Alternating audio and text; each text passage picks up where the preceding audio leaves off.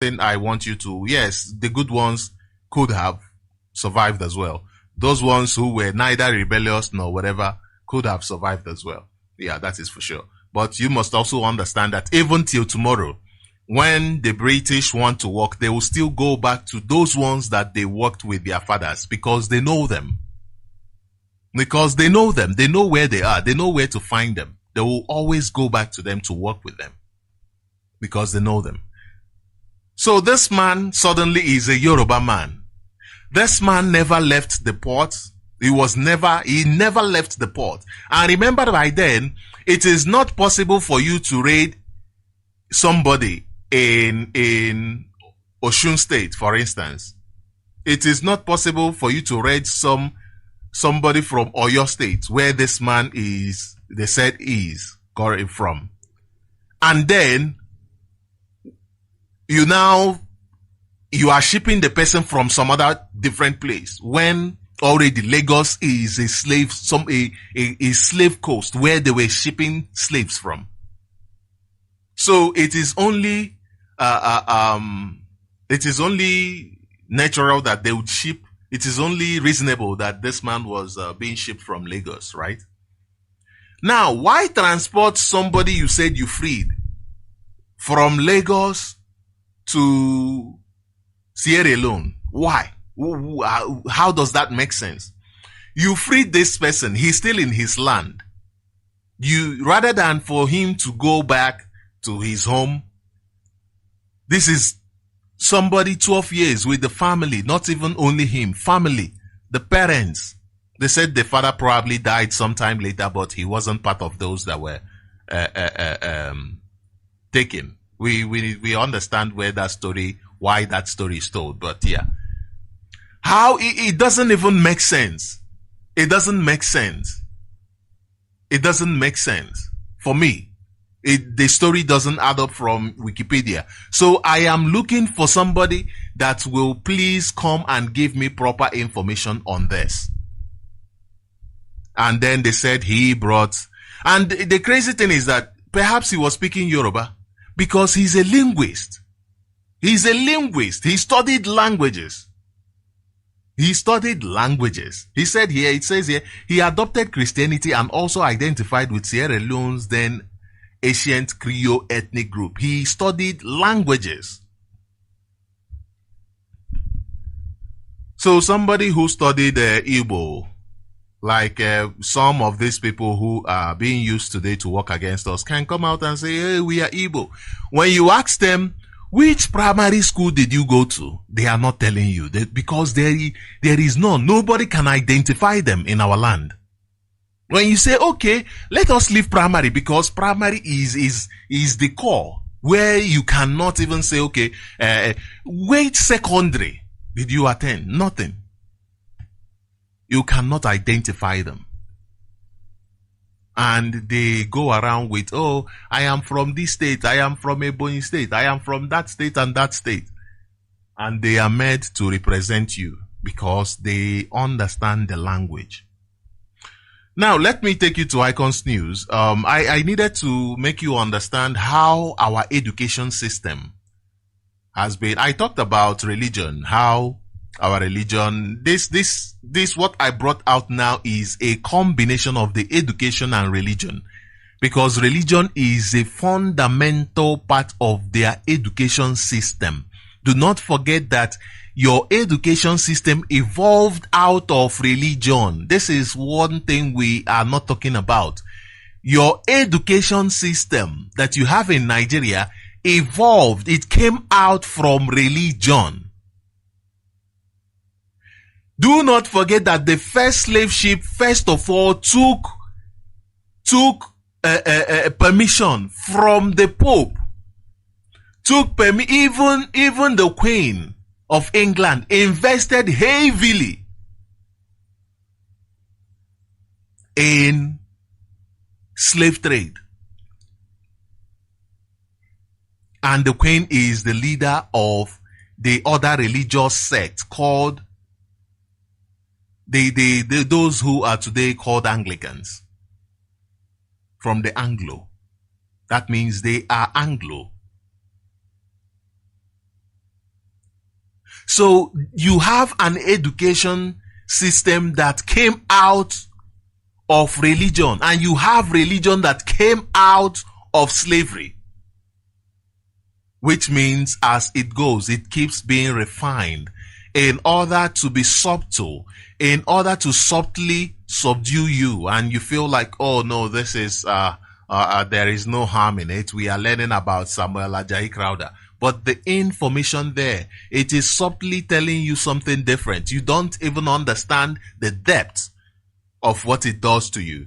Now, this is the role of Britain. Let us look at Icons News. It says, Britain's role in the Nigeria-Biafra war and its parallels to the Ukrainian conflict.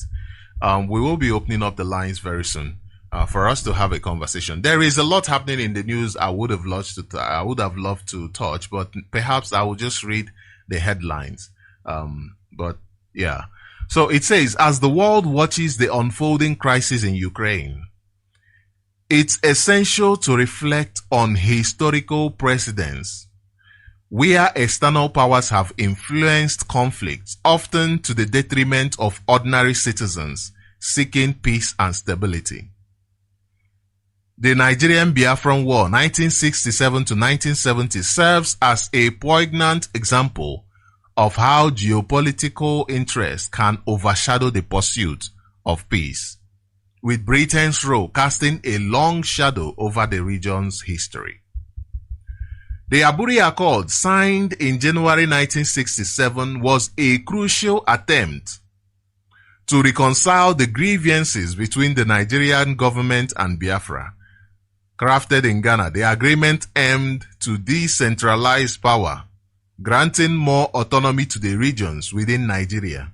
However, Britain, a former colonial power with vested interest in Nigeria, played a pivotal role in undermining the accord and escalating tensions. This part here talks about the Aburi Accord, how it was the reconciliation process and how it was achieved. How the agreement, the idea of the agreement is to make sure that power does not rest in the hands of one man. And remember, Britain is the colonial power, the person that took the power as an imperialist, as a slave merchant. And they said, no, if we allow this power, now which power will they decentralize? Is that power that Britain has. Therefore, they said, no, we cannot allow it. We'd rather burn everybody in the zoo than allow this power to shift from our hands. And today, we see the same thing happening. We see them saying, we'd rather burn everybody in the zoo than to allow people to have a democratic process. Come to pass. This is the state of Britain. Everything happening in Nigeria is because of Britain. Everything that you see going on in the zoo is because of Britain. It is Britain that is making sure that things do not go well in the zoo. It is Britain that is making sure. Look at the army. Look at your Nigerian armies. They are trained where? In Britain. They are trained in Britain. Your SARS. Yet, what is it that they are doing any different in order to better your life? They are only subjugating you. Would you say that that is not what they have been trained to do? Are you going to argue that that is not what they have been trained to do? How else are they meant to behave, if not the way they have been trained to behave? How else are they meant to behave? How can they be any different from their training? How can they be any different from their training? But before I bring this program before I open up the lines, I want to play a clip. There is this clip I want to play. I'm sure you have heard it. Our conversation today, we just want to use this clip as a roundup. Our conversation today is not going to be. We will have time for this conversation around this clip, around the what this person said on this clip. But for today, let's just look at We are just looking at the relationship, slavery and our institutions, and how our institutions are created out of slavery. Therefore, this is why we say that the foundation of Nigeria is wrong. You cannot put something on nothing. You cannot expect Nigeria to function when it is a product of slavery. You cannot expect Nigeria to function when the power that is in the hands of the colonial masters do not want to do anything in order to let go, because they are still enjoying their slaves. And you know, today, you don't need to be forced. You know how wonderful slavery it is for them. Today, you don't need to be forced into a ship. You don't even need to be caught. The Fulani slave catchers don't even need to come and burn down your community and attack you in war and what have you. No. Now, they are just there to harvest the good organs and send them. You yourself will find a way to hustle, make money, sell your land, sell your properties in order to find your way to their land, so that you will be washing their old people's clothes, washing their asses. Who wants that type of life? Who wants that? You deserve a place that treats you with dignity. Yes, it is a job. You have to survive. But look at it from this wider perspective. Look at it from that perspective. If you have your freedom, you wouldn't need to go anywhere to do such a job. And even when you feel like, oh, I love this job, then you'll be doing it out of love. How many of us are doing it out of love? We are doing it because we are forced to. We have to eat. We have to provide for our families. The expectation is high on us. What are we supposed to do? How can we not go into the farms and be picking oranges and be picking mangoes today? How is it any different from what our ancestors were shipped to Europe to do?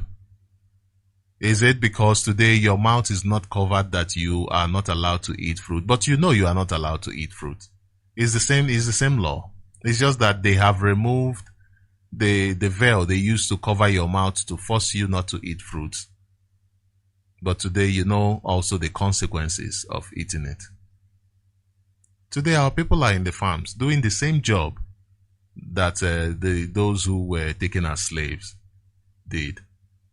Now we think we are still not slaves. It's very sad. It is really sad. Now let's listen to this clip as we open up, before we open up our lines. And remember, let me call the number so that you can take the information and be ready. As soon as I open up the line, you can start calling me. I hope your pen and paper is ready to take the line so that you can take the line and give us a call as soon as I open up the line. The number to call is +27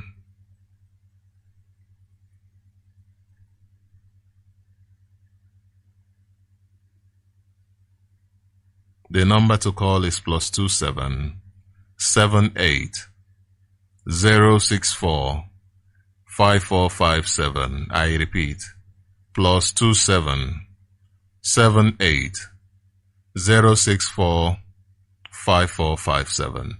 Let me play this clip and then we'll open up the lines.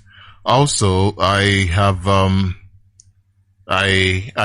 a clip of the voice note of some of the victims of this this Inspector Abu, who has been terrorizing Imo State. And you have a chief security officer who is there doing nothing other than to encourage kidnapping. That is how bad it is in our land today. We'll talk about that later. Let me play this clip and then open up the line before we go into that conversation. Rife with examples of countries that have successfully separated and developed economically. The USA, for instance, split from the UK in 1776 and has since grown into one of the world's leading economies. Belgium, too, separated from the Netherlands in 1830 and has thrived since then. And who can forget Singapore, who split from Malaysia in 1965, allowed it to transform into a global financial hub. One might argue that separation is an avenue for healthy competition for development. Cases in point are Singapore and Malaysia, India and Pakistan, and the triad of Norway, Denmark, and Switzerland. Each of these separations has led to a surge in development, with each nation striving to outdo the others. In the course of history, several nations have chosen the path of peaceful separation. East Timor, for instance, split off from Indonesia in 2002, marking a new chapter in its history. Similarly, Ireland severed ties with the United Kingdom in 1921, leading to the establishment of the Irish Free State. In 1944, Iceland chose to peacefully separate from Denmark, demonstrating that nations could part ways without resorting to violence. This tradition of peaceful separation was also evident in 1905 when Norway and Sweden decided to go their separate ways. One of the most notable examples, however, is the partition of the British India Dominion into India and Pakistan in 1947. Although plagued by communal violence, the actual process of partition was carried out through peaceful means, highlighting that even in the most challenging circumstances, peaceful separation is possible. These examples underscore the fact that nations can honorably separate from each other, fostering an environment of mutual respect and understanding. But let's not forget, separation is not about war. It's about recognizing when a union no longer serves its purpose and making the decision to opt out, just as Ireland did with the United Kingdom in 1921, and as Iceland did with Denmark in 1944 with remarkable ease. It's about giving peace a chance and separating honorably. Countries have also found power in rejecting the names imposed on them by colonizers. Burma became Myanmar, Upper Volta transformed into Burkina Faso, and Gold Coast emerged as Ghana. Each of these nations took control of their identity, and in doing so, set the stage for their own development. So, what does all this mean for Nigeria? It could mean that a peaceful separation is the key to resolving the current ethnicity crisis and spurring economic development. It could mean that a friendly competition between the North, West, and East could lead to significant progress for all. In summary, history shows us that peaceful separation can lead to economic development and resolution of ethnic crises. It shows us that there's nothing wrong with opting out of a union that no longer serves its purpose, and that doing so can, in fact, lead to a surge in growth and development. It shows us that taking control of one's identity, as many countries have done by rejecting their colonial names, can be a powerful catalyst for change. This then could be the roadmap for solving the Nigerian ethnicity crisis and spurring economic development. It's a path that requires courage and conviction, but one that could lead to a brighter future for all Nigerians. As we continue our exploration, we must understand that this proposition is not just a call for separation, but a comprehensive plan, a clarion call for Nigeria to embark on a transformative journey. The potential benefits of separation and restructuring are vast, and they include fostering lasting peace, regional autonomy, and collective prosperity. This transformative journey is about acknowledging the past, understanding the present, and shaping a better future. It's about recognizing that unity does not necessarily mean uniformity, but can also mean diversity in unity. It's about understanding that separation does not necessarily mean disintegration, but can also mean restructuring for better functionality. As we move forward, it's crucial for Nigeria to consider these possibilities, to weigh the potential benefits against the potential drawbacks, and to make decisions that serve the best interests of its people. This is not just a journey for Nigeria, but a journey for every Nigerian, a journey towards a brighter future, a journey towards a new dawn. Welcome to Radio Biafra. Welcome to Radio Biafra. The line is now open. You can call in, and we'll bring your voice to Biafran people. You can call in right now, and I will bring you to the Biafran people on WhatsApp or direct call. WhatsApp or direct call. You can call in, and I will bring you to the Biafran people. The number to call is +27 +27 78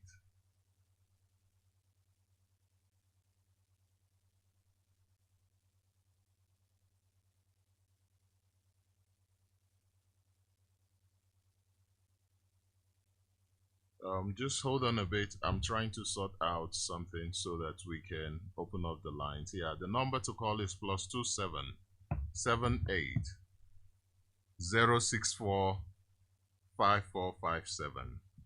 I repeat, +27 78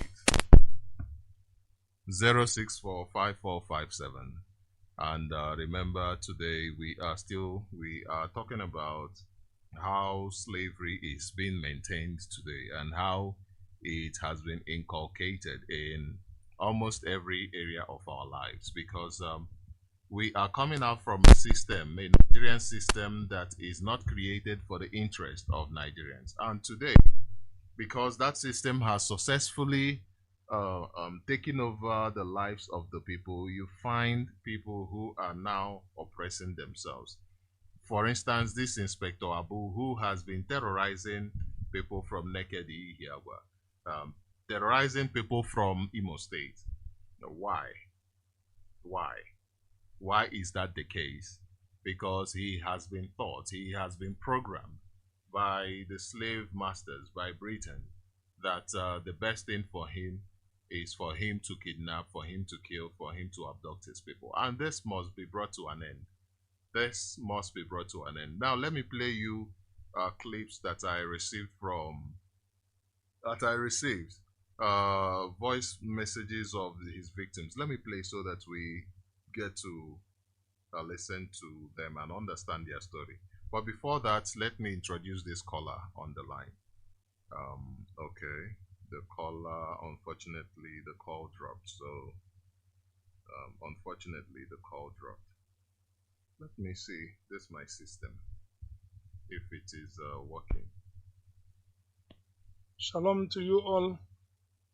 Good morning, good afternoon, in your time zone. I want to bring a report from the state. Okay. Let me bring this caller in before we go to that clip. Perhaps I'll play that clip at the end of this program. Caller, you are live. Yes, you are live on Radio Biafra. Please go ahead, introduce yourself and your opinion.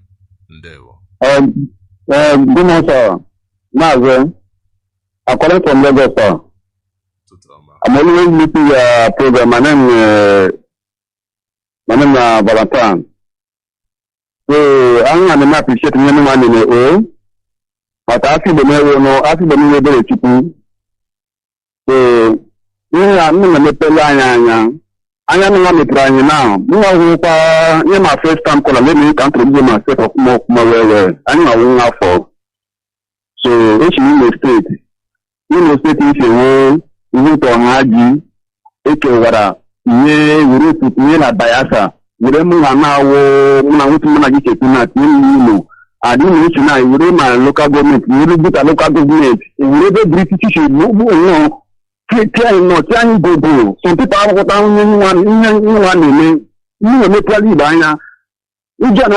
now, all I design hard now. But I thank God that you can try now. Let me bring over Alana one by one.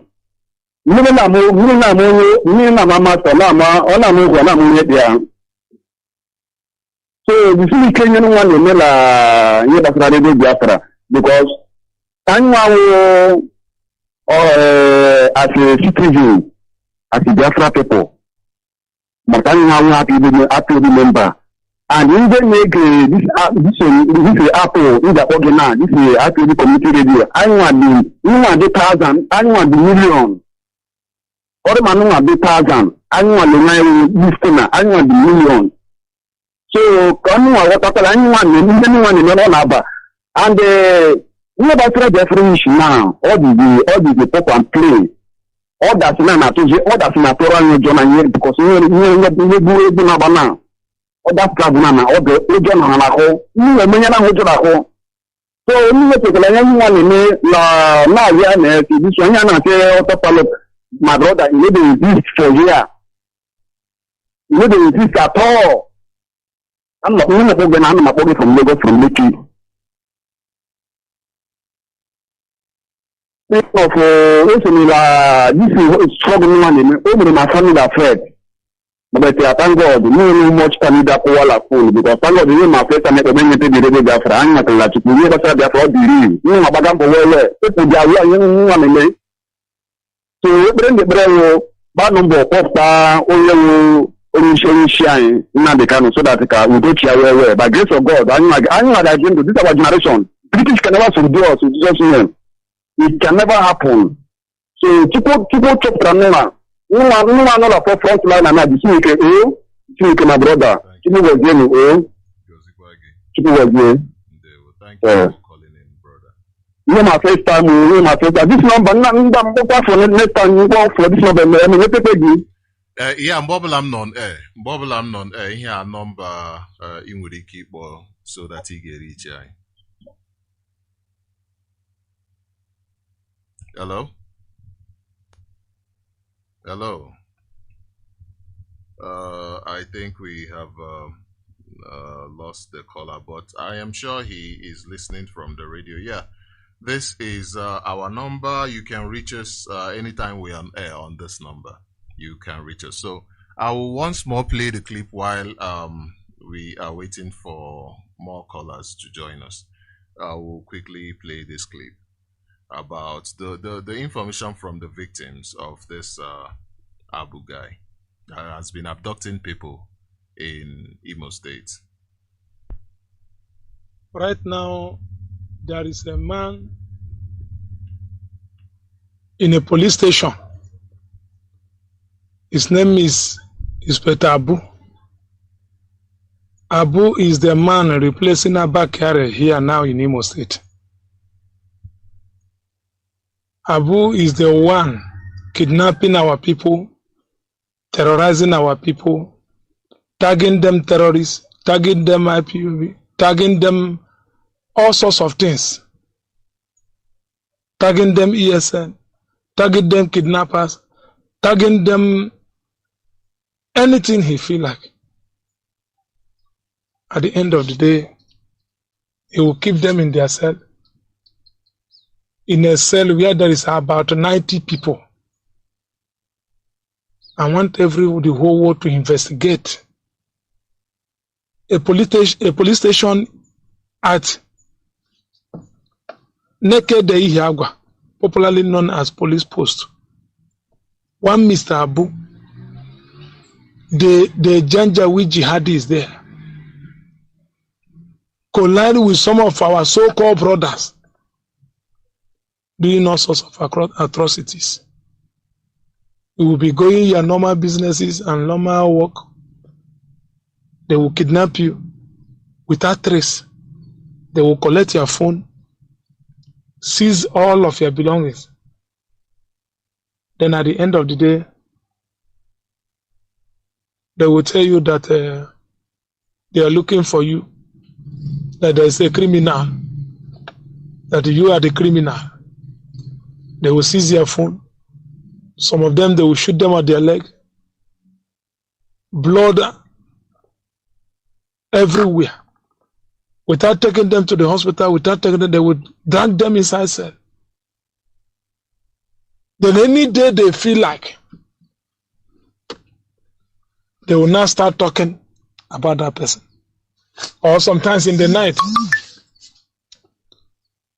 they will remove that person to a non-destination.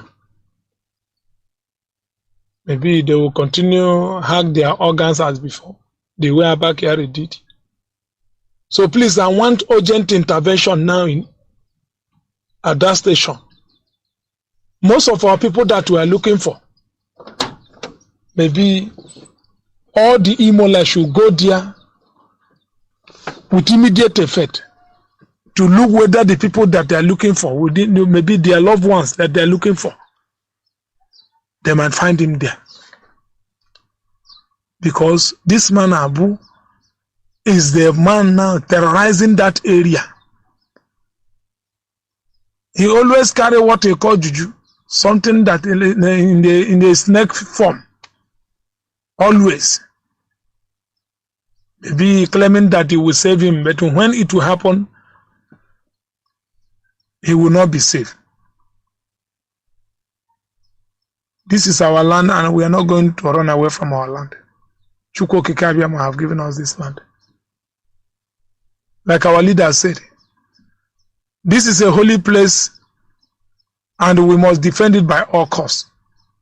So we defend our land by all costs. No man born of a woman will chase us away from our land. Abba Kyari was here doing all kinds of nonsense. At the end of the day, Chukwu Okike Abiyama disgraced him. Abu is the one replacing him now. Either he die here or he will go home disgraced. There is no two ways about it.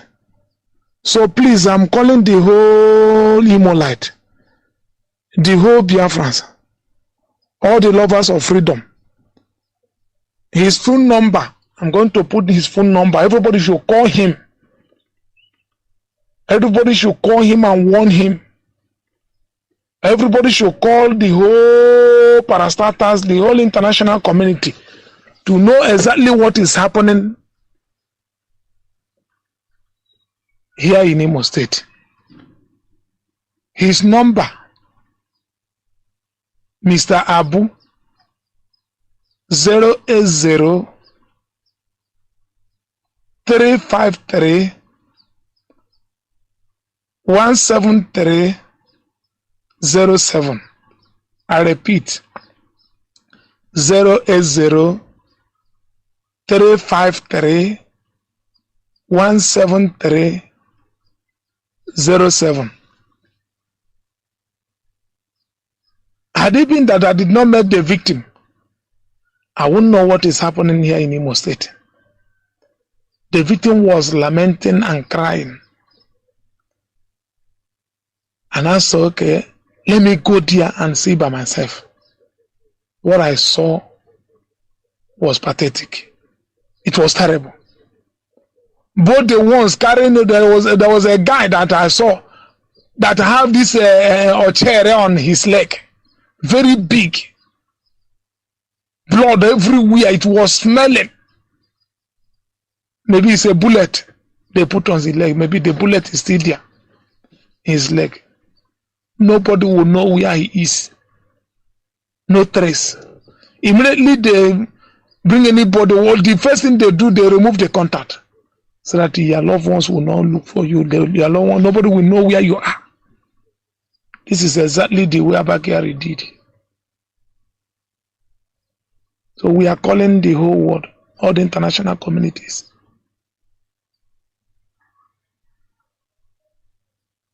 to investigate and know exactly we are lamenting. But one thing that is constant, we are not going to run away from our land. We'll be here and see the end of it. The whole zoological republic of Nigeria, everybody is shivering. Cost of living, cost of high cost of everything. This is the plague. Something that happened in Egypt.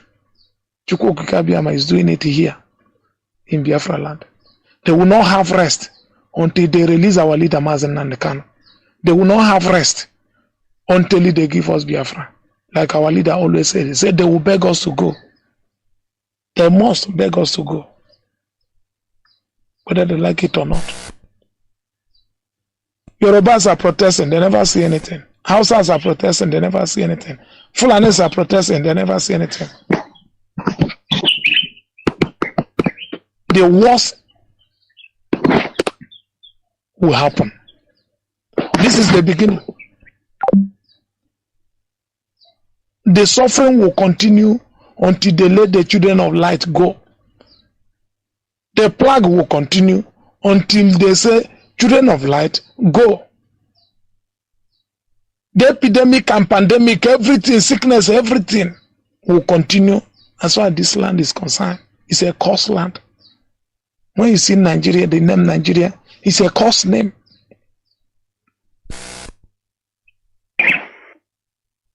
I have a question.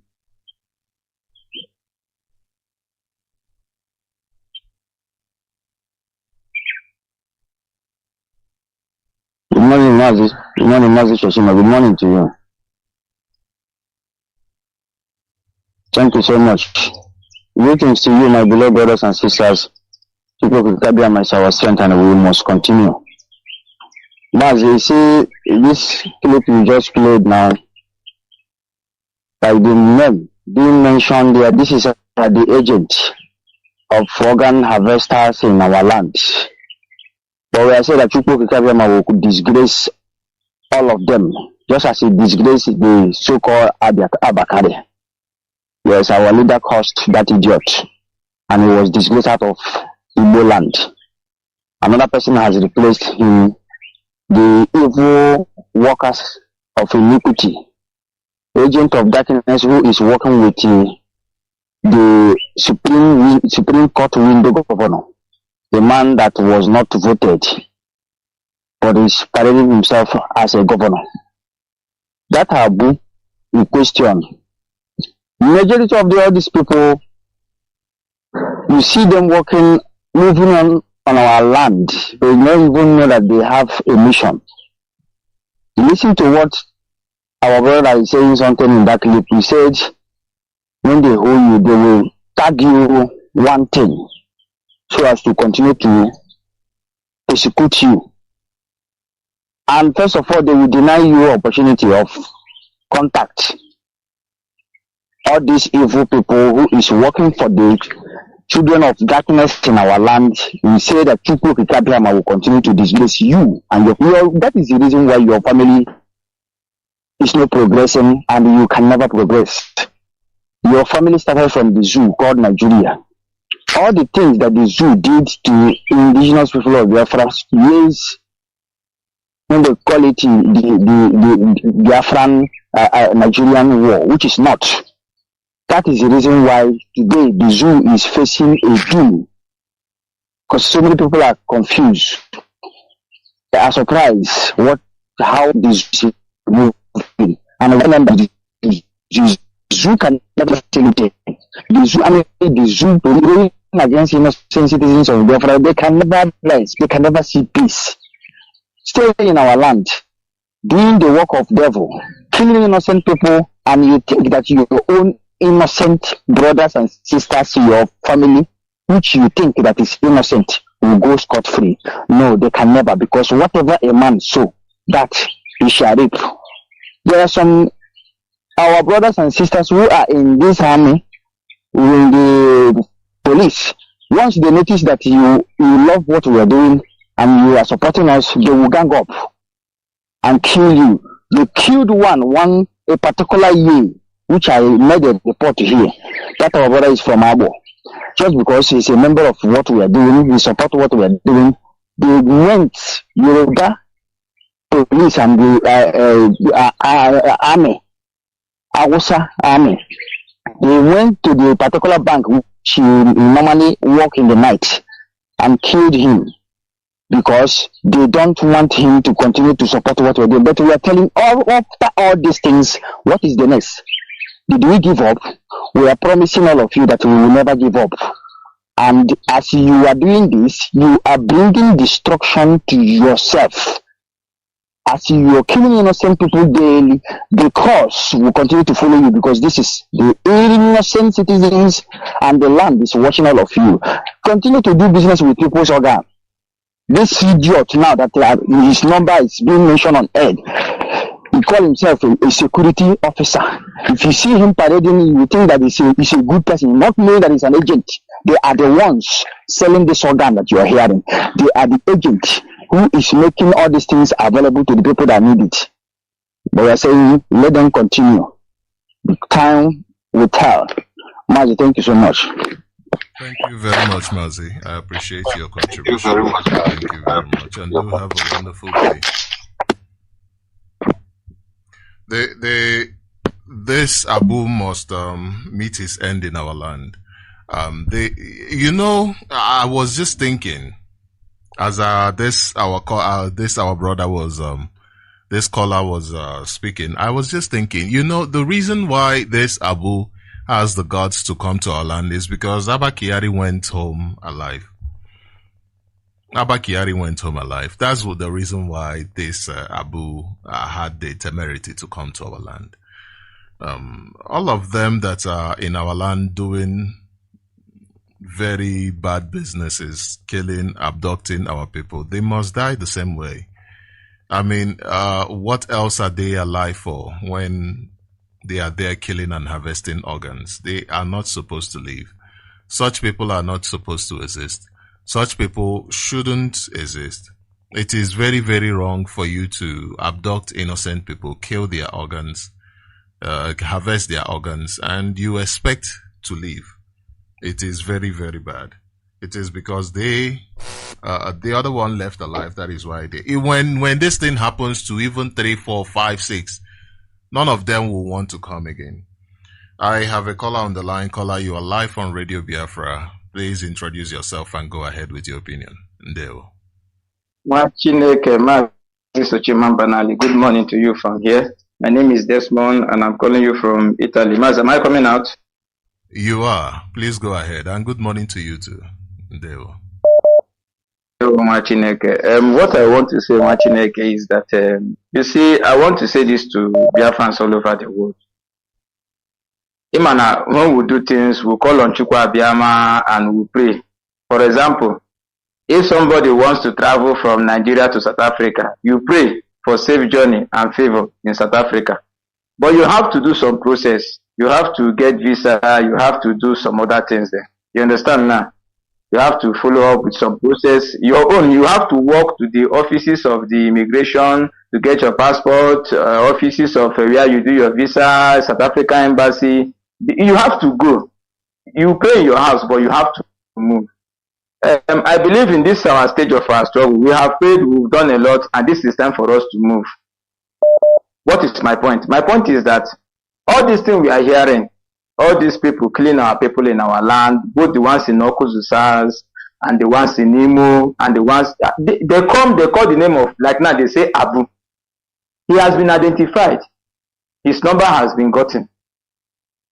What do we have to do as a people? Now we now have a setup, because he says it's Nigeria security, right? We also have a setup security. And this is security to security.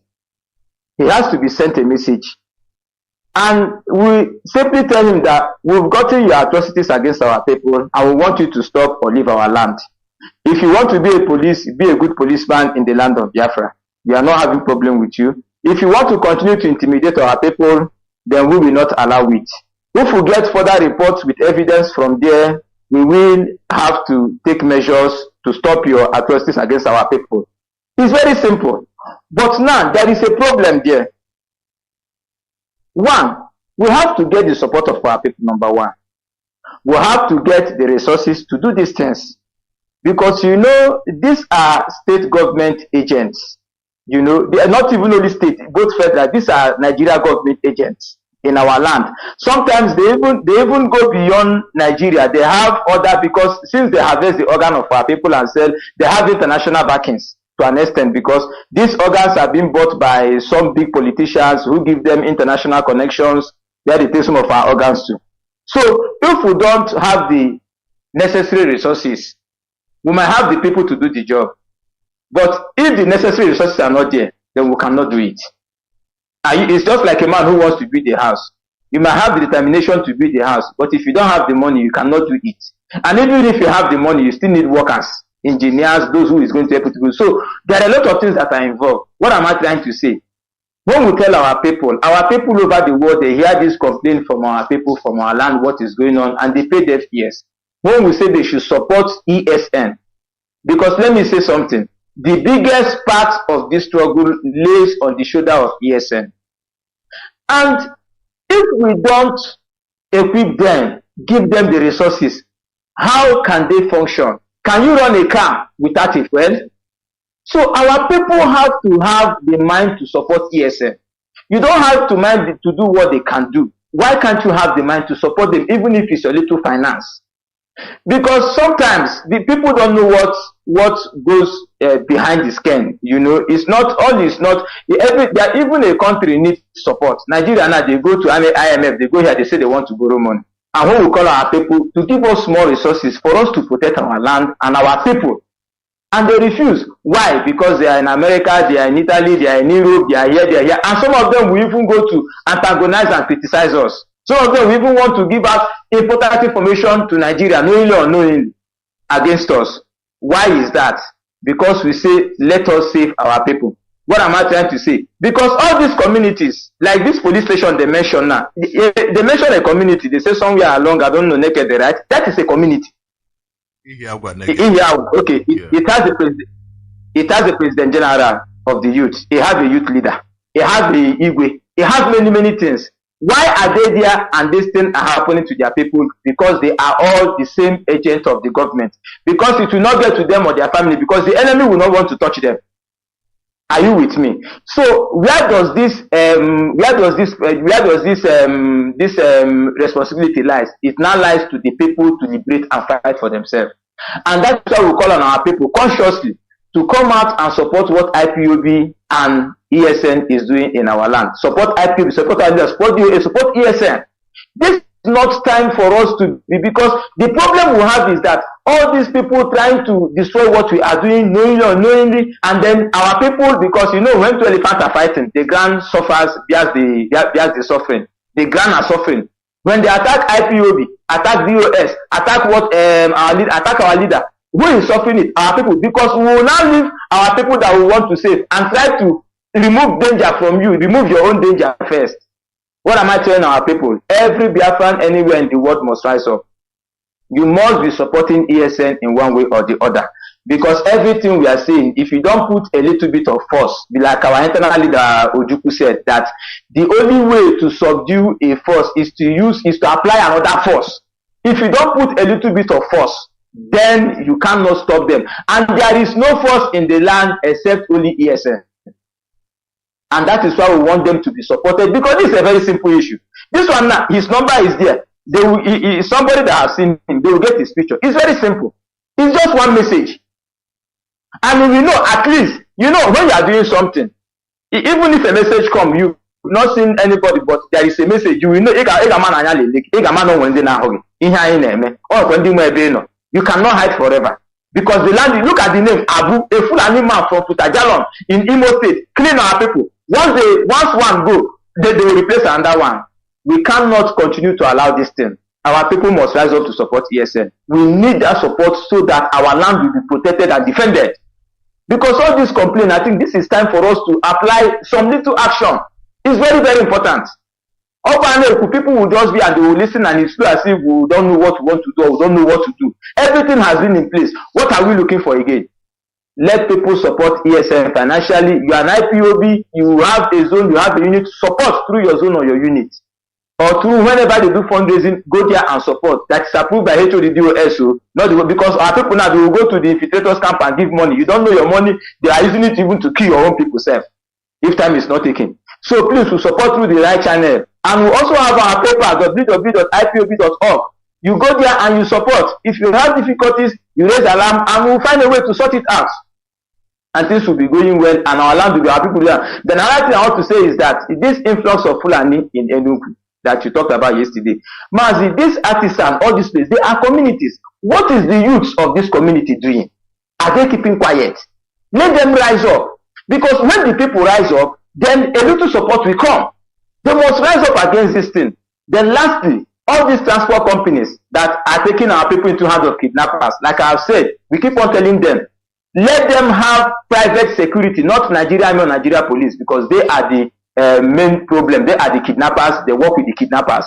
Let them have private security, or they come to IPOB and they will be giving directions on how to do to secure, to have private escorts that will be seeing our people that are traveling, because as our people should come back home, our people will travel back home through their buses. So the last time it was ABC and God is good that was attacked from Umuahia to going to Abuja, and all the people kidnapped, we've not had anything, and these are Biafrans. Now the one happened in Akure to people coming from Lagos to East, all the people kidnapped, we've not had anything. Nigerian media is not reporting it because they know they are Biafrans. Please, we must ensure that anything Fulani is doing, we must follow Fulani bomber to bomber. In the road, in our community, in the bushes, everywhere, we must follow them bumper to bumper. And then by doing so, Britain will now know that their people they are using against us can no longer vie. And then they will now have to retreat. Because even Britain, if they come to Biafra land, we will follow them bumper to bumper. Because Britain, like you played that clip, the former clip you played, not the last one, now the one you played, that separation must not be all about quarrel. It will bring development. In the case of Nigeria, it's going to bring development. All this lumping people together with different ideas, different values, is making people to kill themselves. And two people are getting from it for the interest of Britain. How can we continue like this? Our people must rise up. And this is the time. So support IPOB, take your directive from DOS, and also be in guide and look after your community. And at the end, Chukwabema will give us victory. Thank you very much, Mazi Sochima Banali. And Elohim bless you from here. Thank you very much, Mazi. I appreciate your call. So we are at the end of this program, but understand and remember that this is from 5 a.m. to 7 a.m. every day. We are live on Radio Biafra 5 to 7 a.m. every day.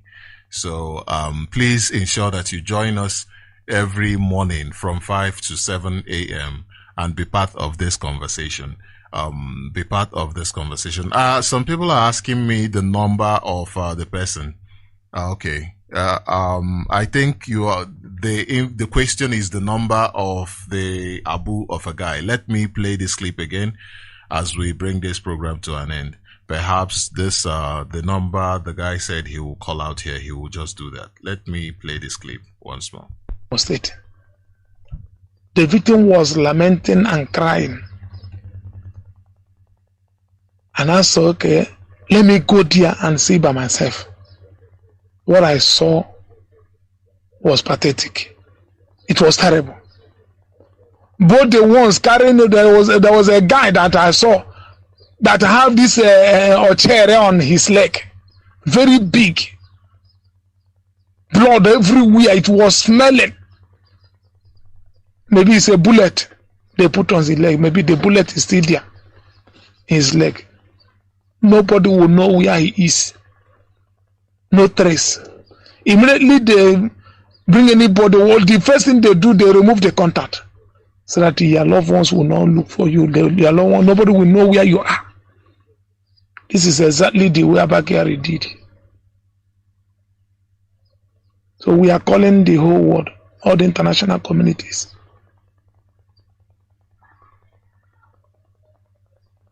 to investigate and know exactly we are lamenting. Okay, we are bringing this program to an end. Let me not wait for that. I'll just call the number. The number of this Abu is +234 803 531 7307 +234. I repeat, +234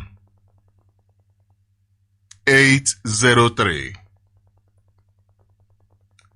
531 7307.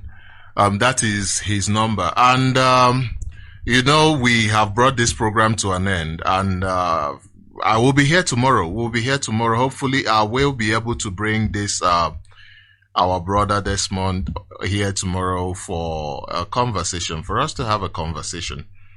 He did mention some security issues that we need to handle.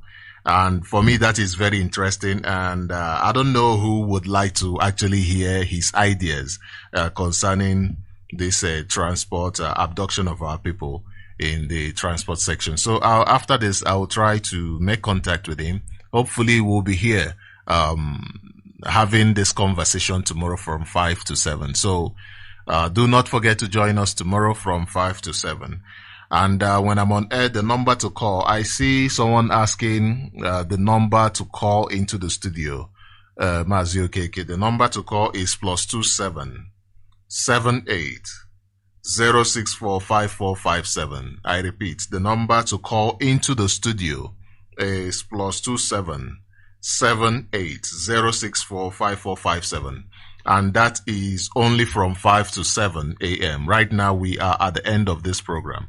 Once more, I will just call the number of this Inspector Abu so that we can follow up on this complaints. The reason why this keeps happening is because they think they can come to our land and do whatever they want and get away with it. And our people must learn to rise up. When something is happening in your community, it is your responsibility to speak up and rise up for yourself. Then others will rise up for you. Even if they are not kidnapping people from your community, but it is happening in your community, you must understand that if you keep quiet, you are simply being an enabler. You are simply enabling it. And the number of this Abu is +234 803 531 7307. That is the number. This is the inspector in Nekede by Ihiagwa Road Police Post. These are the people who are abducting and kidnapping our people, according to this voice note, according to this information reaching us. We must make sure that criminality is not something that we keep pampering in our land. So thank you all very much for being part of this program today. I really appreciate your presence. I encourage you once more to go like, share, and make sure that your friends are part of this conversation. Do have a wonderful, wonderful day, and keep your head up. Mazi Nnamdi Kanu must be released because he committed no crime. There is no crime that Mazi Nnamdi Kanu committed. Rather, he is asking for a peaceful, for the conduct of a referendum even. Therefore, Mazi Nnamdi Kanu must be freed. He did not commit any crime. Thank you, and do have a wonderful, wonderful day. Ndeo. In fact, it is not only unable, it is unwilling, and we have good reason to feel that they are part and parcel of the killers. Let me make some revelations to you. That's a very big allegation, Dr. Obadiah. The government is part and parcel of the killers. Yes. That's big. Yes. Yeah. Okay. How will the government just say, oh, it is revenge killing and so on? Then you leave it there. Oh, because it is revenge killing and so on and so forth.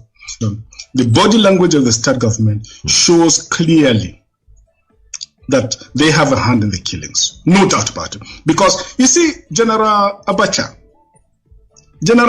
famously said that if an insurgency lasts for more than 2 days, the government knows.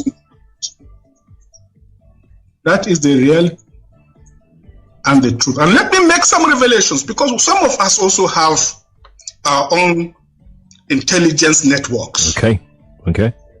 Have met with some of the bandits. We have met with some of their high commanders. 1 or 2 who have repented. They have sat down with us, not once, not twice.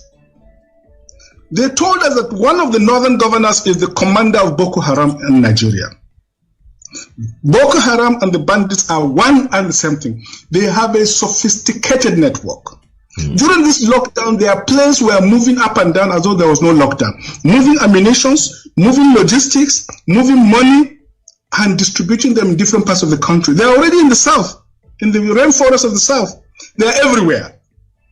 They told us that when they finish these rural killings, they will move to phase 2. The phase 2 is they will go into the urban cities, going from house to house, killing prominent people. I can tell you, this is the game plan. They want to start a civil war in Nigeria. Don't joke with what I'm saying. I have a PhD from Oxford University. I'm a central banker. We don't talk nonsense. So don't joke with what I'm telling you. I have this from the highest possible authority, higher authorities of some of the commanders of the killers and Boko Haram. You said northern governors, past or present, Dr. Obadiah? No, current. No, they said one of them is the commander of Boko Haram in Nigeria. One of them.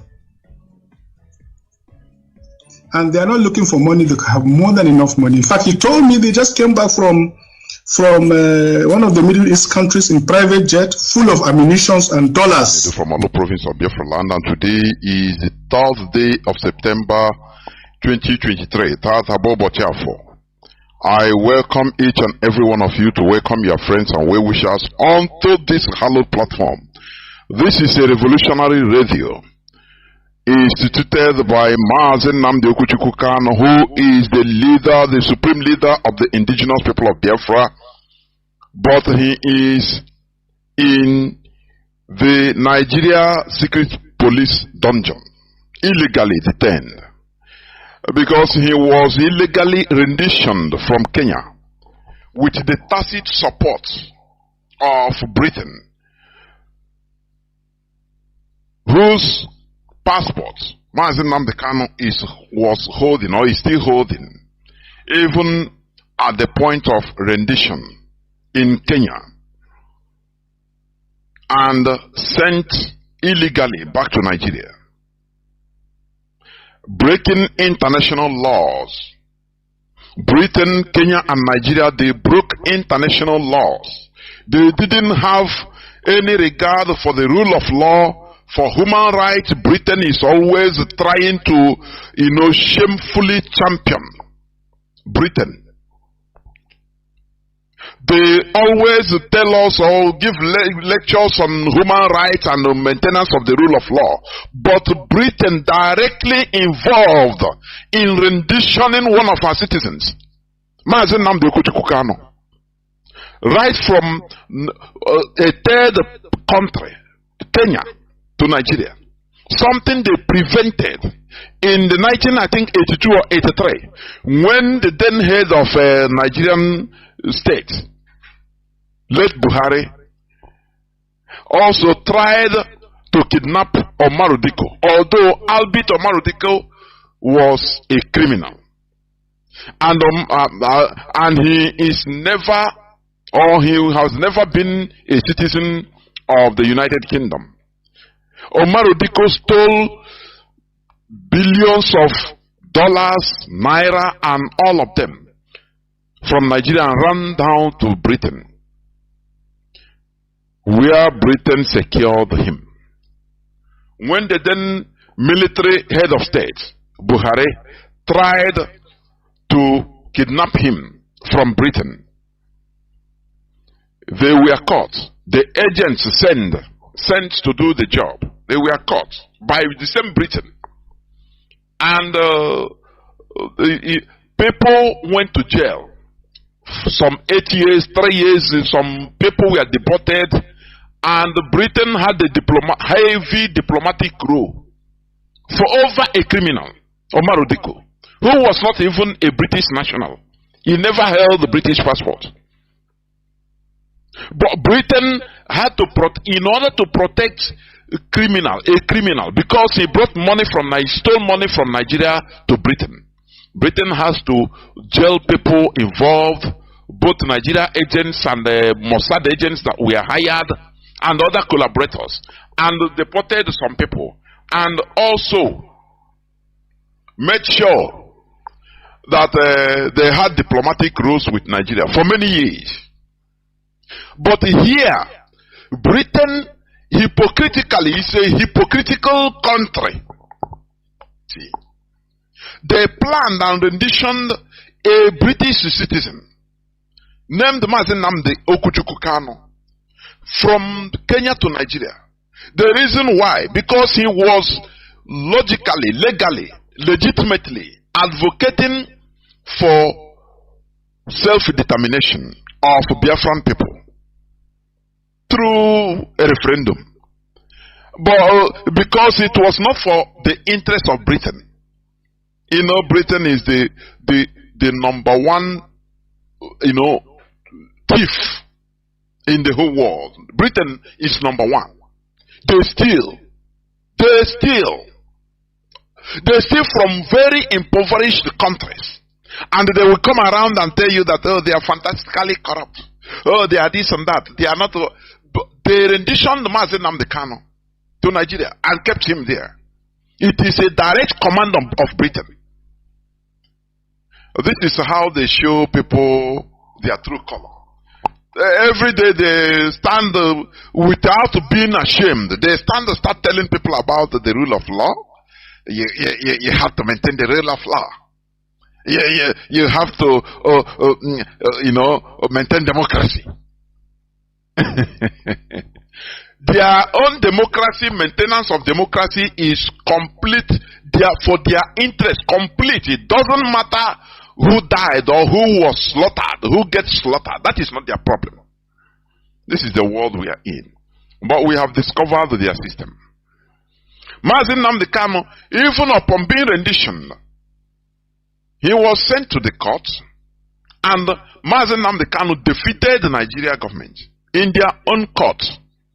And the Nigeria Appeal Court gave a verdict on the 13th day of October 2022 that Mazi Nnamdi Kanu should be discharged and acquitted. And not only that Mazi Nnamdi Kanu should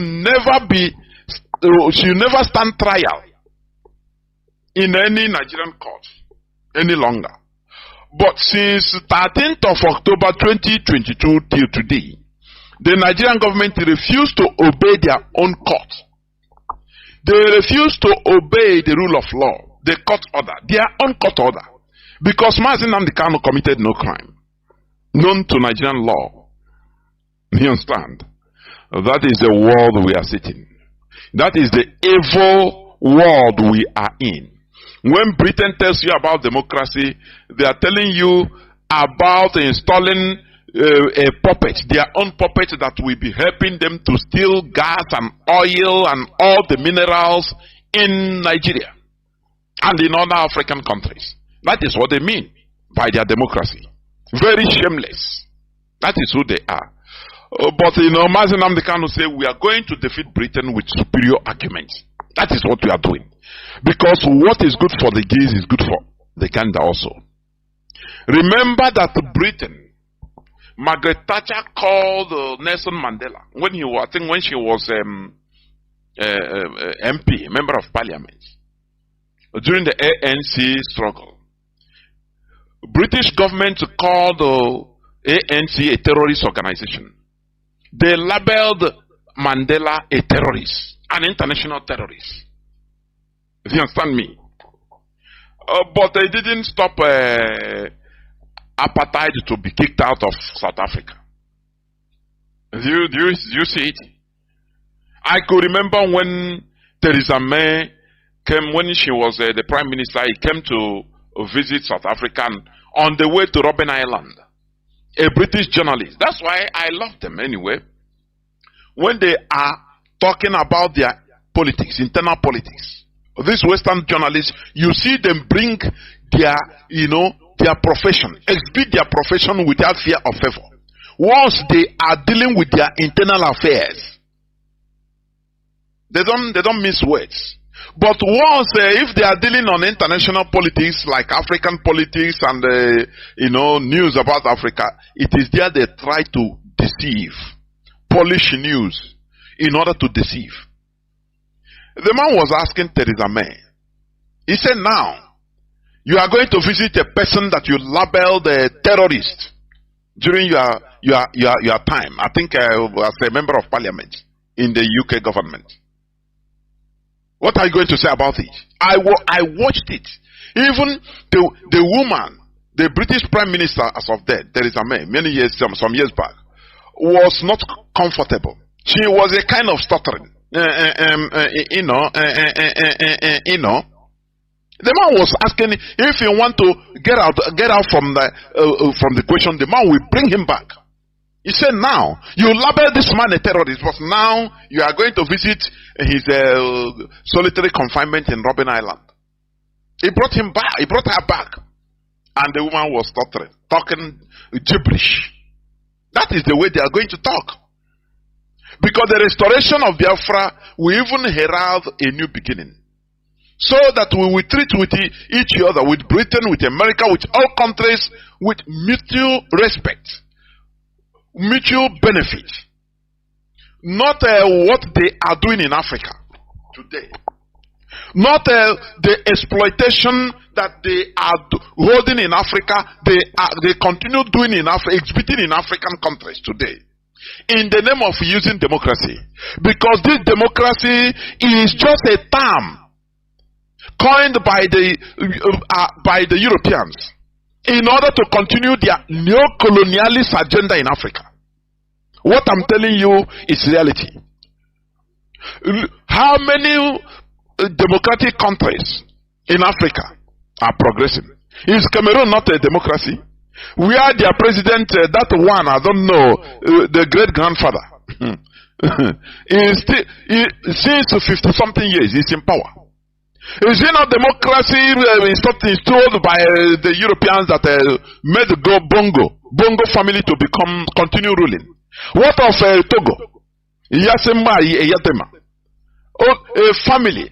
Remember that the father of this present president, the former president Yatema, he was paid to kill the first president of Togo. That said no to France's neo-colonialist agenda. He refused to sign the pact, the secret pact for continuation of colonization, signed by every francophone president that enters power. That man refused, and they paid Yatema whether $600 or $800 as of that time in order to kill the man direct. And they killed that fine president was killed. Olympio, if I'm not mistaken, he was killed by Yatema. And after dying, his son took over till today. And today we are hearing that the European Union force, they are mobilizing in Togo. You know that is the continuation of the scramble for Africa. But this time around, it is no more business. It's not going to be business as usual. Remember, America tried all their best in order to subjugate Afghanistan, but they got resistance from the people. The people, it doesn't matter with your military power. Once the population is against you, there is nothing you can do. I am telling you, it's a matter of time. Who is in power today? Who runs the government of Afghanistan today? It is the Taliban. The people that we are called names, killed by Americans, done everything. But it doesn't matter the number of years. They resisted because it is their land. A foreigner will come and go, but the owner of the land will remain. So they are in power now. And the world is dealing with them. You have to deal, you have no choice. Because you have to respect international laws, the sovereignty laws, Westphalian sovereignty laws. That is the reality. So it doesn't matter what the Europeans or the West, they have the weapons, they have everything. But we, the indigenous people in Africa, we are in our continent. We are patient.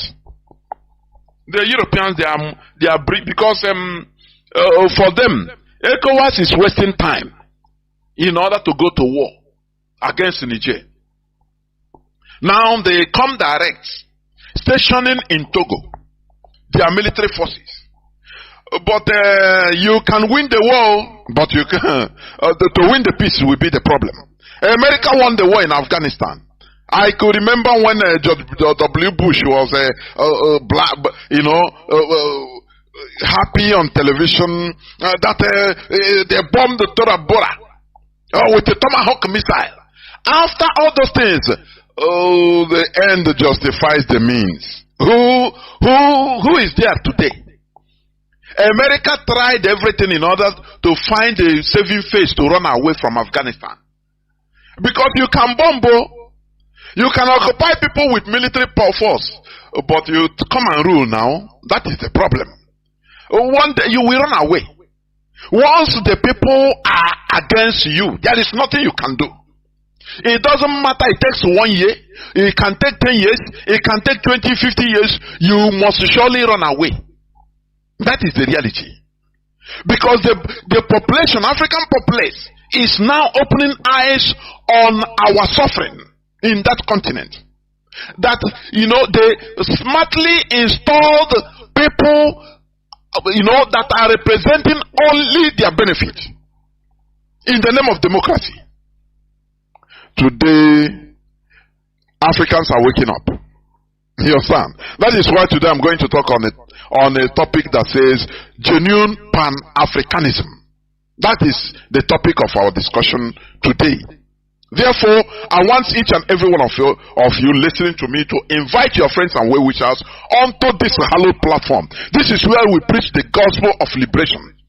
The gospel of genuine Pan-Africanism is not making mouth service. No.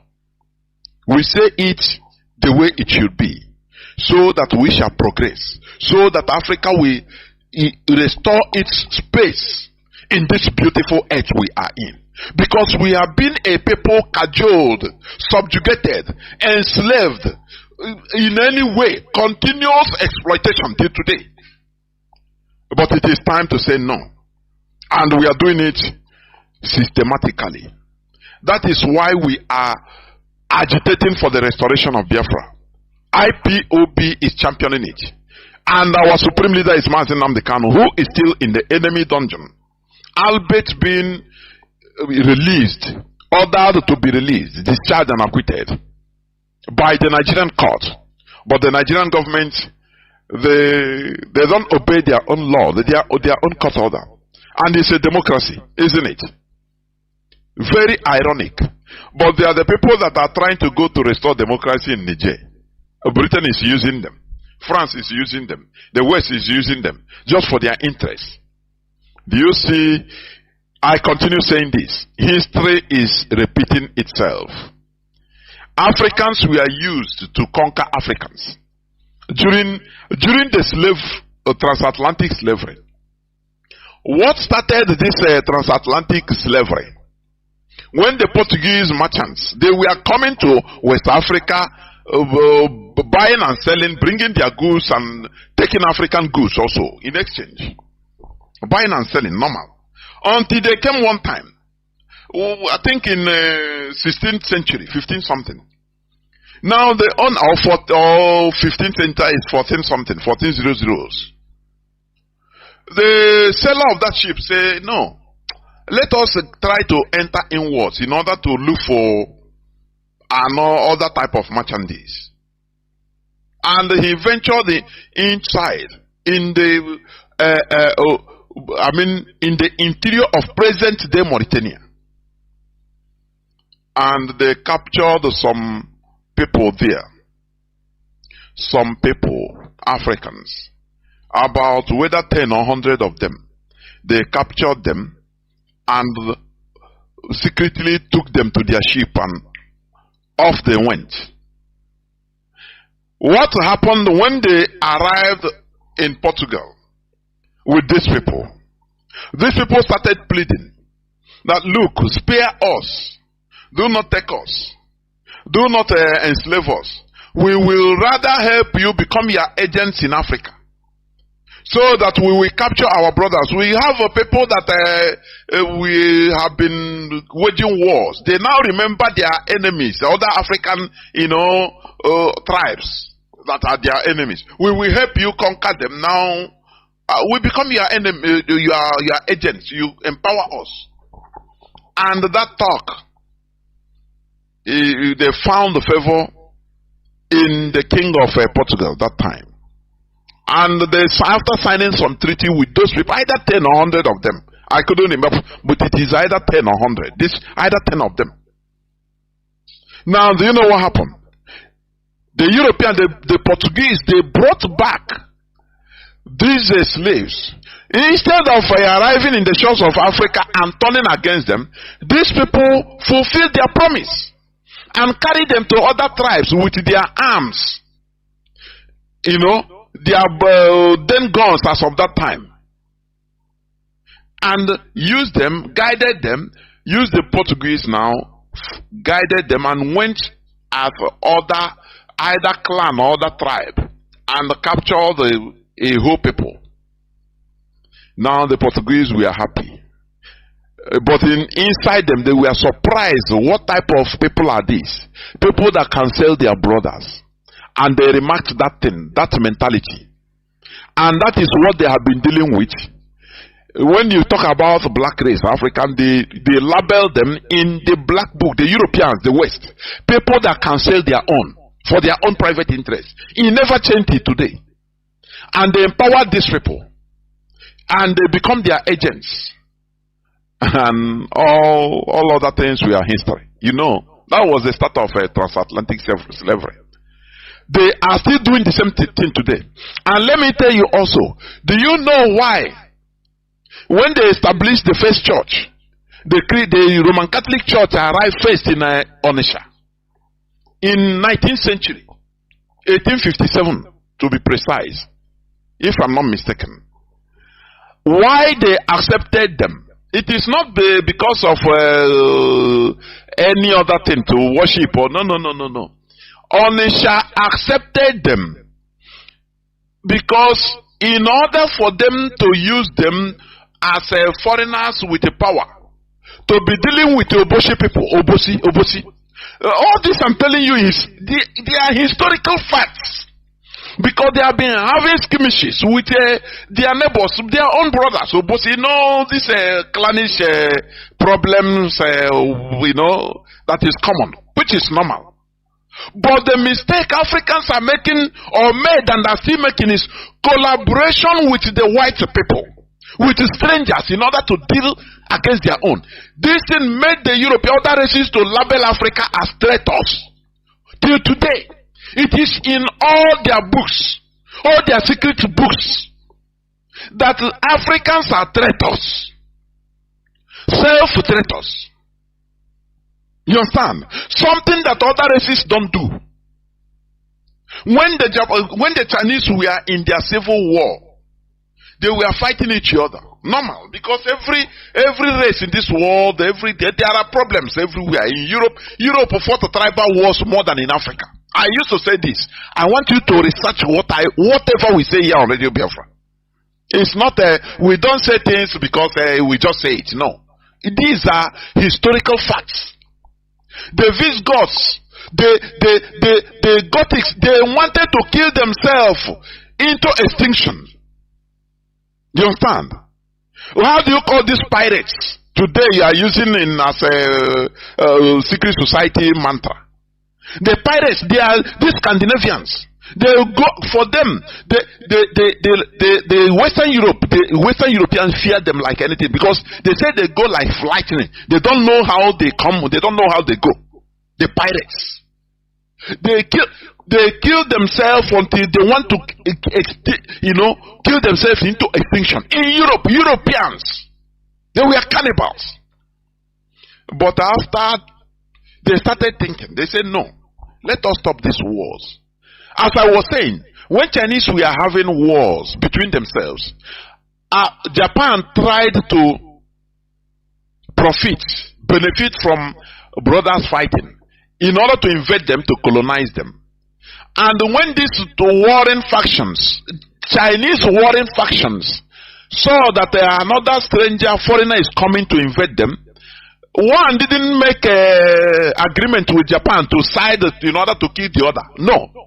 The two of them, they quickly, as wise people, two of them quickly made peace with themselves and said, look, if we are fighting, we are brothers, so no, we have internal issues. We are killing ourselves, no problem.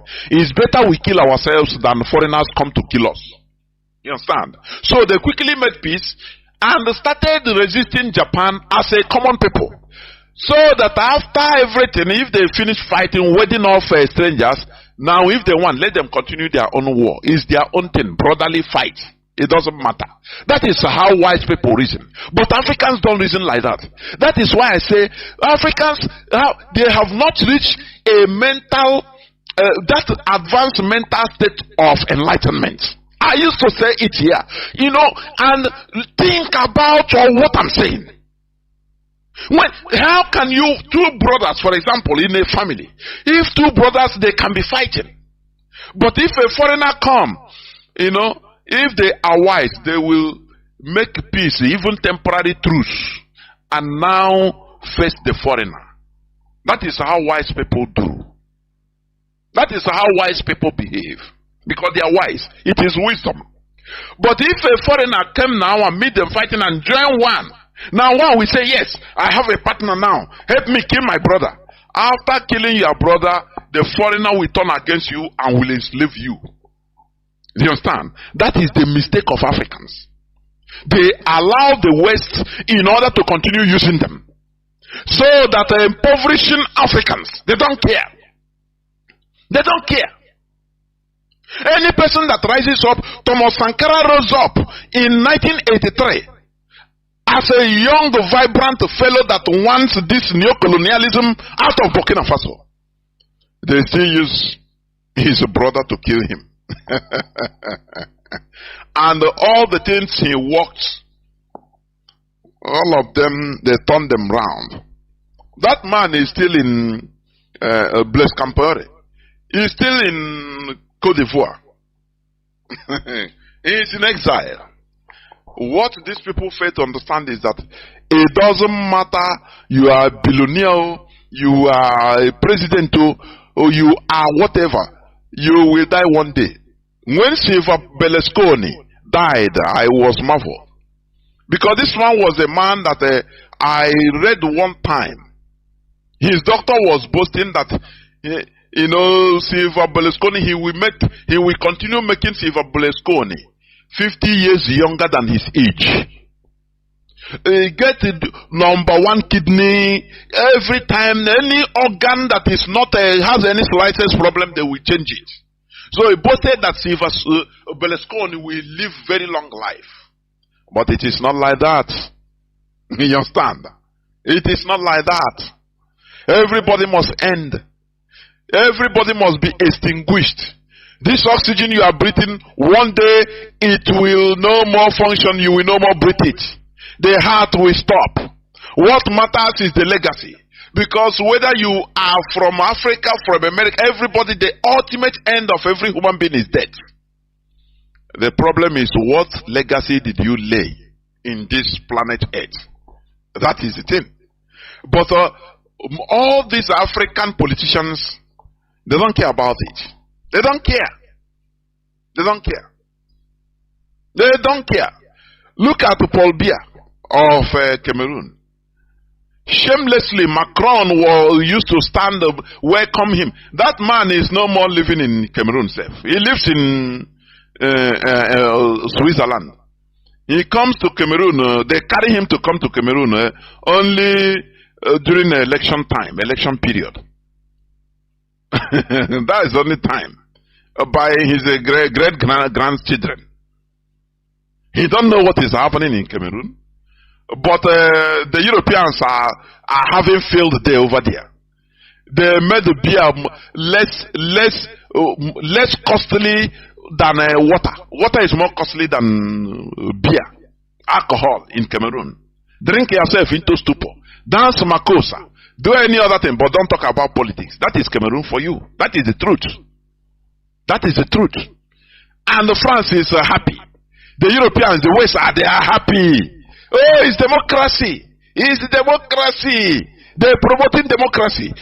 Africans, we need to rise up and take our space, take charge of our destiny.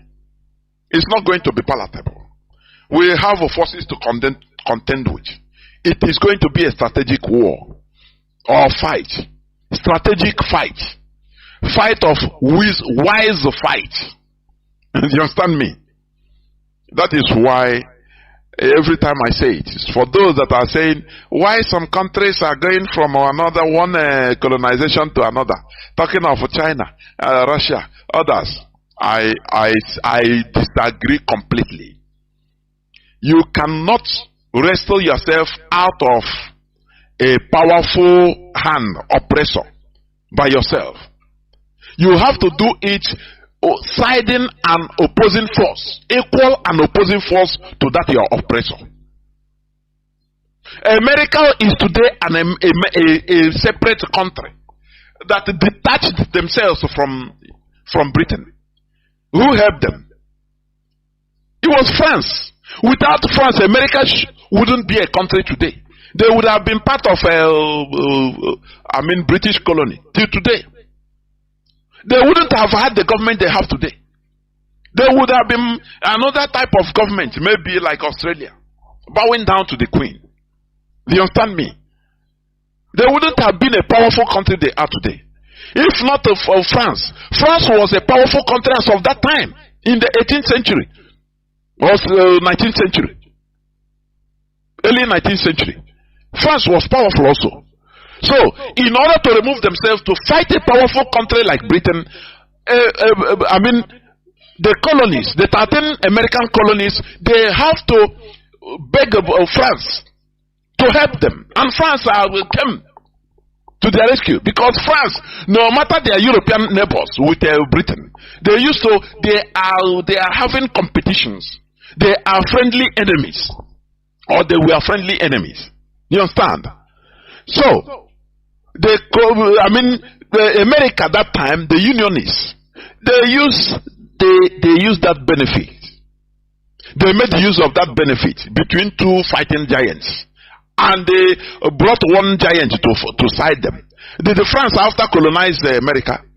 Is it not America today that is even being in front of France? Is France pursuing America like licking us? Is it not the same? Is it not it?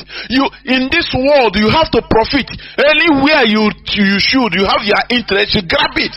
Even if it is temporal, grab it. No attachment of, this sentiment. No. There is no sentiment in international politics. Anywhere you see, you are, anything you can grab for your benefit. As of that time, you take it. If you go, now you use your God-given wisdom, because a country is filled up with people that has wisdom. Now you use your wisdom think tanks in order to wriggle out of the hold of that new strong person. That is how it is done. So when people say that Africa is trying to get out from one colonial master to another, I beg to disagree. It is lie. Why didn't France colonize America? When they ran away from British colony, with the tacit support of France, direct support, they didn't hide it. They brought arms to fight against Britain. After, why didn't France recolonize America? But all these things you don't ask. You don't ask all these questions because you don't know. You are ignorant. Anything they talk. When you see people analyzing all these episodes, African episodes on mainstream media, people you think you see that they are intellectuals. You see that their understanding is highly limited. The way they see things is completely limited to reality. You understand me? You will see somebody when he's talking because he's a PhD from Cambridge. He has to talk for the interest of where he schooled in Britain. That is the truth. They don't tell you the reality, the bottom reality of things. No, they don't tell you. You see the analysis just like it doesn't reach the ground. So many of them, they don't make sense. So any person, any powerful country that you can align to, in order to get what you want, grab what you want as of that time, you grab it. You get something. In international politics, it is getting interest. As of that time, if you grab that thing you want, now, you use your diplomacy might, every might, in order to wriggle, continue holding your interest. That is how it is. When Mandela came out from jail, he started visiting. He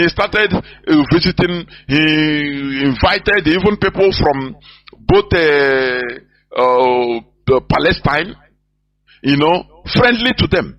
And when he visited America, they were asking him, Mandela, you say you are championing democracy. Why are you making friends with the people that are terrorists? Palestinians, terrorists. That is how they ask him. One thing Mandela Madiba answered them. He said the most mistake the West is making is thinking that their enemies should always be our enemies. That is not done. It's not done. When they were, after all, America sided with Britain in order to support apartheid, give them arms, encourage them to slaughter black people. Now, when you come to people that helped you, Cuba helped apartheid regime. I mean anti-apartheid. Cuba, Fidel Castro helped the ANC. China helped. Even Russia helped them in order to gain independence from apartheid. Now, when you come out, they want you to just hate them because you are. They will order you just hate those that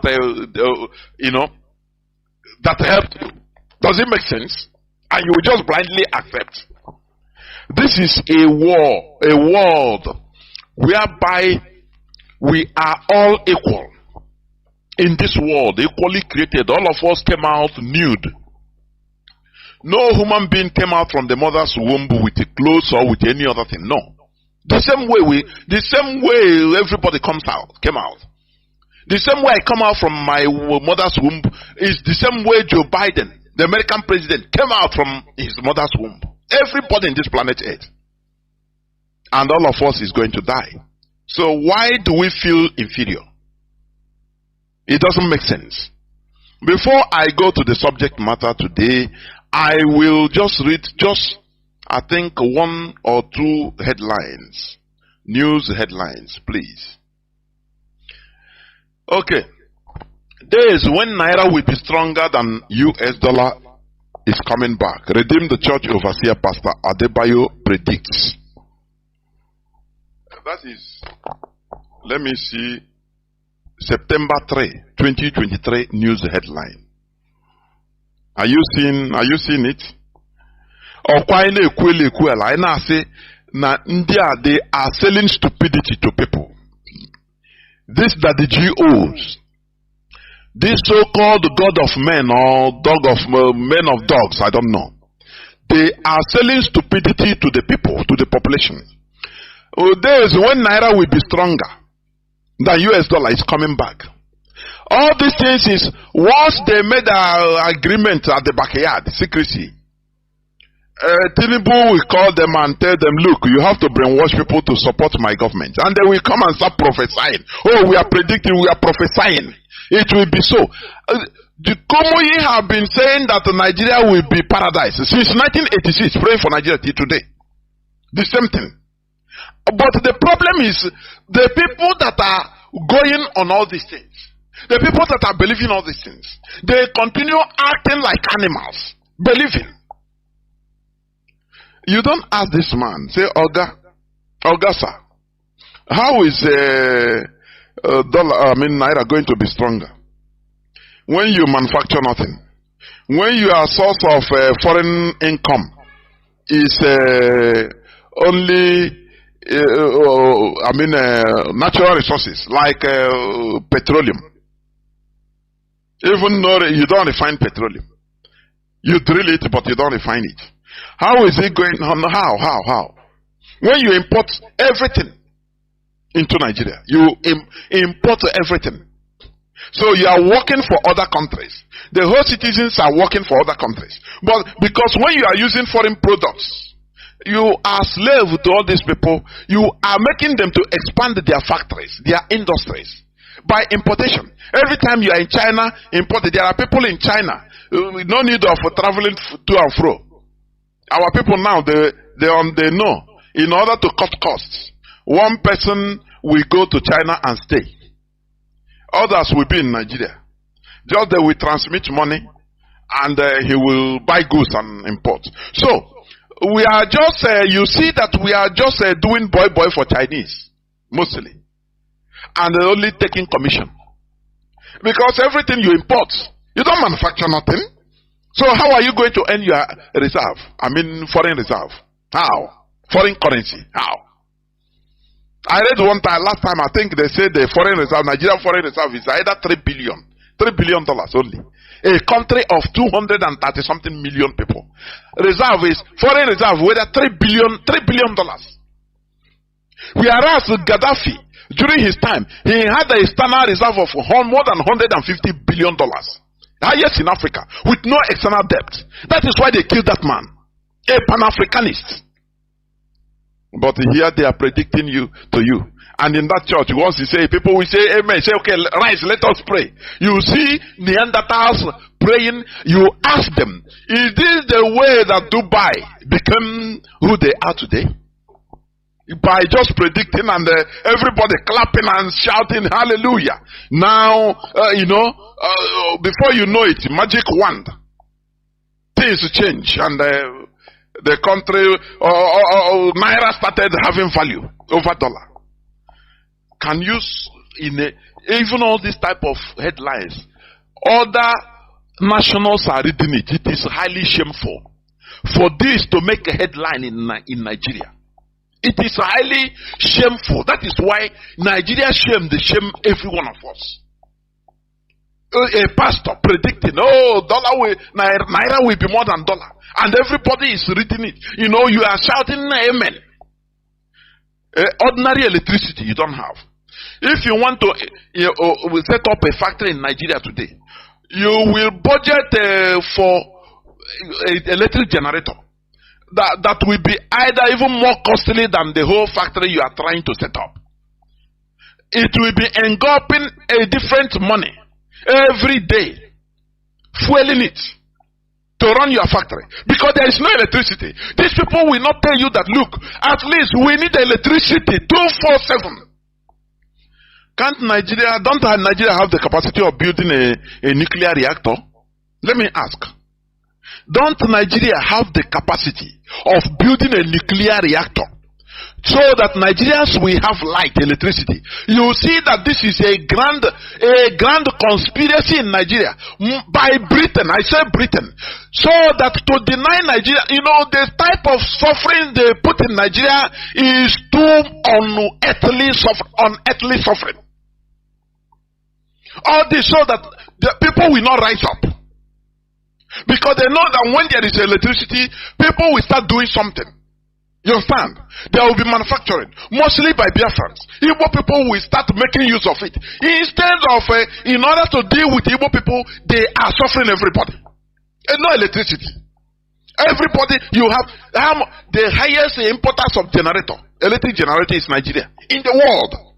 And what all these politicians do, Britain encourages them, go outside, go Malaysia, go China, build a generator factory, so that you'll be sending it to Nigeria. That is what they do.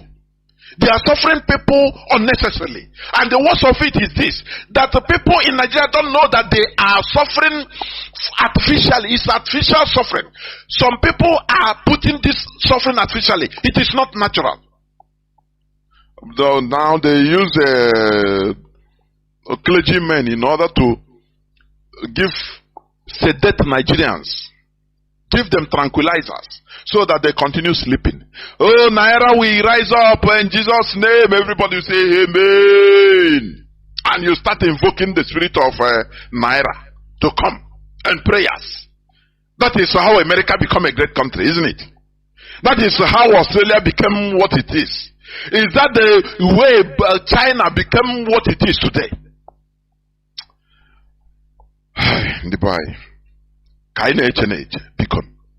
Sometimes what is happening and things that is happening in Nigeria. I don't blame one of our brothers. Yamegide program is one of the media warriors. Yamegide program like this, he will be to comic in order to laugh. Otherwise, I'm telling you honestly. Otherwise, he will heart attack immediately. Because the stupidity of Nigerians has no equality. I am telling you. Now, people have said amen. Naira will be stronger than dollar. Soon. Said by who? By Redeem the Church Overseer at the Pastor Adebayo. They know that they are con men. They are deceiving people, and they are doing it with seriousness, alacrity. All in the name of making money. All in the name of making money. They are scamming people. The worst part of it is that police, the Nigerian police, they will be looking for all these Yahoo boys. Small boys that are looking for what they can get and eat. I am not condoning any of them, any evil. But why not go for all these big scammers that are sedating ordinary people with a so-called word of God and prayers? No, they don't. They will not do it because it's serving their purpose. That is the reason. We must continue. I will go straight to the topic of my submission, which is genuine Pan-Africanism. I want to just define a literal definition of Pan-Africanism. It's a general term that have as their common goal the unity of Africans and the elimination of colonialism and white supremacy from the continent. You know, they call it the goal. The common goal is the unity of Africans. They didn't define unity at what expense. The same way Nigeria unity. They don't define the unity. How? How can you have unity without equity?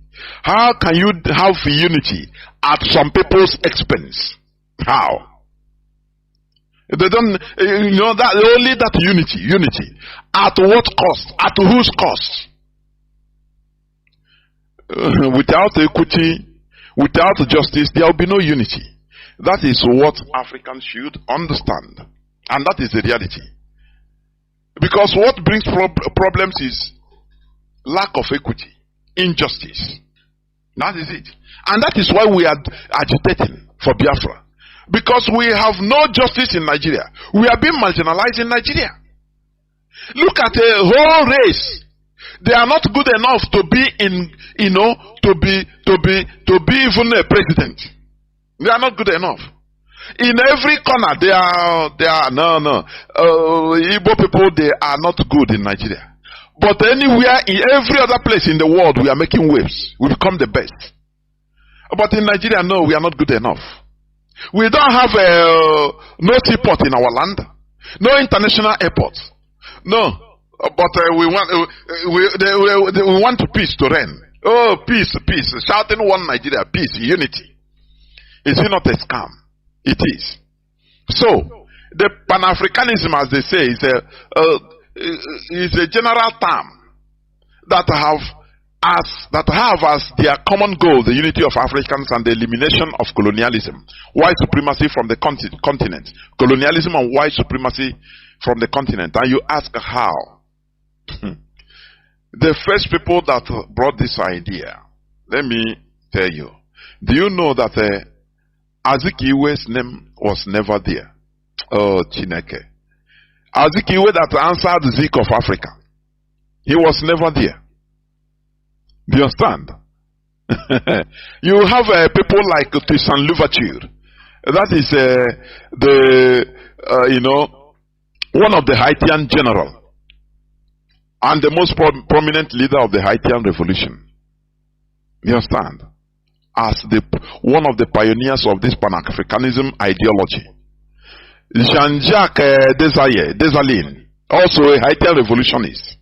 Haile Selassie, Ethiopian, Emperor Haile Selassie, that gave rise to Rastafari when he traveled to Jamaica and made the famous, disco.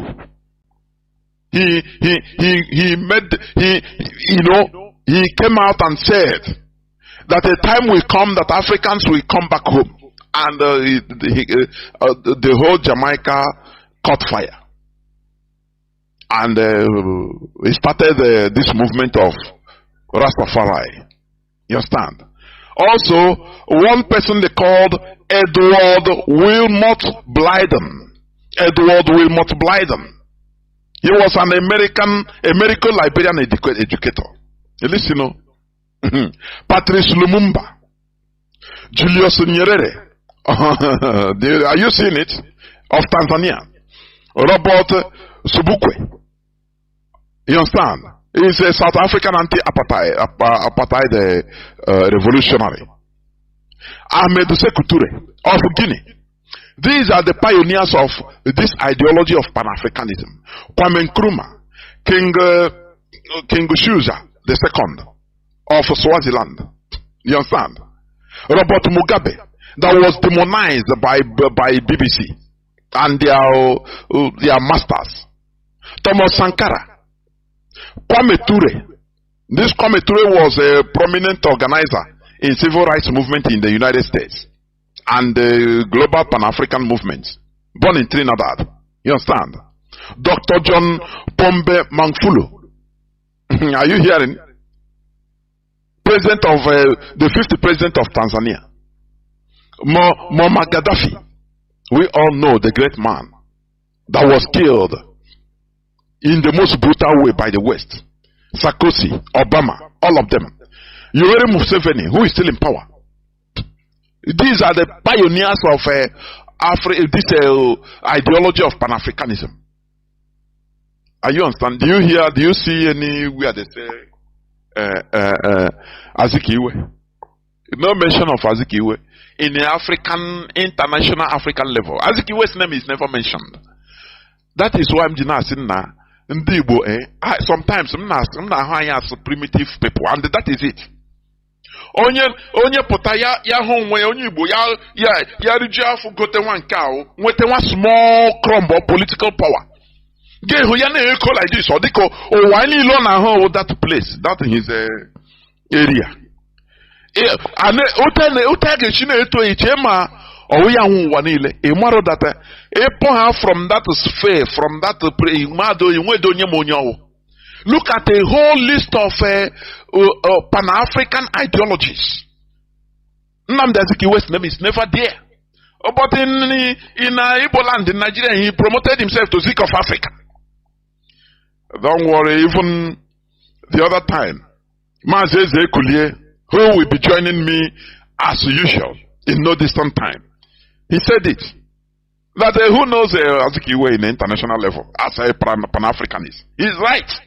He's right. But for us, that is why I'm saying, primitive people. Until he put like this. Now you start seeing that with nonsense. Onye put like this, onye put $100,000 on the echo. Wanile, a matter this thing, that thing,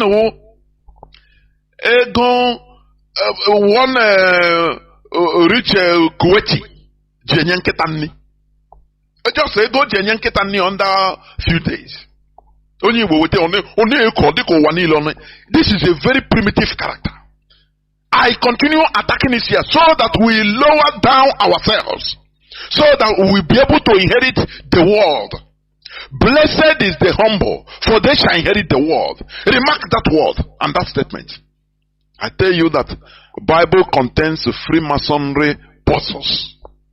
You join, if you are able to join one thing or the other, you see that there is a secret meaning on it. It is true. Some places, from time to time, one thing. And it's true. When you are too proud, you lose the earth. That is what is happening. That is why we are losing even our land. We are losing it. Because of Ngala. For nothing. Oh, come, for nothing. Nonsense. Where is Azikiwe in the list? Nothing. We don't know that, we didn't know that it's an empty drum. An empty drum that knew that he didn't have nothing. And when he helped watching just a scammer. Call Britain Jinano. And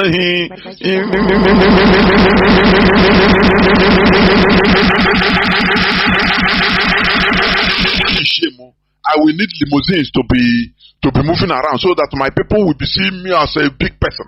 They say no. You are looking for 2 limousines. Don't worry, we'll give you 5. Actually, limousine is British M16.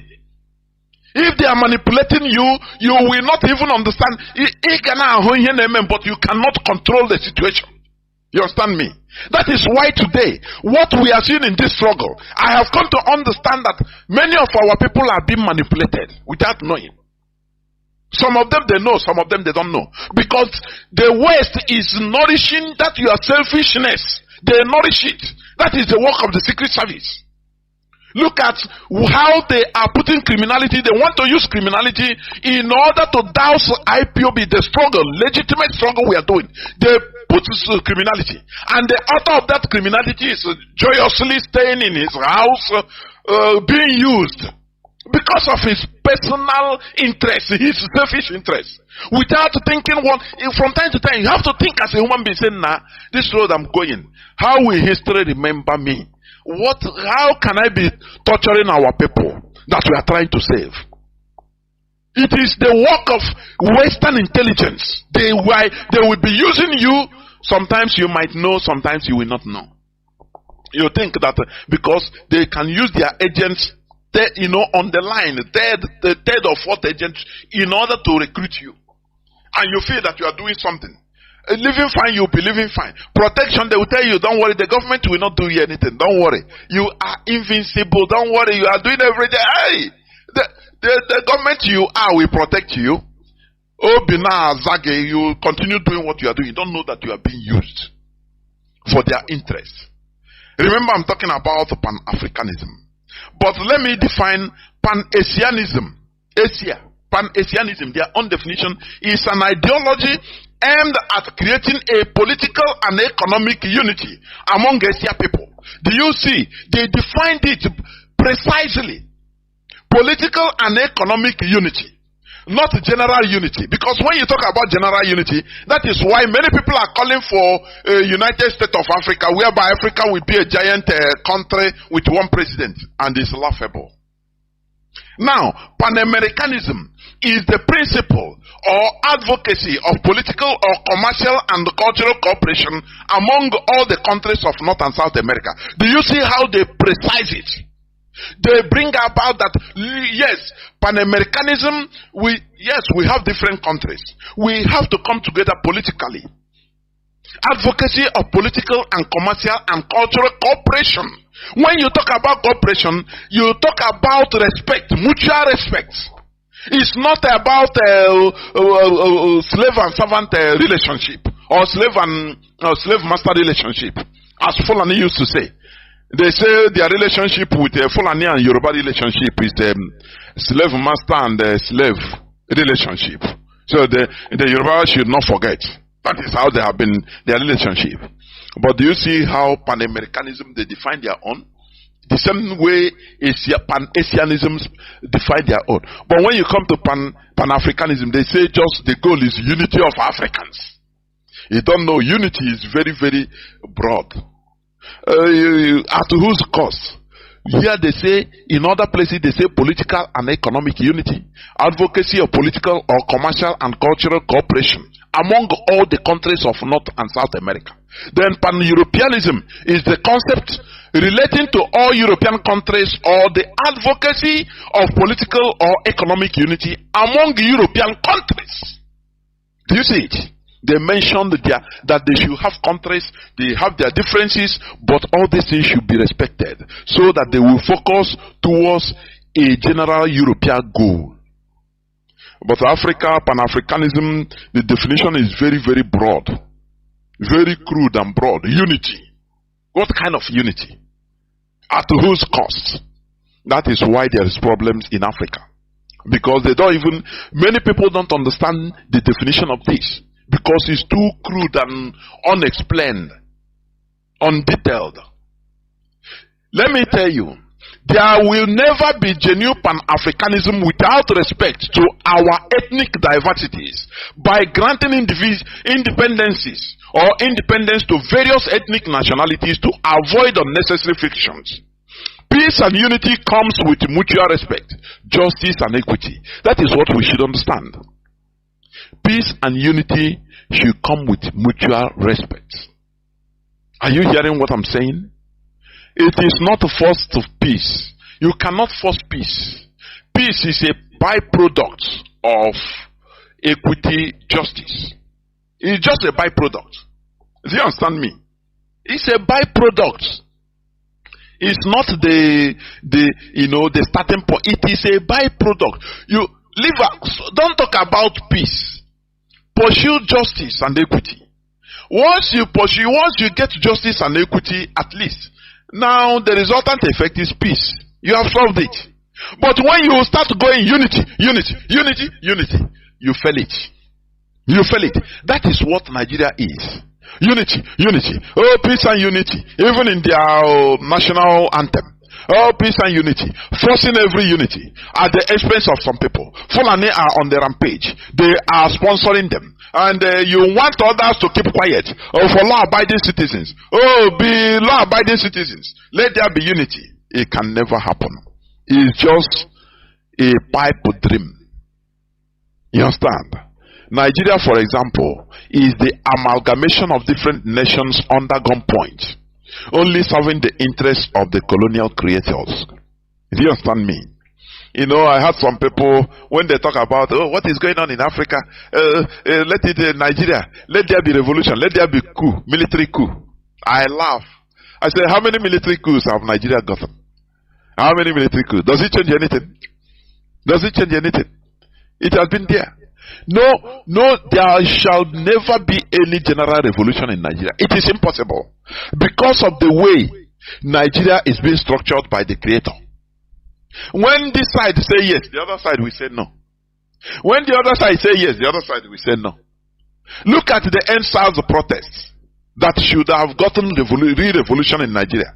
The North, nothing you say no. They are even supporting SARS, the Nigerian police and army, killing South, and they call it. How can you amalgamate different countries inside one place, one amalgamate, one construct? And you think that things will be okay? You are looking for unity. I want the Pan-Africanists to think about this, because I'm sick and tired of when with some people, some ill-informed set of people about Pan-Africanism. When they hear about Biafran agitation, they say, we want Africa to be one country, and you want to divide and separate and form another country. I look at them with disdain, because they are naive, ignorant. You cannot. Nigeria is a case study. They force different nations all under gunpoint as hostages in one entity, and carry power and give to the West, is because they know how to do it. You know, they carry power, give to the most brutal, to be brutalizing others, so that there will be friction, endless friction in the country. And they have access to your natural resources direct. You see how they put what is happening in Haiti. Do you know that America is stealing a mountain of iridium? Do you know that? A mountain of iridium in Haiti. Now they made since in 1986 they discover one extraterrestrial stone that fall there. And the iridium is highly costly. But America now, they will find a way to put confusion. Gangs, no, is ungovernable. Haiti, as of now, as of today. But they carry their agents as United Nations soldiers, military, put there, and be mining and taking away everything. That is how it is. Exploitation is allowed in the world. After all, if you are going on Serengeti forest, you will see where lion is pursuing zebra. Poor zebra that didn't do anything, that was looking for his food, only peacefully. And one lion just from nowhere start pursuing it and catch it and tear it into pieces. It will be a gory sight for you, but that is the reality of the world. That is how the world is created, where the strong press on the weak. Are you here? That is exploitation. It's allowed. If you can resist exploitation, now you join the exploiters. You have peace.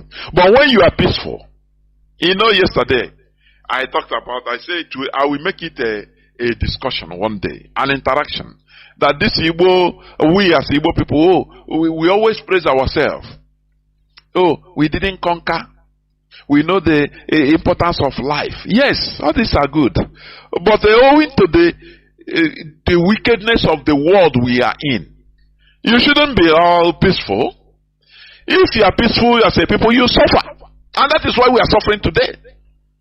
We waited until they killed us in 1966 before they, massacred us before we can be able to react, only to defend ourselves. No, we love life. America, see, we know one problem. Other United Nations see us. We know one problem. Now them come bring problem to us. They are killing us.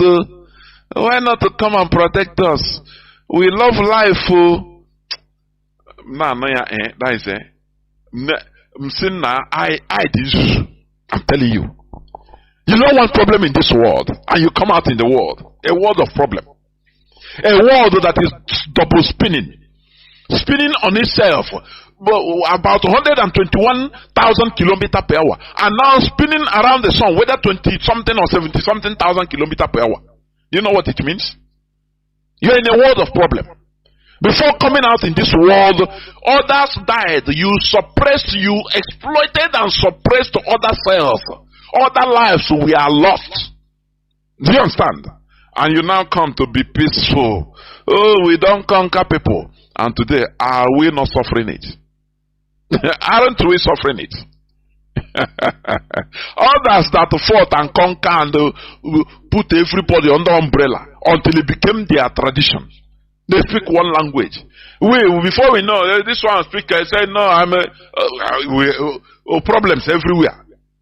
Why they were peaceful? Are we not?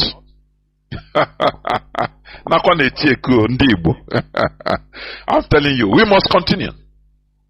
Peace and unity comes with mutual respect, justice and equity.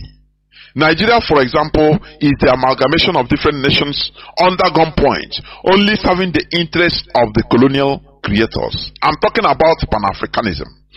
There are those whose idea of Pan-Africanism is having the African continent as a single country with one president, or having very fewer countries. This is simply not the genuine Pan-Africanism. The scenario will only result in eternal frictions and turmoils, thereby hampering development. This is simply anti-Africanism. The only way to have real Pan-Africanism is allowing people to express their nationhood, to develop as they can, to take charge of their destiny. Not, in October 12, 1960, Ahmad Bello said that they are domineering set, the Fulani, that they should continue, they should now take this new Nigeria being formed by Britain as the estate of their great-grandfather, Ottoman Danfodio. They have another idea of Nigeria. That they should make sure that power does not depart from them. That they will always use the northern minorities as useful tools. You understand? And make sure that power does not enter the south. That they will make sure that not only that we shall never rule over them, and never to take hold of our destinies. In 1960, few days after independence, so-called flag independence of Nigeria, and we were laughing over it. Our so-called political juggernauts and so-called intellectuals and elders watched this thing and kept quiet. They didn't react in a way it should be. Because when you kill that person, you never kill the ideology. That word, only that word should have horrified Nnamdi Azikiwe. Not even to kill the Ahmad Bello, because it's an ideology that has been there. So Nnamdi Azikiwe should have tried a way in order to separate immediately from that unholy union or holy marriage. But he didn't do that because of his selfish interest. He was there. Don't worry. Namibia physique of Africa. Let the Europeans go. I know how to handle everything. And when Europeans go physically go, whereas their shadow is still there. Now they show Azikiwe how to manage him. It was not him handling them. Instead, they show him how to handle them and the Igbos and the Biafrans. Till today, they are handling us. That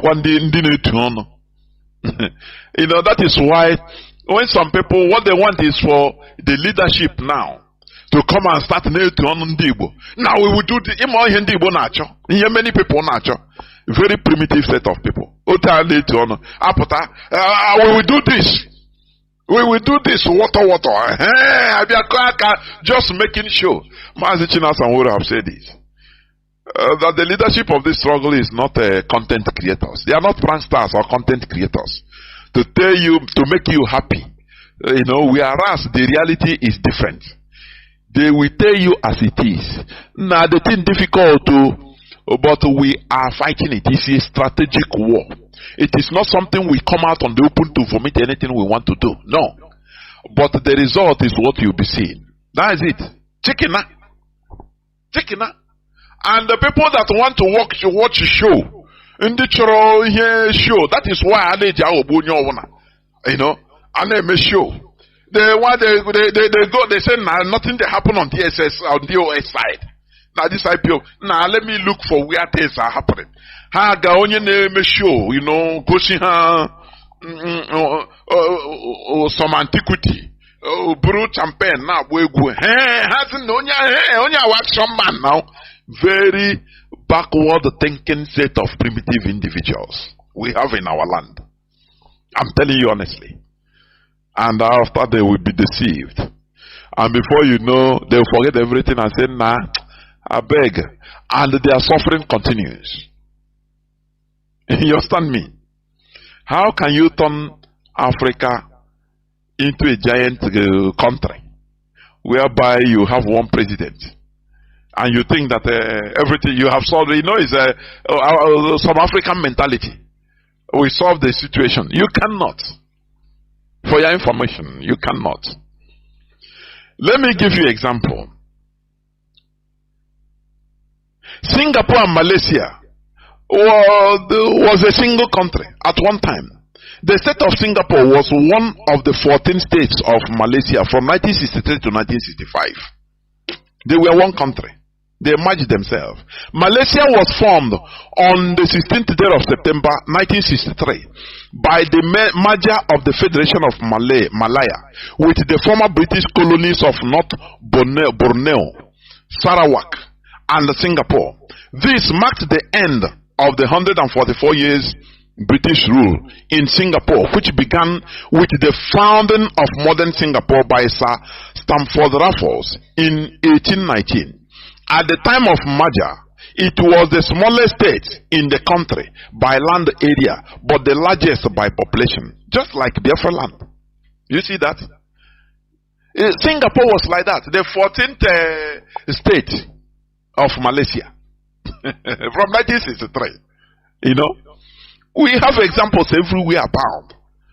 They will be telling us, oh, you don't have enough space. Singapore has the highest population when it was even part of Malaysia. It has the highest population there, but less land. That is why in Singapore they build skyscrapers everywhere to accommodate them. And today they are developed. You see that? The union of Malaysia and Singapore was unstable due to distrust and ideological differences between the leaders of Singapore and of the federal government of Malaysia. When these problems were going on between Singapore and Malaysia, they didn't say no. Asia Union, please, we want unity in Malaysia. Please stay like that. Join together, no problem. You will overcome your differences. Britain didn't tell them, oh, your diversity is your power. Your diversity is your tenacity. I used to forget how they say it. The Britain didn't tell them like that, as they are telling Nigeria. Oh, you are suffering. No, we are being marginalized. People are being killed in the north by the Fulani. Villages are being swept away. The demographics are being changed artificially. Britain said, no, don't worry, stay like that, it's okay. Your diversity is your strength. They didn't tell it to Malaysia when they were having all these problems among themselves. Do you understand? Because they were unstable as a country due to distrust and ideological differences between the leaders of Singapore and the federal government of Malaysia. They often disagreed about finance, yes, politics and racial policies. Singapore continued to face significant trade restriction despite the promise of common market in return for a large proportion of its tax revenues. There were major riots in Singapore in 1964. That was when they now say, no, instead of us to start killing ourselves, we have to do something. But in the black Africa, because we Africans now, people that were bought with money by the Europeans, by other races, why wouldn't you show them what is good for them? We are dying in Nigeria, killing ourselves. They say, no, Britain will come. Say, no. Your diversity is your unity. Don't worry. Continue. It's okay. You will get over it. And the people bought into this rubbish. No, every time they are singing unity of Nigeria. Oh, unity. As if by invoking it, by talking about unity, you will get unity. You know people that have been brainwashed into speak a word and it will come to pass, as the Bible says. That is what they believe. That is why some people, they want us to come here and start shouting, Biafra will come. Biafra will come. Biafra will come. Biafra will come. Biafra will come.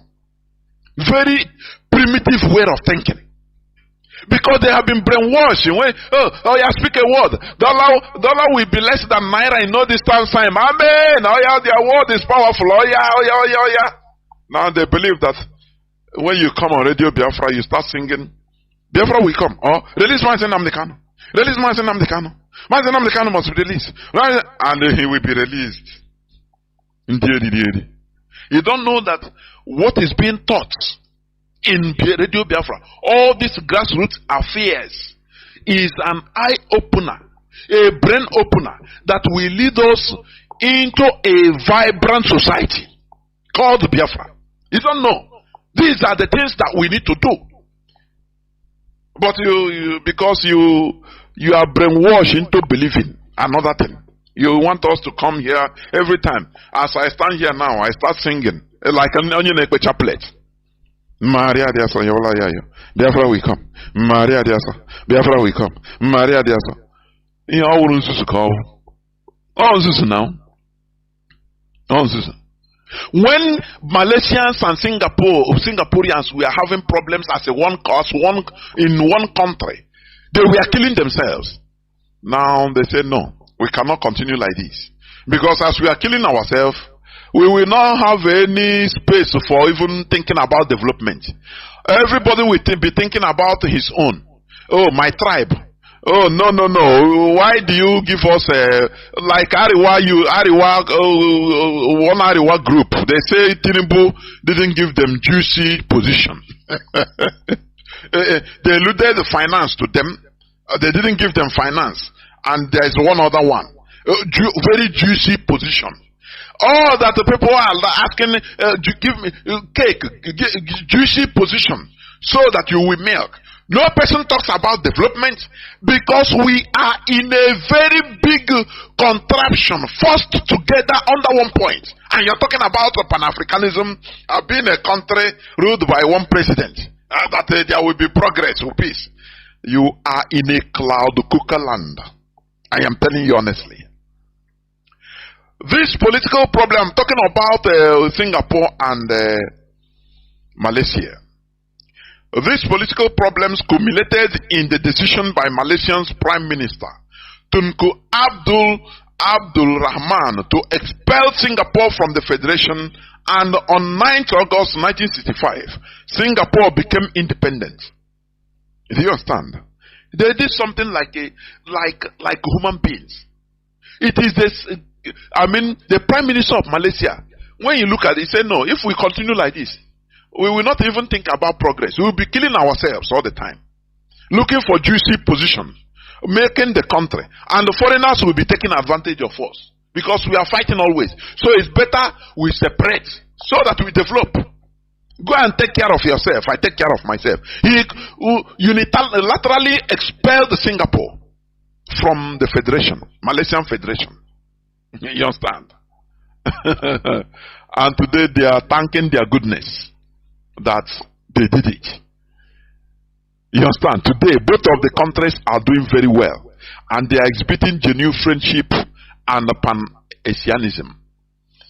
You see many Nigerians, many Igbo people are in Singapore, in Malaysia. Had it been they are killing themselves, you will not try to go there. But they did something that should be emulated. People in Malaysia are hearing my voice today. Biafrans in Singapore are hearing my voice. What we are clamoring for is what Singapore and Malaysia did in the 1965. That is why you are able to stay there. And when you call, you say, you see here, there is electricity 247. You see, Nigeria is a shithole. Here I am now. I'm living in the 50th floor. Everything is okay. Water is running. The pressure of water is coming up normal, you know. But you didn't. If they tell you join hands, let us restore Biafra, you say no, you don't know that why you are able to go to Singapore and live in Malaysia is because they did what we are clamoring to do today. You don't know that because you are ignorant. Let me tell you this. It's a news of 2010. Gaddafi, when he visited Nigeria, he went back, he said no. He saw something. Because he is a realist, a Pan-Africanist. You understand me? Gaddafi suggested that Nigeria split along ethnic lines. In 2010, Gaddafi, oh, this man is a great man, honestly. Without mincing words, Gaddafi said that no, Nigeria be broken up into several states along ethnic lines, like the former Yugoslavia. Are you understanding? Because he really loves Africa to progress. Not people that are calling for one giant continent to turn into a country by one president. You will see that we kill ourselves forever. You understand? You can never have genuine Pan-Africanism without respect to our diversities. Do you understand me? Gaddafi called for a dismantling of Nigeria. He is a big Pan-Africanist. That time was the time they had a just riot, where Muslims massacred Christians, where Igbo people were massacred. And this man said, no, Nigeria shouldn't continue like this.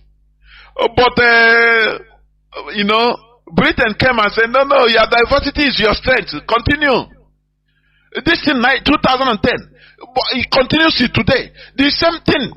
Katrina Leon came 2023 election. After 2023, don't worry, your diversity is your strength. Although there are mistakes, more casualties of election, but you are learning. It's democracy. It's like that. Your strength is your diversity. And the Neanderthals clap. They don't ask questions. Why is Singapore developing? If Singapore and Malaysia has continue being in one country, there will be no development. They will be killing themselves to the advantage of European countries or the West. But they took the bull by the horn. They said, no, we shouldn't be killing ourselves. Why? It's better we become separate. We become separated. And we become good neighbors. And today, Malaysians are in Singapore, Singaporeans are in Malaysia, doing well. They are exchanging in mutual respect. That is pure Pan-Asianism. Good neighbors. Now you can remove visa restrictions in order to, facilitate commerce among yourselves. Free movement of goods and services. That is how it is. But first of all, you have to take your destiny, different destinies by your own hands. And develop yourselves according to your paces. Singapore went into work. Because that time, the first prime minister of Singapore came back, was crying. When he was making an announcement that they have been sacked from Malaysia, he was shedding tears on air. That they pursue us now. What are we going to do? We have to take the bull by the horn. That is the time you see human being.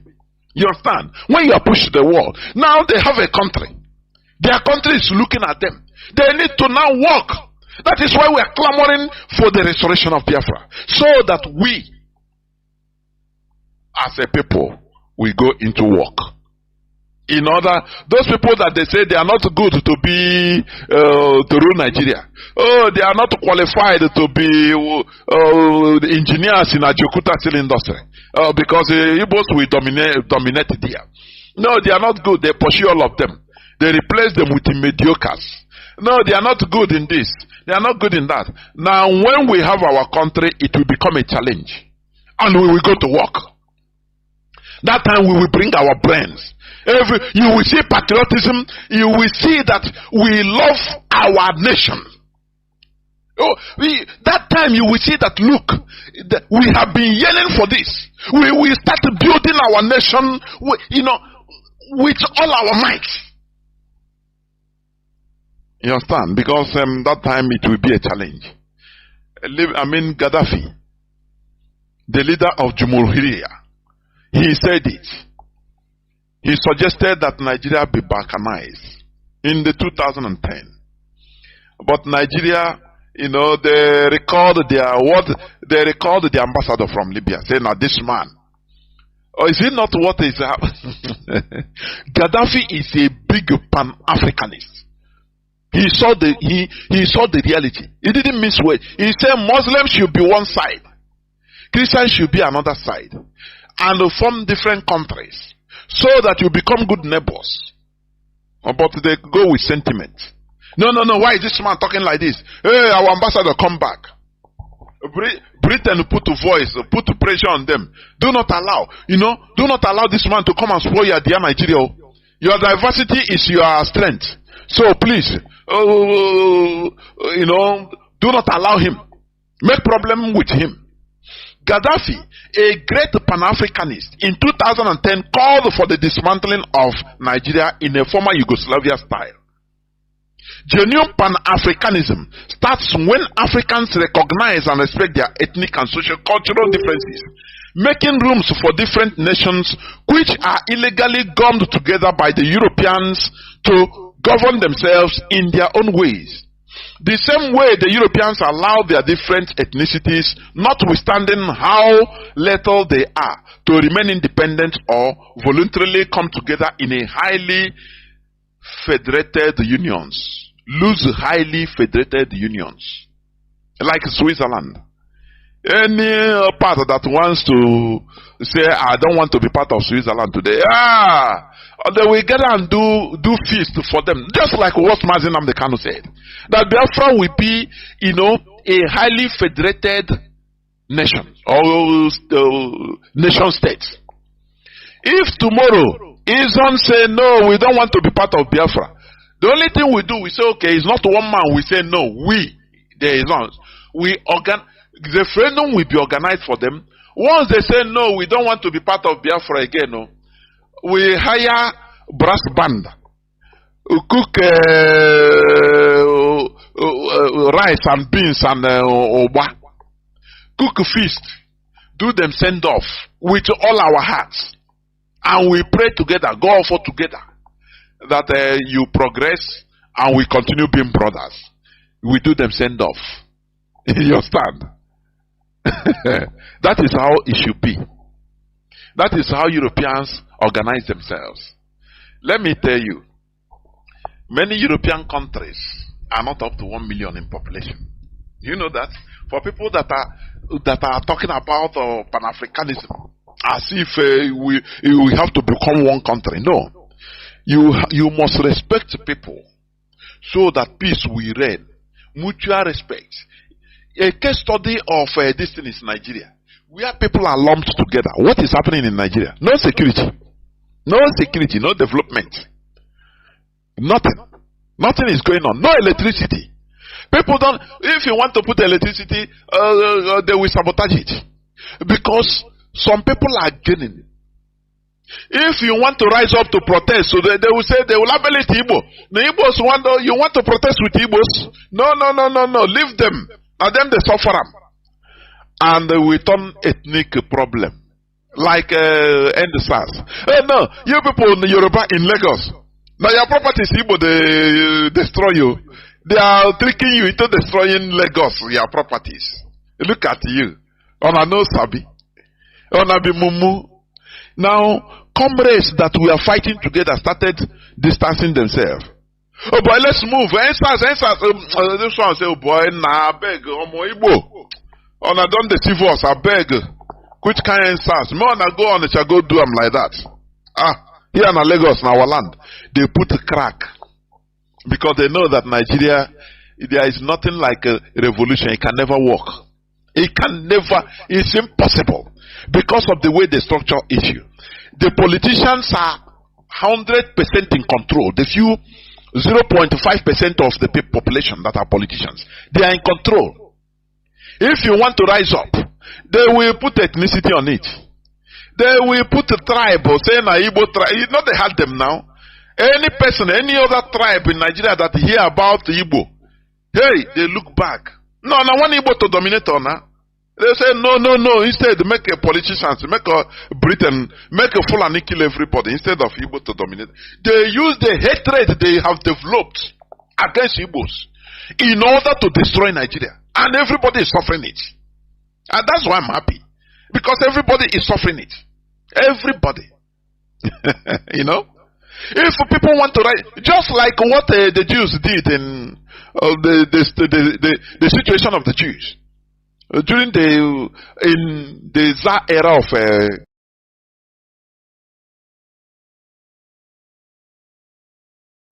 they always use the Jews. They blackmail. They say they are the people that are bringing up problems. Everything, in order to settle everybody, any national issue.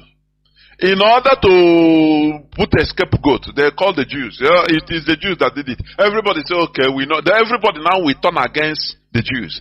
And they will forget about the misrule of the politicians or the king. They will forget about his gruesome brutality. As long as they call, it is the Jews, the problem is the Jews. So, hey, everybody say, okay, we know now, not them. They will turn against the Jews, start killing them. That is what the strategy they are using in Nigeria. Anything that happens, people to rise up in order to fight for their rights. The politicians will rise up. They will use their agents and spill out on social media and the media and tell them, now Igbo people want to use on now. Now them they will cause this problem. Everybody say, okay, now we know.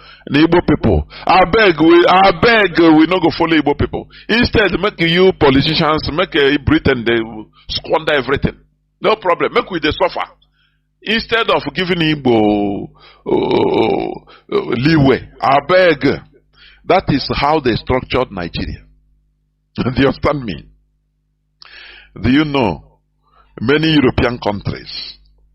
They have countries as little as 700 and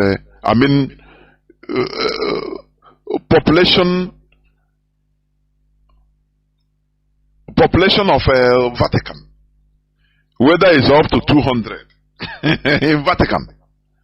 But it's a country. What of Luxembourg? It's an independent country. What of Iceland, Latvia? All these small, very tiny countries with tiny populations that are. Iceland is not up to 500,000, 365,000 people. Iceland. But they are independent, running as a country. They have respect. That is how peace reigns in a continent. That is pan-Europeanism. When respect is accorded to everybody. When people are allowed to take charge of their destinies. Now, the end product, the result is peace. This peace. Because you respect me. Now I respect you. I call the same respect to you.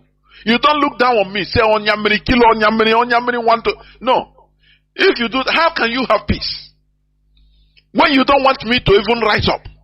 Because of me, you want to punish everybody. And when I want to bring up people to protest, you say, you deceive them and say, no, Igbos want to do something, or it's Igbo that is causing it. They will fall back and say, Igbos, we know, they will turn against the Igbos. Do you see what we are suffering in Nigeria?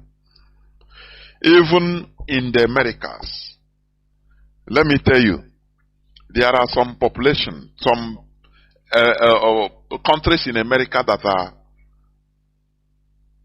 are very, very little. You understand? We have little countries. Guyana is 700 and Guyana, 743,000 people. 743,000. A country. Suriname has 590,000. A country. Belize have 419,000 people. Not up to 500,000. A country. A complete country. Bahamas. All these countries, go there, you see Biafrans, they full there. Bahamas have 393,000. Where you go on holiday, spend money. It's a country. 393,000 people. You understand? Barbados have 288,000 people. Barbados. You understand? St. Lucia have 178,000 people. St. Lucia, a country.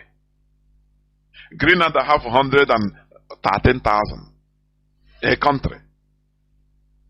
St. Vincent and the Grenadines have 110,000. A country. You understand? Antigua and Barbuda have 99,000 people. But it's a country. A country respected by United Nations. Dominica has 72,000 people. Cayman Island, although this is a part of the UK, I will not say it's a complete country. St. Kitts and Nevis have 54,000 people. You understand? And many more. Many more. Do you understand? Now, when you come to Europe, you see people that are less than 5 million, less than 2 million, 3 million, Armenia, 2.7 million, Lithuania, 2.7 million, Albania, 2.8 million. You see Kosovo, 1.6 million. A country that is not up to one local government in Biafra land. Estonia, 1.3 million. Luxembourg, 639,000. Montenegro, 627,000. Malta, 526,000. As I'm talking to you, there are Biafrans in Malta. Maybe they will call. Iceland, they have risen to 370,000. You see that? Iceland. There are Biafrans that are seeking asylum in Iceland. We have, I think, a family in Iceland. A country of 370,000 people. You understand? Andorra, 79,000. Andorra. Are you hearing it? Liechtenstein, 39,000. Monaco, 36,000. Gibraltar, although it's UK. San Marino, 33,000. But we as the black people, as Africans now, people that we are bought with money, we don't have right to our independence, to rule ourselves. I understand how for be a boy. Britain will come and say, no, your diversity is your strength. But in Europe, they don't tell them that. You don't tell them that.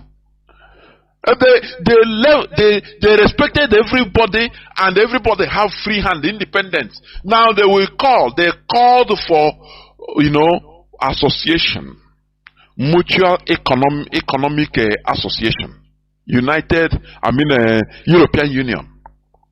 And that is when they will be talking to each other with respect, not dictating for you. As we are in a country, look at Nigeria. The Igbo politicians now are requesting, Oga Tinubu, help us now with at least 2 more ministerial positions. Help us now. And they say, come on, shut up. What I give you, you're okay. You should be okay. Hey, thank you, sir. Not that we know, you love Igbo people now. They have sung love for Buhari until he died and the impostor, he has gone. Now they are singing again. Tinubu should prove that he loves Igbo. Give us another, the little, you have done very well, by giving us ordinary, just 5 ministerial, but add another 2 or 3 now. Add now. They tell you, shut up if you talk. Sorry, sir. Wait for 2027. You will have another. Sorry, sir. Sorry, sir. How will you have peace?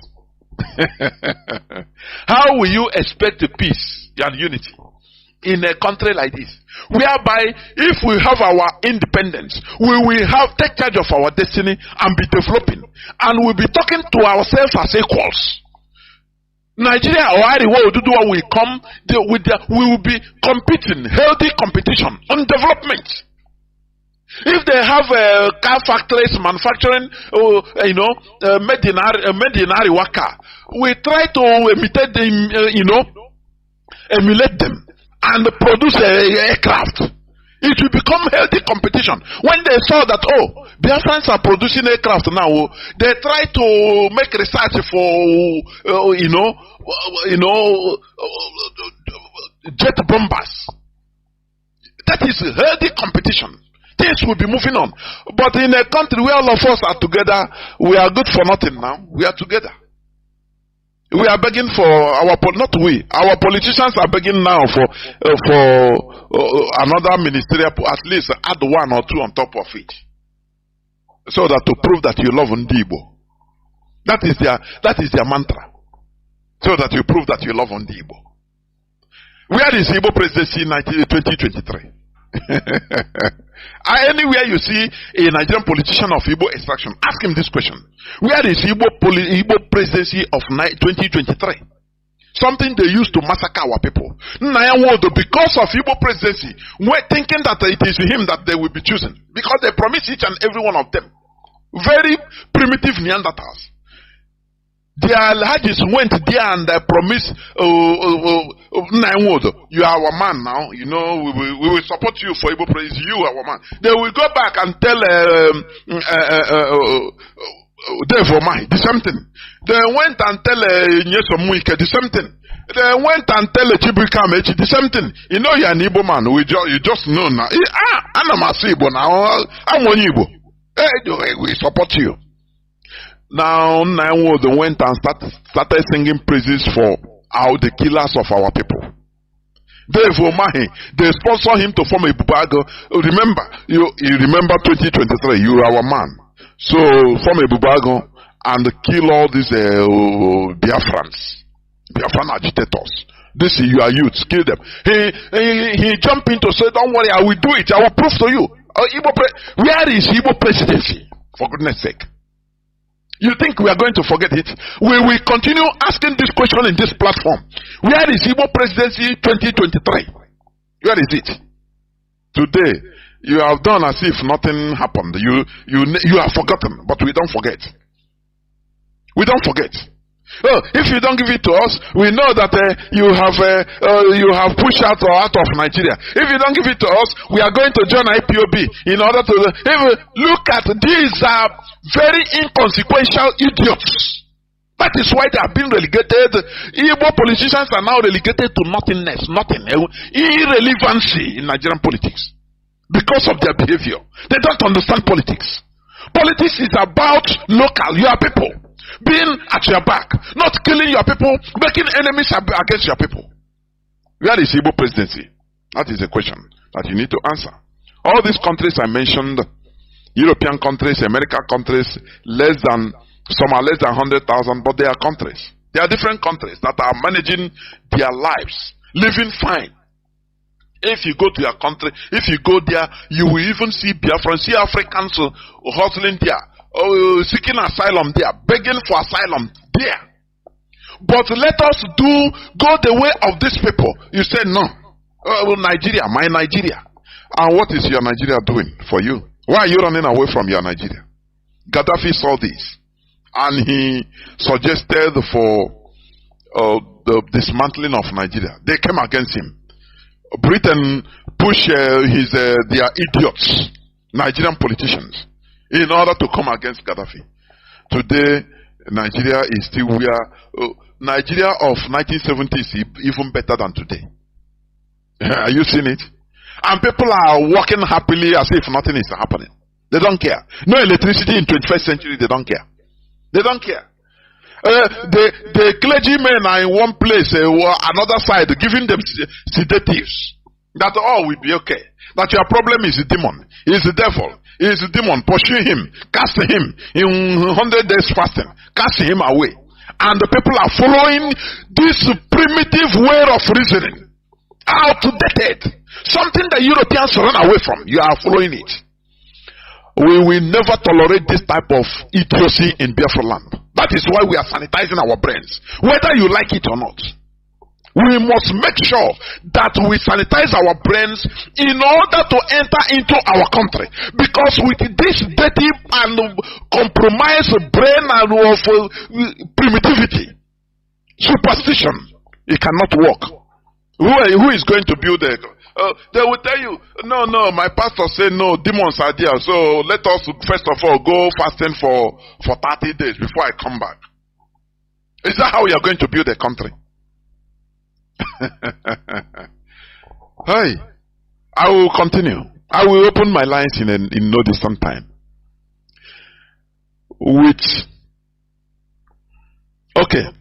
Genuine Pan-Africanism starts when Africans recognize and respect their ethnic and socio-cultural differences, making rooms for different nations which are illegally gummed together by the Europeans to govern themselves in their own ways. The same way the Europeans allow their different ethnicities, notwithstanding how little they are, to remain independent or voluntarily come together in loose federated unions. With genuine Pan-Africanism in the continent, it will automatically attract diaspora Africans. Do you understand? This Pan-Africanism, if genuine Pan-Africanism will attract diaspora Africans, African Americans, African Caribbeans, African Australians, African Europeans automatically. This is because the white American-led government made sure to prevent African Americans from having contact with their motherland, Africa. It's one thing they fought. You know, they fought black race through everywhere. And you know, if they tell you, if you really think deep on why we are black people are disrespected, suffering everywhere, together with the way we think, black race think, but we are rising up. They made sure the American CIA made the secret services. They made sure to thwart African Americans from coming back to their motherland, having communion with it. You understand? Amen. They made them to stay there. I gotta say, you know, I gotta move. Africa is nonsense. You know, they sold us into slavery. Yes. Our ancestors, yes, they collaborated. Some of them. Many of them, they were overpowered, but some of them collaborated. That is a known fact. But it shouldn't be an excuse. Remember, most of the whites you see today in South Africa and the Americas are descendants of the highly persecuted Huguenots, expelled mostly from France. They grew above this sad history of theirs, and we are able to reconcile and become attracted to their European roots. African Americans and other diaspora Africans should follow the footsteps of the descendants of the Huguenots that were killed and wronged by their own people, but we are able to go back to their European roots. You know the Huguenots. That is a Protestants, mostly in France, as of that time. The 15th, 16th century. When Catholic France started persecuting them, killing them, and they started running away, they were killed brutally, jailed, exiled, they were uprooted from their lands, ancestral homes, and expelled from Europe. They were given option to run away. Many of people, the Boers, even you see, they are South African, white South Africans are the Huguenots, descendants of these Huguenots. Many in America, the same thing. When I talk about America, I mean the Americas. From Canada, the north, down to Argentina, the south. Many white Europeans, you see, many of them are the Huguenots because they organized, they say, okay, they started running away for their lives because they are being massacred in France. You understand? So they have to be expelled. They run away to far places. They were wronged. But after they grew above that situation, and they have to ally with their roots in Europe. Every other race allies with their roots. Only black race that are prevented. Talk about black Africa. You see, many African Americans even have disdain against Africans. It is some you understand? We need to grow above this. We need to, because white people, Europeans that you are seeing today in Argentina, in many places in America, in South Africa, they were also wronged by their European motherland because they were exiled. You understand me? You cannot stay here. You better run, otherwise we kill you. Some are prisoners that we are, instead they said go and die in colony, and they went there.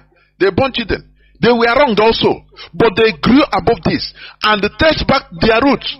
That's why American, they have. Don't you see that America fought war, revolutionary war of liberation from their motherland, from Britain. But still today they are the greatest allies. Do you see that? There should be no sentiment in international politics. African, the way we see things is a highly primitive, true primitive way. Your ancestors killed us, so now you are suffering, I'm suffering, everybody is suffering. You are nothing, I'm nothing. We are regarded, we are disrespected everywhere. Why can't we join together and not forget, and grow above that past? We reconcile and say yes. But the work should start from Africans in the motherland, like what we are asking for the restoration of Biafra. Because in Nigeria we are nothing. We are marginalized, disrespected. We are mounted to nothing. We are not allowed to take charge of our destiny in a place, in our country, in our part of in Biafra land, where we have water bodies everywhere. There is no seaport. But in the north, where there is desert, is in desert that they have a dry dock in Kanu. Any containers belonging to Kanu people, northerners, it will land in Lagos seaport. Now they will use train to convey it in Kanu. Now people will take taxi or use their cars for 5 minutes ride, drive, go to their dry dock, clear it there in Kanu, and take it to their shops. But in our land, in Biafra land, we have oceans, ocean body, we have river body, we have lakes, we have water bodies. We are the ships docked, during slave trading. But today they close all those places for ships. No wharf, no seaport. Now they suffer us. You have to import your container through Lagos, 400 and something kilometers. As you go to collect your container, every inch of the way you meet military checkpoints, police checkpoints, custom checkpoints, civil defense, boy scout, boys brigade, every type of force. Every 100 meters, and you continue paying. The way they suffer us, no other people on this planet Earth can accept this suffering. But the Biafrans now, why wouldn't we accept it? Where God is in control. Brakata Shatata, I saw that you will succeed in Jesus' name. I saw that your container is coming. Don't worry, the suffering will be over. Just pray and everything will be over. And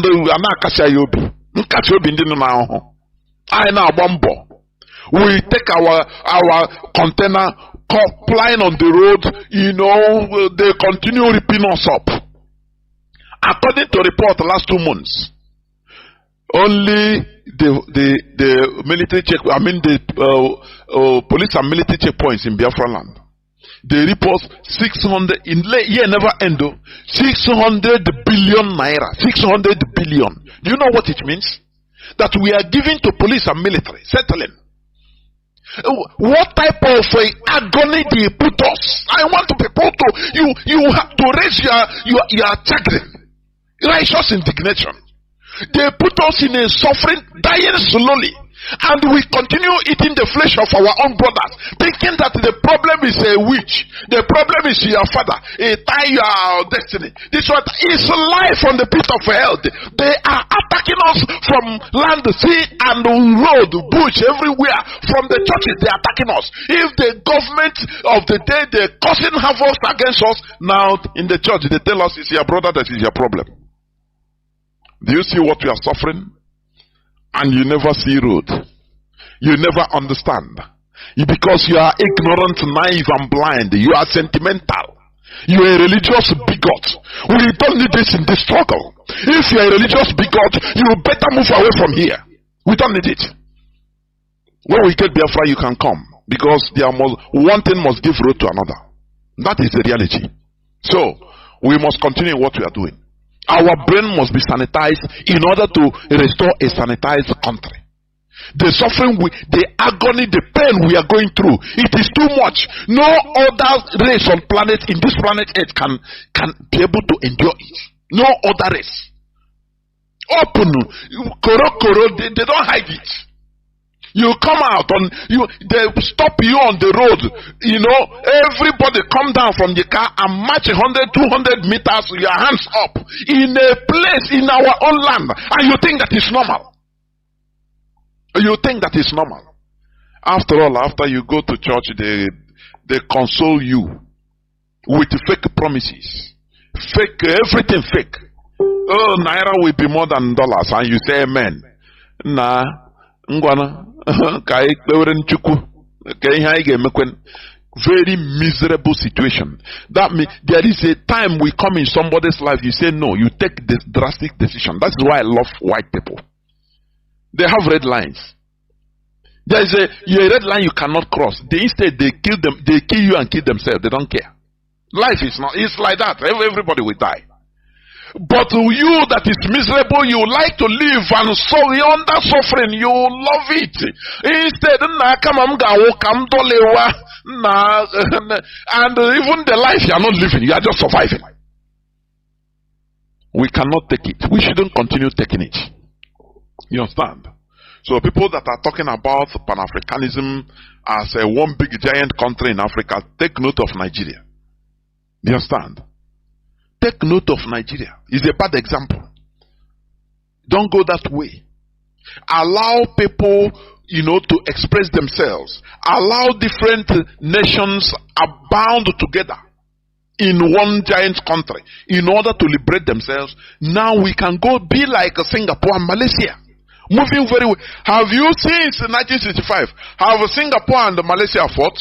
Have they fought war? The answer is no. Did they have a fracas? The answer is no. Because now they treat themselves as equals. If we restore Biafra, we don't have to fight with anybody. Now we become friends, heavy brothers and friends. Exchanging, knowledge and wisdom. Helping each other. Because that time we will treat ourselves with equality. Not now, not like now you are in Nigeria. You are begging, Igbos are begging for at least add one ministerial post now. I beg. Nigerian president should prove that he loves Igbo. Very demented, type of statements and reasoning. You love Igbo. You are waiting to be loved. No, don't take your thing. Go continue waiting to be loved. Therefore, Africans with their diverse ethnicities and traditions and cultures should be respectfully allowed to govern their individual selves in their own diverse ways. This will usher in mutual respect, understanding and development, and the end product will be genuine Pan-Africanism. This is where I'm going to stop. Do not forget that we talk about genuine Pan-Africanism. Not all these ones, they are garnishing. Not all these ones, please. What we are doing is for us, once we succeed, our continent will succeed. We develop and advance. Do you understand? Not through sentiment. We say the reality as it is. Do you understand me? Therefore, I will go into a few minutes break so that when I come back, I will open the lines so that people will start calling in. Please do not go away. Also, lost Kainawa. To the extent, even the Fulani, they know our character now. Okunle and Alhaji leaked the phone conversation. The Alhaji said they know Igbo people now. Just bring them near, give them sense of belonging as your friend. Near him, he will vomit one thing that will make you survive. That they know. Just give him small thing and he will. Okay. Do you know that I have phone number of my customer that used to buy me AC? He's a senator, Alhaji. Oh yeah, very primitive element character. That Ndibo is still never depart from us. We need to shed it because we are on the 21st century. That is why now follow Mugo everywhere. In no cow, Nandi Skamasana and the native doctors. So Nandi different things. I will now follow victim. Because I want to ICH. I'm telling you. But we must continue. I have a caller. Caller on signal. Welcome to the program. Can you hear me? Caller on signal. I can hear you, Mazi Jonathan, and good evening, watching it. Udodrege watching it. Mazi Jonathan, thank you. This is Biafra Radio. I'm happy this night that I'm part of this historic moment in the life of Biafra. You know, because you ask a very pertinent question. You keep on asking that question, and that's going and do them back. Where is Igbo's presidency? Because now I speak my thing where it concerns me, most especially because when all I'm able to we the Igbos, we need a very special decolonization. In fact, even after the restoration of the sovereign state of Biafra, we the Igbo as a people, because Biafra is a nation, Igbo is a nation under Biafra, other nations are there. That is reality. We need to decolonize ourselves because we have so much ascribed importance to materialistic than the real things that matter, which is freedom and liberation. Somebody made a statement that Igbo man once he's well to do, every other person around him, and this is a very bad mentality that has made it even in our life. Sometimes we blame the rich ones and the politicians. We should as well blame our people because our people has proven that even if you know what it takes to liberate or to give them what they need, as far as they don't listen to you. And this is where I give kudos to our own Nnamdi for being able to penetrate this very hard race to convince, because our race is very hard to convince. Look at, even with all the awareness, somebody can wear the mindset, believe superstitious, and this superstitious, you're not only believing it, you're believing it to this holy platform where we worship, where our leader has taught us, because we've learned from our leader and we know where he's heading to and we're following him. He can't come and change the ideology for us. He can't do it. We have awakened and there's nothing he can do to change it. We don't believe in superstitions. Anything you're bringing to us, let it come with facts. Somebody cannot just stay somewhere and make a voice note and send to you, you begin to come and play it, use it as to fight, to do a kind of retaliation. We are not even here to retaliate anything. We are saying the truth. We have suffered religious backwardness because of, look at a pastor that is telling you that dollar will be, naira will rise again. This prophecy has been a record. It's just like they are not seeing us that we don't have even the breath. So even for you to reason, you are against them. So they can say anything to you and you must accept it because God has spoken. A man has spoken. That the Adeboye has spoken. Kumuyi has spoken. And these people that are speaking this thing, all their children are in abroad enjoying good life, good education. None of them train their children here in Nigeria. But they are in Nigeria giving you full freedom on how to continue suffering. And you're the type that is still bringing this kind of superstitions to our platform. There's no other way to describe what you're doing that you are against what we are doing, because we have known people that have come in the past. I followed our leader from day one, even though I didn't join that struggle then, but I have been following till I had to join. We've known people that have in the past spoken about religions and sentiments have crept into them and they begin to fit away, and we continue. The struggle is still alive. So this is a legion. It can't come and change whatever ideology you're bringing to us. In any disguise you're bringing in Biafra, we know the truth. We are not Igbo people as per se. We are Biafrans. I can choose to be Igbo, I can choose not to be Igbo. Yes, I'm an Igbo, born and brought up, blood there, mother, father is from Igbo land. I can't deny my identity, but in our land, we know what we suffered in the hand of colonial masters through their religions and their Portuguese people. What they did in our land, they keep on doing, and up to today, they are bringing neo-colonialism in our land, using our people to conquer us, keeping us away from the reality of life. Today, India has launched their own space launch. Where is a black man? Where is Igbo man? Where is a Biafra space in this planet Earth? Are we just here to come and watch other people like television? We can't accomplish anything. Even the little ones we have, Nigeria has helped to destroy all of them. Do you want to tell me that if we have started the way our forefathers started, and even the Biafra war, after the war, the engineers we had then, the way they started, and it means they are still continuing in that trend till today.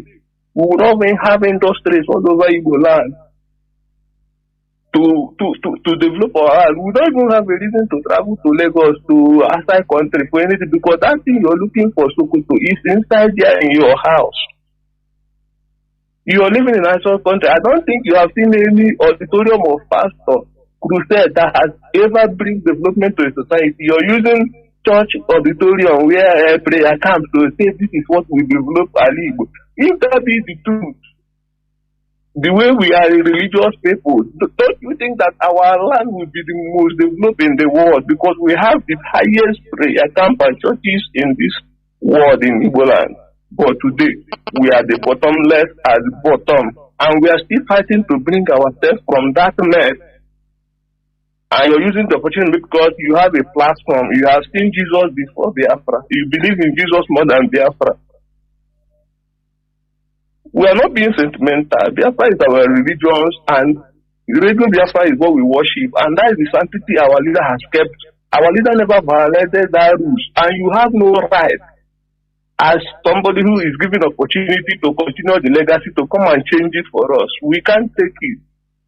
So you that is listening to me, I have the right to say what I'm saying this night, because I also is part of the movement, blood dead, registered and oath member. Let me ask, if I may ask, who are you talking about even? Because in a thank you. What if I have to say it the way it is, Mazi, I can emboss you later, because here we don't exaggerate. There is a program that was laid down on this platform in the morning. But Mazi, let me ask this. This radio is people's parliament, is people's radio. Anytime I'm talking, I used to even invite people, I encourage people to call and oppose what I'm saying, so that we have a civilized debate. Happily. But what used to baffle me is this. Like, as you call, you are complaining in my platform. The person that is doing that, you don't have the courage to call. It's part of our problem also. Now you now complain. Why not pick a phone, call direct?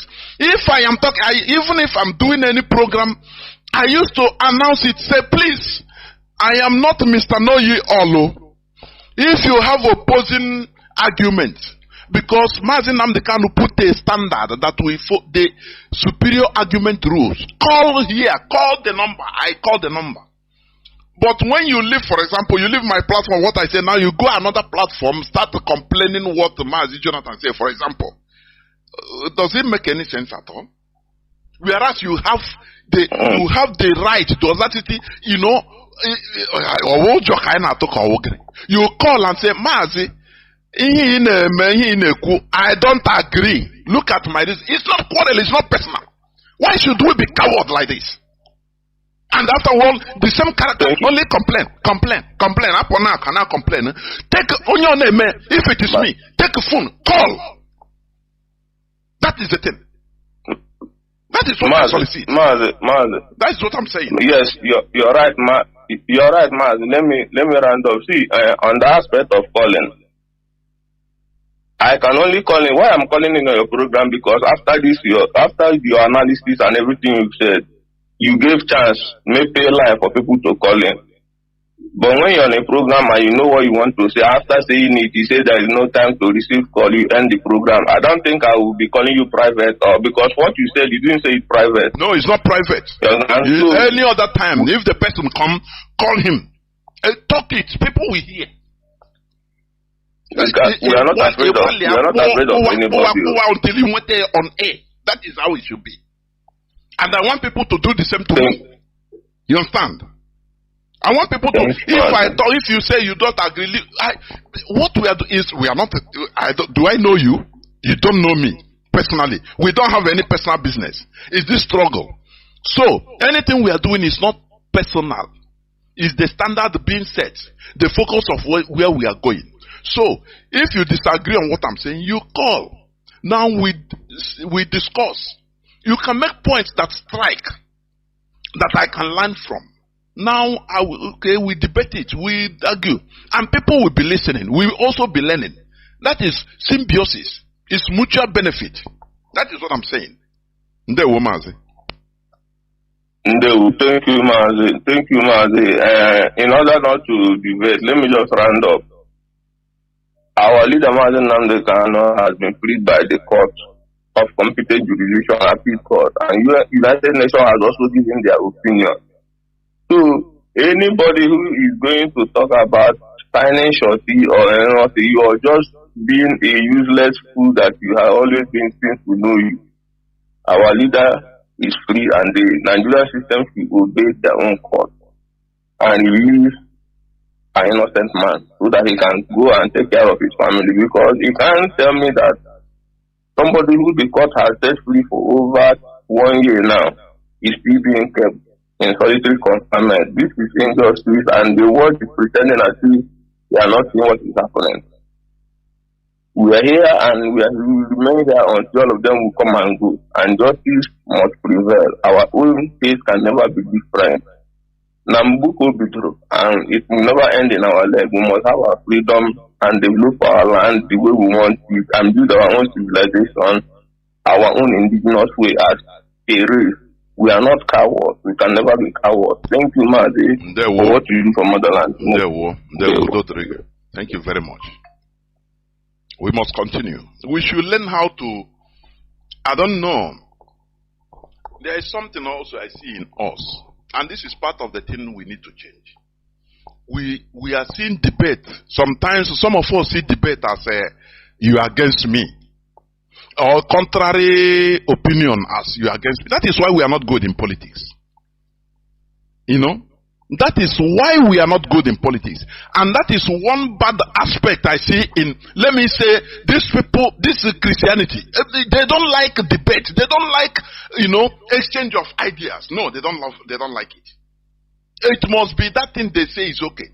They will not also call to say, Mazi, look, I don't know whether it is inferiority complex. Instead, when you go to where comments, you will see them writing rubbish. Take where phone, well, no person is going to chop you. Make your point. Now you allow another person, I will make my point. Now that is how people grow up. But we see debate, Mazi Nnamdi Kanu have been stressing on this. Debate or contrary opinion is not that I am against you or you are against me. No. We can be best of friends, but when it comes to certain debates or arguments, I differ with you. And we iron it out. After that, whenever it comes to our ordinary friendship, we continue in what we are doing. That is how things go. That is how civilized people act. Not carrying everything personal as if, no, I don't want, if you talk like this, as long as you are opposing me. That is why, even in Igbo land, politics, they are a governor candidate will try to go and kidnap the other one, his opponent, and kill him. Because we are not engaging in civilization at all. I can far back. Thinking that being against what I said, for example, opposing it means opposing me. No. Maybe you don't understand. Maybe you didn't understand. Maybe you are ignorant. Or maybe I that said it, I didn't get it right. So we correct each other, we make points. And you learn, I learn. That is how things move. Caller on WhatsApp. Can you hear me? Welcome to the program. Caller on WhatsApp. Yeah, good evening, Mazi. Mazi, sorry. Good evening, Mazi. Let me also add this point. If you watch British Parliament in session, you say they can shout on themselves, talk. But immediately after the session, they go and start laughing with each other, shaking each other. Once it comes to work, that work debate, because that is their work, is their job. They can be highly, with all their forces. It doesn't mean they are fighting. This one will rise and say, no, this one, they will even woo you. Whoa. It doesn't mean that they have. After the session, once they hit the hammer, say the session is over, or for recess, you will see them talking to each other, laughing. That is how civilized the people act. But in our own, I bring any lenobi, only I say that my faith, only I say my. What are you the instigator? The first person that have believe on something in this world? Why do we take all these things so personal? Why? Everywhere. Mazi, please continue. Caller on WhatsApp. Continue, please. Yeah, thank you, Mazi Chinedu. I appreciate your call. Mazi, I remain Mazi Emmanuel. I'm calling from Paris. At the special grace of Chukwuokike Abiama. I remain the Paris Zonal Coordinator. Mazi, I want to just appreciate our leader, Mazi Nnamdi Kanu, the person and the servant who answered the call of Chukwuokike Abiama, who built up this very platform, the Radio Biafra, where we worship. We salute his courage. I want to salute the courage of the leadership of this very movement, the person of Mazi Chinedu and his leaderships. We appreciate them. And Mazi, just what I want to comment on is concerning the Pan-Africanism you just mentioned, because we cannot shy away from it. It is the topic of this very evening. And as you have deliberated a lot on this very Pan-Africanism, and we have learned a lot also, because hearing something and also developing more on that very issue, we highlight many people and reschedule their way of thinking or their way of perception, the way they perceive this very concept called Pan-Africanist. I have been following I have been, watching some of them online. Some who normally, even some of them, you saw them, they will be talking of one federal Africa with one president, And then when you ask them one question concerning even, they rarely even talk of their country of origin. You see?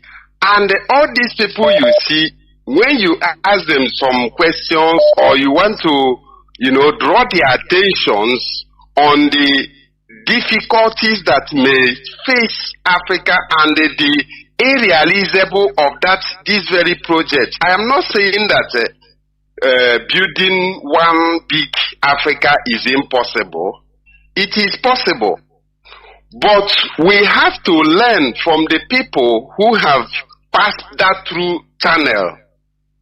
And you will know that before you come into the level of building one federal Africa, you have to first of all watch the type of federalism that United States are using, and you know that the European Union, they emulated from United States. Now they are building their own union.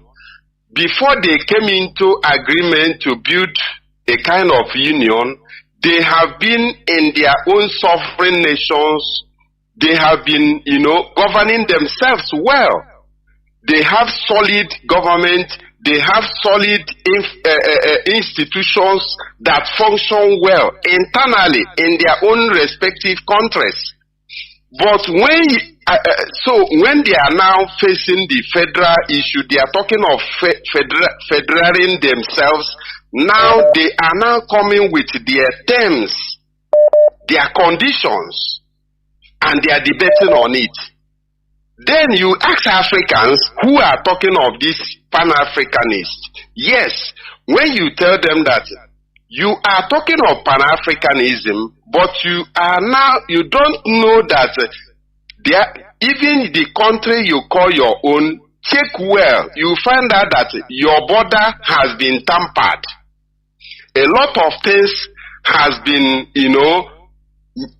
mismanaged in that area that they call their own country, especially Cameroon. Because when you look at on social media, people that you find mostly that normally talk of this Pan-Africanism are mostly from Cameroonians or from but there are many there.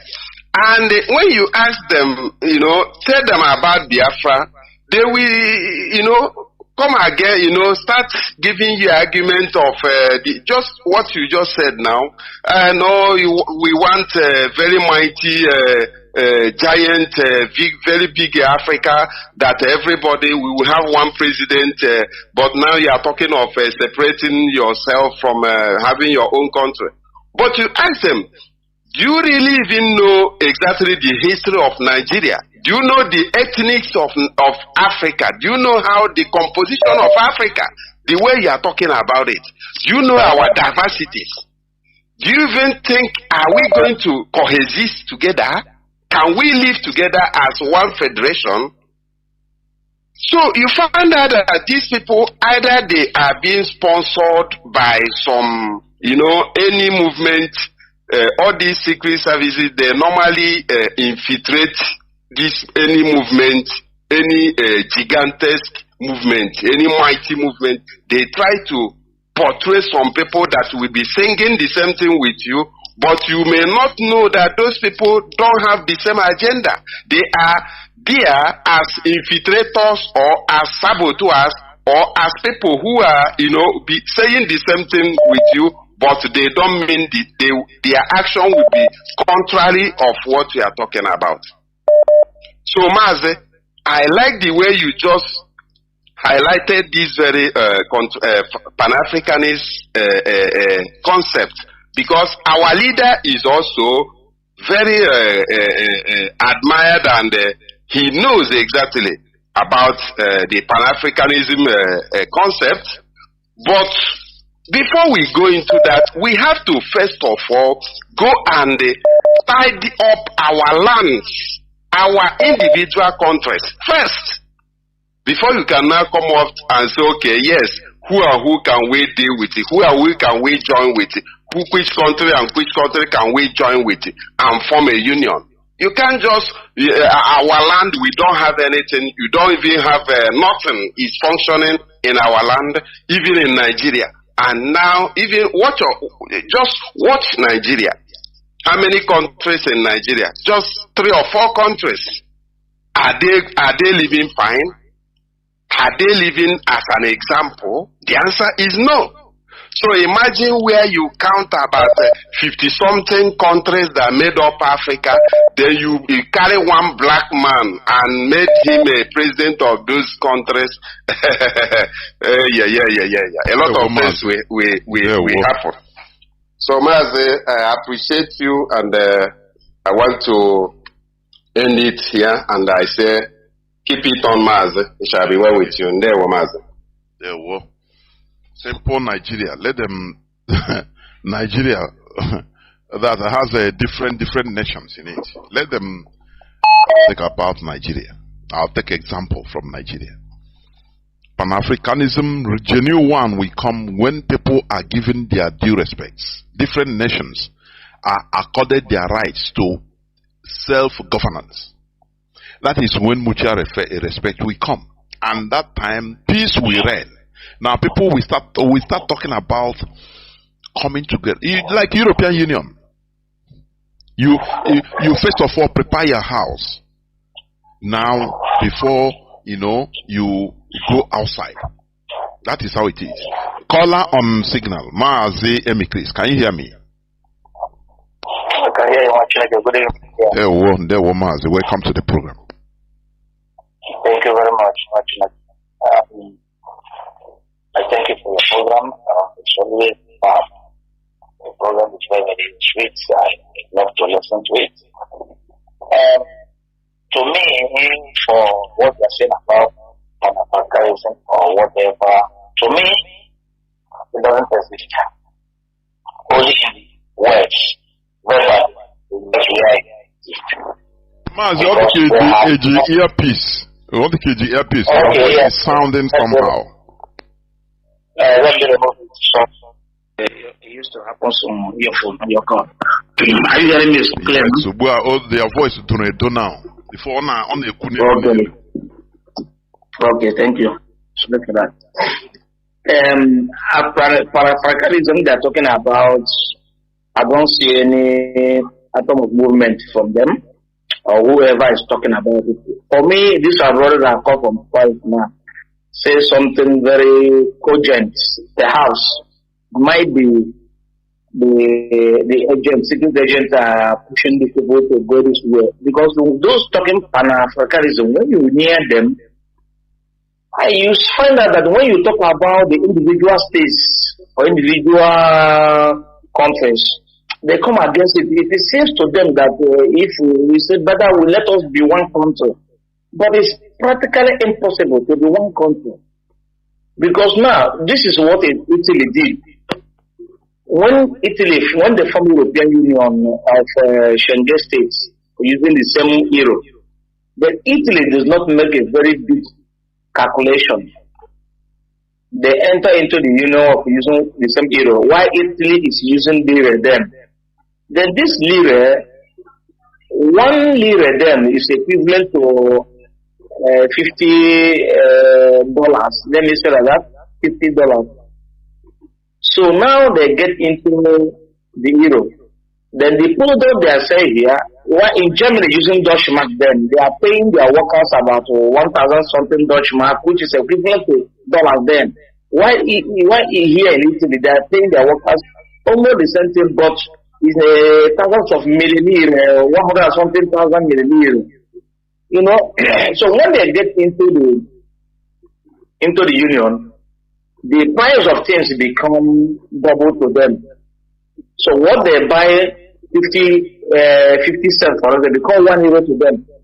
In order to balance the equation of the exchange between Germany and other countries that have a higher currency, Italy suffered a lot of many years for this. I've not even got out a lot of it.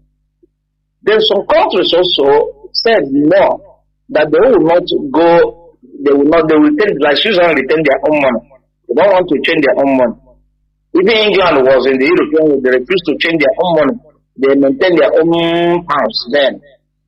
But other countries like Germany, France, Holland, all this, they went into the euro because some of them, those that pay the price are like Italy and some like Romania that get inside them are paying the price, but at least they have curtailed the problem a little bit.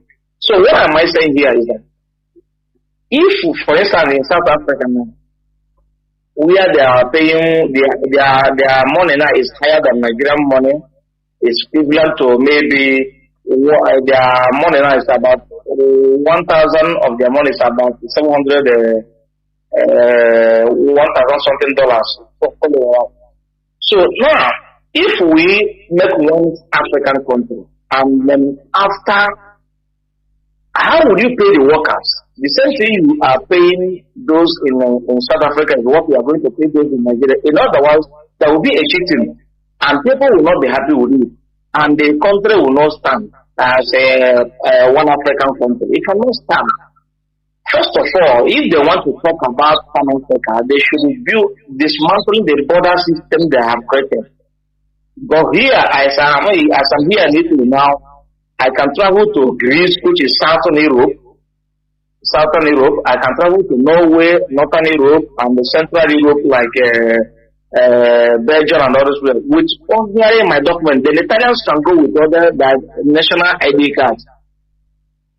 Now, tell me, if I want to go to Zimbabwe now, I need a visa to go because it's South Africa. Unless I go there illegally, but if I want to officially go there, I need a visa. So they should begin to dismantle the border issue. Then when they dismantle the border, everybody will become doing that. Then you see the harmony. The business transaction will link us together, and then we talk about how to become one country or one Africa. Either everybody on their own currency, but we use one common system. That is what we are talking about. Like Europe, I just give example before I call in. European Union here, they have their European Union, but every country are managing their own affair according to their own country. It does not mean that they are not Europe. They are also Europe. They play football together as we are, do everything together. They travel, they leave the border open because people from Italy now may go to France now to play football. Their fans will go, the fans of Milan will go to France, will go to England without seeking for visa. Because they are playing the same European tournament. So they keep the border open, but in Africa, they lock down the borders. And now, the African talking about the Pan-Africanism are those, when you talk about them, say, if Biafra go, we need to come together, we are talking about to separate. Because I have a brother here who always said such a thing. We are trying to come together. It is practically impossible to come together to manage the kind of system we have find ourselves, because the system we are managing today in the world today are being created by the West.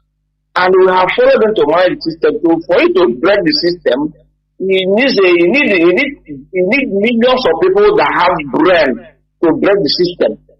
They have already installed the system and went back to their country, and the system are functioning. So we are focusing all the way to the created. The monetary system, the financial system, the government body system, the administrative system. What the so-called democracy now is what we are all of us are practicing, but that is not democracy. So, but they brought it to us. Morocco are practicing it. Tunisia are practicing it. Libya are practicing it. Everybody are practicing it. Now, the monetary system now, you cannot say that you will not use money again. Now, if you watch the video that this man always, the white man analyze about the Africa, how they hold Africa down. He said that Africa are now, they produce a system, the global institution you are seeing, that is meant to hold sub-Saharan Africa now. And these global institutions are made, there are people managing it. For instance, he said, banana. What banana? Banana, you know how banana tastes. You eat banana, know what it tastes. But when you produce your own banana, you don't make to them for them to determine how much they will buy the banana. They will not buy your product. They will not tell you it's not. That's why they open the World Food Program. They will tell you that it doesn't meet to the standard. They needed to market in the global market. Therefore, you will not sell your banana. But banana that grow in my village is more better than the one that's selling in Europe here. But because you are not alive today, do you know what they're doing this? They don't want you to hike the price of banana to decide it. So they are the ones deciding the price of banana. So if banana will cost the 3 pieces here, €1.50, €1.10 or a kilo, then they don't want it so that tomorrow there are people who wake up and say that the banana they are buying €1 per kilo is now €5 per kilo. No, they maintain the price. The price is when they sell. So what do they mean that everything they need, they got it within the fuel price remain almost stable, and the fuel is there always, the gas is there always. All these products are coming from Africa to Europe and from South America to Europe here. The price are more or less steady. The difference cannot change like a 1 cent or 10 cents or 20 cents or 50 cents. It cannot change. And before they will change, government must know. So how do they maintain the price? Because of those institutions they have created, they use it to oppress us. And for we to liberate ourselves from this institution, we need 1 million Africans that have brain, know what to do. And we know how to manage it, but not something with force. We use gradual. Like for instance, they're taking cocoa from our land.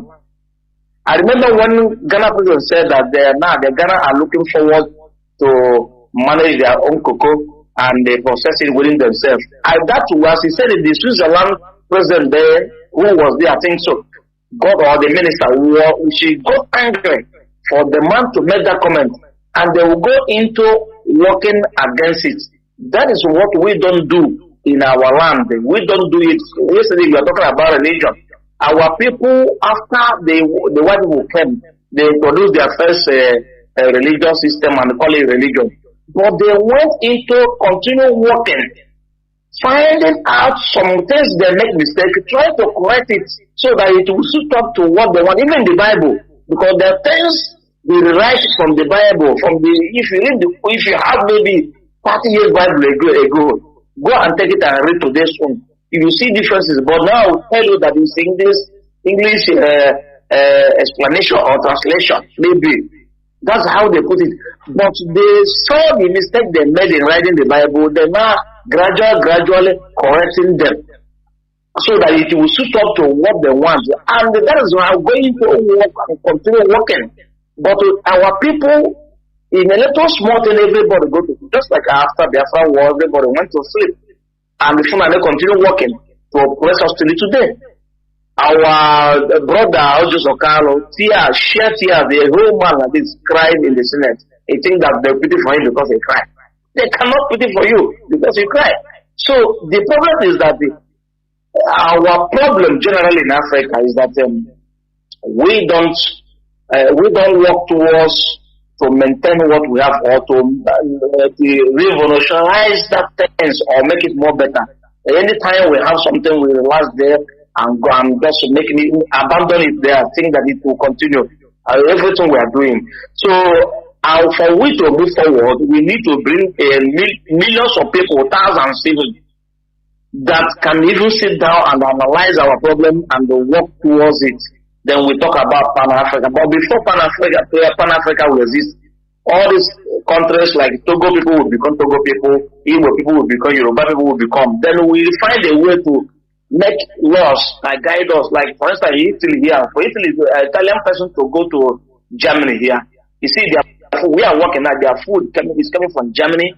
The Italian owner coming from Germany from Italy to Germany. They are from Greece. All the places they are doing yogurt in Greece and they send them here. So they are doing bilateral business and agreement. So they reach some certain things. Now, if I take my product like palm oil and take it to Morocco people will tell you that they don't need it because it's from Nigeria. So we have to have a mutual respect. First of all, we have to get our own country before we talk about Pan-Africa. So anybody talking about Pan-Africa, for me, is wasting time. The first thing to do is to set up individual states and countries. Then we know how to unite ourselves through a mutual respect and other things. Thank you, Mazi, and God bless you. There were, and you too. Before everything, you must put your house in order. That is one thing. The European Union, you see, today that borders, it was not like this before. They first of all build their countries, put their houses in order first. Now, before socializing with their neighbors and trying to open. In Africa, you open border like this, terrorists everywhere. Look at Nigerian borders unmanned. What is happening? Terrorists from everywhere flocking in, only to kill. Oh, what's up? Welcome to the program. Can you hear me? Call on WhatsApp. Mazi, is that me? Of course. It seems to be Mazi Nnamdi. Oh, thank you very much. I'm on my train. I'm heading to San Bernardino, but I have to go to a cargo, so I have to be able to talk. And only myself sitting here. So I thank you. I listen to you every day. I sleep on your voice every day. But this has become so important today that I must wait on the phone until you pick me. Now, I am mostly concerned about. I have something to pitch in on the how Malaysia and Singapore and how all these countries break up, decide to go and sing the loud. Okay. So that was so interesting. And I have something a little different from what you said that might help us understand why these things, how these things go. The separation of this, whether it is Yugoslavia, whether it is the British breaking away from EU or whatever they do. Now, our own is different. We cannot do it if it did, and we're not going to blame ourselves. But first of all is to know the center of gravity. Remember what that Kanu you bring to us all the time. We're listening to one Nigerian soldier that talks to us about center of gravity. Yes. So the center of gravity, our center of gravity is different from every other center of gravity. Our center of gravity is oil and gas. And that is where we live. And it makes it so complex now when there is that pipeline coming from Abia, coming from Igbo, coming from our area. So our enemies are not just Nigerians. Our enemies are worldwide. Our enemies are America. Our enemies are those who don't want us to go nowhere. They're all spread all over. But to tell you the truth, Nigeria wants to display. They understand what you're saying even more than you understand it. The Hausa wants to go. The Hausa Fulani want to break away. Yoruba want to go. But the center of gravity is the oil and gas. So how are we going to do it? If IPOB, and I'm suggesting, I don't know how I'm going to say this, that IPOB should educate our leaders to find a way to form a line to communicate with your veterans. If you don't do it for all this struggle, the advantage the IPOB has is that you have veterans, that they are not making use of our veterans. No, our veterans sit there and people are not tapping into the use you have, your real veterans. You know why the veterans are not acting? And I have an example. Many of us are not acting. You know, an Igbo man has a pride. Not pride because he thinks you're going to disrespect him. We like to pitch in. We have not identified the veterans as people who will not be playing the same role as the role you play. In other words, for instance, I tried Los Angeles where I live. Our white are not doing anything like other people are doing all over the world. LA is the lowest in participation in looking for Biafra. And I finally got someone that called me because I always talk to Mazi, what's his name? And someone called me and asked me Are you a member of IPOB? I said yes. Did you swear an oath? I said yes. Oh, well, we have a different oath. You are going to swear. I said, first of all, let me introduce myself to you. I'm a veteran. I fought a war. I was an army officer during the war. He said, that's not what is more important. The important thing is we want to get you sworn in.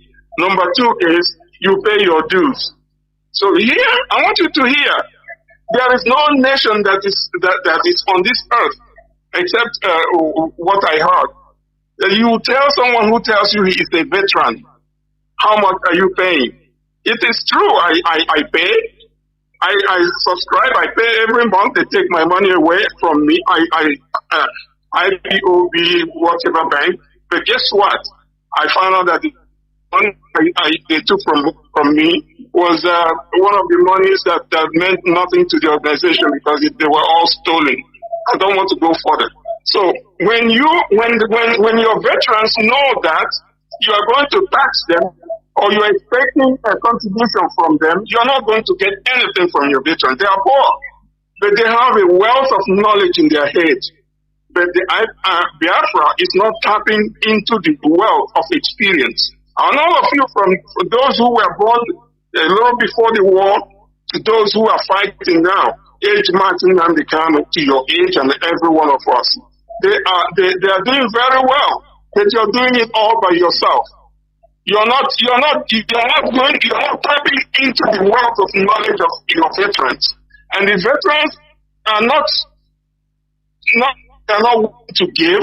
They don't even know, they don't have a time to stay on the phone to wait for Mazi Jonathan to give them chance to talk. Can't wait like many people can. So you are not, in fact, you have to make an effort to open a line called veteran line, or veteran, whatever you call us. So you can ask us, how are we going to do this? Now let me go back to what I told you about center of gravity. That center, how are you going to solve it? Is it me identifying our problem without telling you as a military man how we can solve it? How are we going to solve it? Is the center of gravity is our oil and gas. And the only way we will take Britain, the only way we will take America away is when they begin to hear we attack the center of gravity. We train our little boys, we train our young girls, we don't have to go to war. We make sure we attack that oil line. We'll make sure we destroy it. The moment we destroy that thing that gets the interest of Nigeria, that's what is holding Nigeria. The oil and gas, the Yorubas are interested. Not they're interested, they own it. They seem to own it. The Hausas seem to own it. The Fulanis seem to own it. And every time we're talking, we're not really talking like we are at war. That's the only thing. The moment those things don't exist, they let us go. They know that they don't even want to share with an Igbo. And I'm just telling you, Jonathan, you guys have to reorganize the articulations and how you talk about this, what we're going through. Now, I give you another chance to look at this. Biafra is an occupied country. We are occupied. In normal warfare, your enemy will be on the other side, and you are on this side fighting. That is real warfare. They throw bomb at you, you throw bomb at them. You shell them back, and they shell them, and they shell you back. That is in regular warfare. But in this case, we are occupied. Every military in Biafra is there watching what us to make one. They have intelligence also. They are not just using the gun shooting. They're using their brain. They have friends. There are people they finance. There are people they feed. There are people they give advantage to go to North and carry tomato and do all these things without.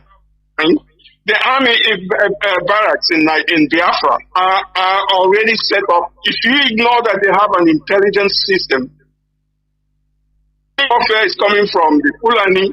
The warfare is also within the military garrisons in Biafra.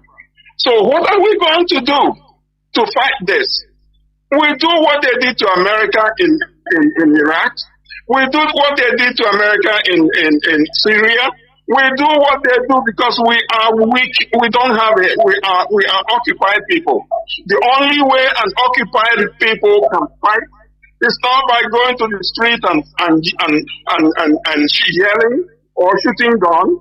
I'm going to use this language. I've been afraid to bring it up. You know why? I will tell you why. Sometimes you can say, go ahead and talk.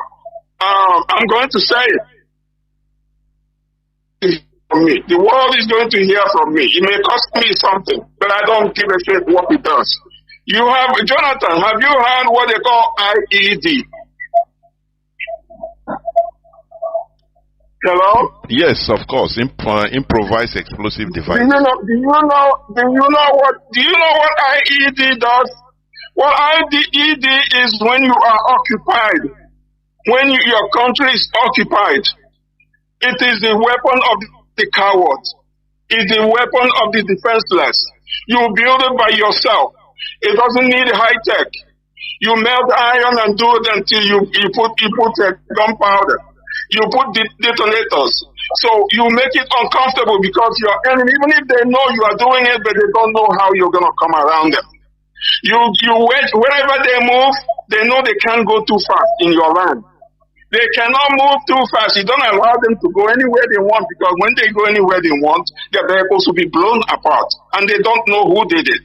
When you understand that we make the land uncomfortable for these motherfuckers, excuse my words, they will know we're doing it and we agree we're doing it, but you don't know who is doing it to you. Do you know that America in Iraq cannot live in the garrisons they used to have? They've moved. They move far away. Sorry, the train is talking. They move far away from where they are and go and have their own establishment. You know why? Because they cannot drive around the cities because there are IED. There are IEDs all over. And if you go to your internet right now, Google IED. They tell you that it's a weapon of terrorists. Why? Become terrorists because you don't allow them to move around your town and come and sit on you and shit on you. So when you guys are communicating with your veterans, you should be able to know how do you do it. I can show you how to build IED. There are so many things we learned. I was a buff officer before I became an infantry. There are so many of us all over Biafra. None of you are tapping into us because we don't have a way of joining, being open because you're going to be requiring us. Did you contribute? We can contribute. Rather, you give to us. The veterans are given to veterans.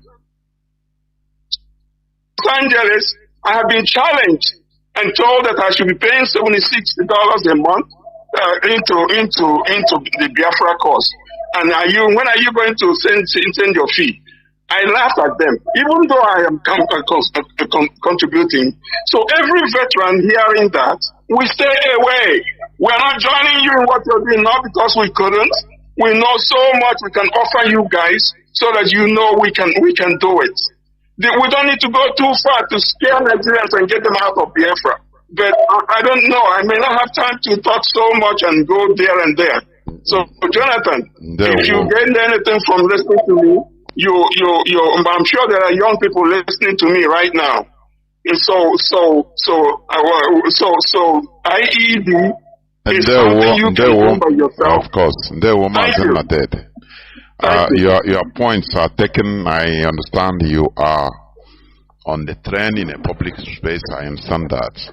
And you made some valid points of allowing or making veterans or giving them a line. That is also something, you know. I understand. Thank you very much. Thank you. Thank you. And, you know, IPOB is a voluntary movement that, as you say, you have something to offer, you come in. Because we don't know who is who. It is the attraction of,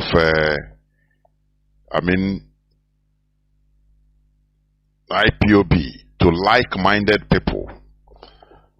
IPOB, Mazi Nnamdi Kanu started preaching on this radio for, if not more than 10 years. And people started coming out voluntarily. It's a voluntary service, It is not something that you go from house to house and calling people, come and help us in this. Because the radio is, you are listening from every part of the world. You have something to offer. Okay. You meet our family. Like as you say, I understand you very well about the contributions of veterans, But I think that if you approach a family like where you are and explain to them that, look, I will not be able to contribute, but I have other things also that I can contribute, I think it will also be accepted. Because we don't pursue people because of maybe your inability to contribute. No. Genuinely. Let me bring in. Okay, let me bring in Mazi Nnamdi. Please, I understand your point. You made valid points. I understand that. So I understand that, and we have taken note anyway. That's it. Let me see. Caller on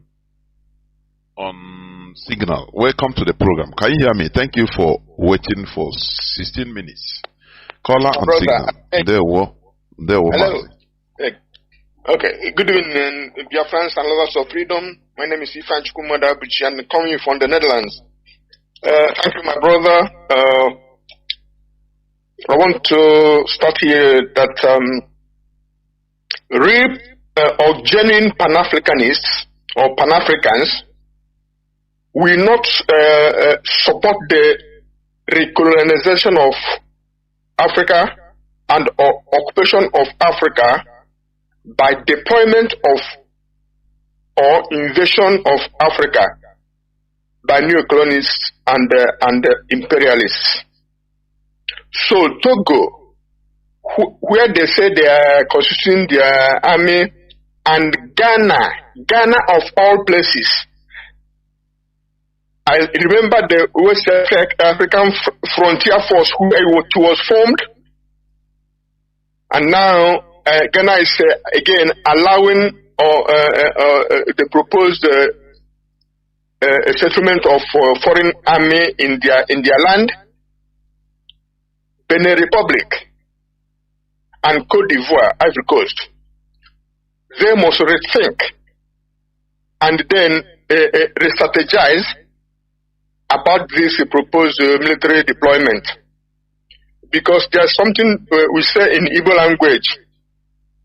It goes like this. Obogi will oba kunye mmiri wusioku. No inatakuye oba. Which means you can take your cup or gourd to give water to the monkey. That is easy. The problem is retrieving the gourd or the cup from the monkey. And so, not to put ourselves in impossible positions, are we trying to say that today, the date in 2021, Togo, Ghana, Benin Republic, and which ones is, and Cote d'Ivoire, and all African countries cannot organize and train the armed forces to fight whoever they need to fight, the terrorists anywhere, because that is the smoke screen they are using to come in. This is a kind of derogatory to Africans and insult. But people must not forget that there are abound reports of such deployment being used to secure vital mineral resources and then meddle in domestic and domestic politics and policies. And I give you an example of northern Nigeria, the Zambeza forest. do we wonder why it hasn't been attacked and evacuated and leveled? And we heard from a reliable source that those people there are guarding a very vital, very expensive mineral that they call californium that cost upward to $27 million plus dollars per gram. And somebody who is there operating will tell you they are fighting terrorism. Year in, year out, they are fighting terrorism. Terrorism never move away from where they are, and they're not making practical military advance into the forest to show that they're fighting terrorism. So what I'm saying is that let's not be deceived again. And secondly, genuine Pan-Africans and AU altogether can't be comfortable or silent when some countries are dominated by one family or one man, or when elections are rigged and democracies are truncated. For example, I can call Equatorial Guinea, you can call Togo, you can call Congo Brazzaville, you can call Cameroon, and look at Nigeria of this year. The 2023 election is known to have been rigged. What have ECOWAS said about it? What have AU said about it? Only to let Nigeria be gathering a storm to go and fight for democracy in Niger Republic. Is Nigeria a democracy? You know, to create a functional Pan-African or Pan-Africa, you must have stable nation states, like our brothers who have spoken before me said. Before you can create a good Africa Union, or for instance, I or we as Biafrans and Amazonians can't be held down in Nigeria and in Cameroon, and you're talking to us about Pan-Africanism. Let's say build one African state and one African Union and one president. You are talking to yourself, because we want to be free from oppression and from people who are sitting on our head. Then we can, as I'm a Pan-African by my bones and marrows and my liver, but we want to be free from Nigeria first, because Nigeria is a scam, it's a con on humanity, a crime against humanity. Lastly, but not least, the countries that shout democracy and constitutional order must practice what they preach. They cannot be supporting dictators, criminals, treasury leaders, election riggers, and power usurpers, and they are crying democracy and constitutional order. They make themselves incredible, just unbelievable. God bless Biafra. Thank you, my brother. Good night. And there were. Thank you very much. You have said it all. I'm now joined by Mazi Aizayoba, who is a member of the DOS and the Deputy European Rep. Mazi Aizayoba, please welcome the program. You will go on to conclude the program for us. Please, Mazi. There were.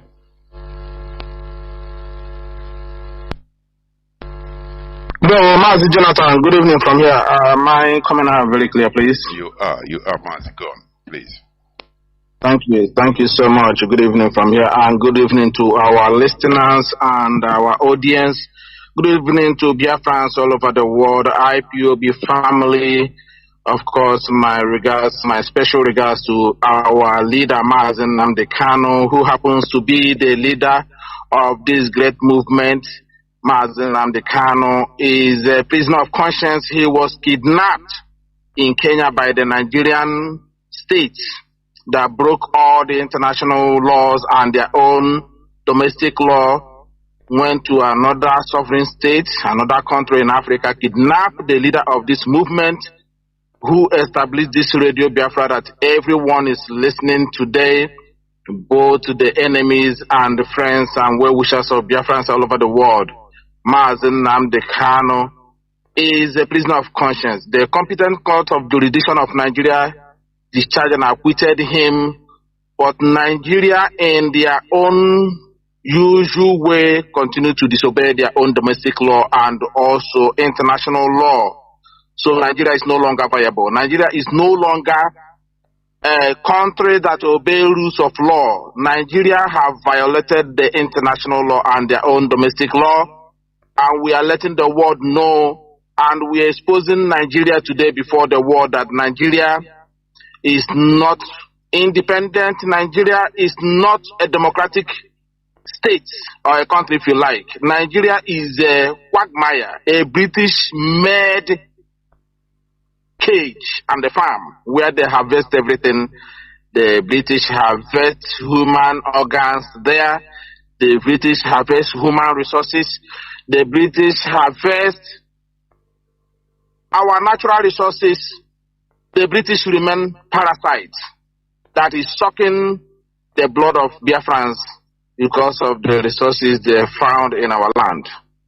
But what the British harvest our natural resources, the British remain parasites that is sucking the blood of Biafrans because of the resources they found in our land. But what the British harvest our natural resources, the British remain parasites that is sucking the blood of Biafrans because of the resources they found in our land. But what the British harvest our natural resources, the British remain parasites that is sucking the blood of Biafrans because of the resources they found in our land. But what the British harvest our natural resources, the British remain parasites that is sucking the blood of Biafrans because of the resources they found in our land. But what the British harvest our natural resources, the British remain parasites that is sucking the blood of Biafrans because of the resources they found in our land. But what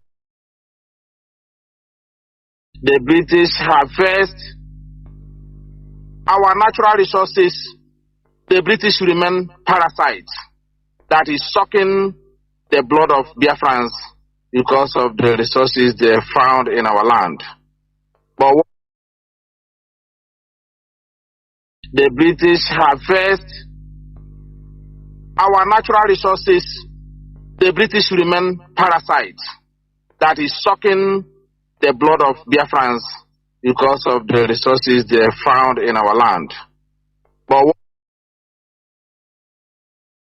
the British harvest our natural resources, the British remain parasites that is sucking the blood of Biafrans because of the resources they found in our land. But what the British harvest our natural resources, the British remain parasites that is sucking the blood of Biafrans because of the resources they found in our land. But what the British harvest our natural resources, the British remain parasites that is sucking the blood of Biafrans because of the resources they found in our land. But what the British harvest our natural resources, the British remain parasites that is sucking the blood of Biafrans because of the resources they found in our land. But what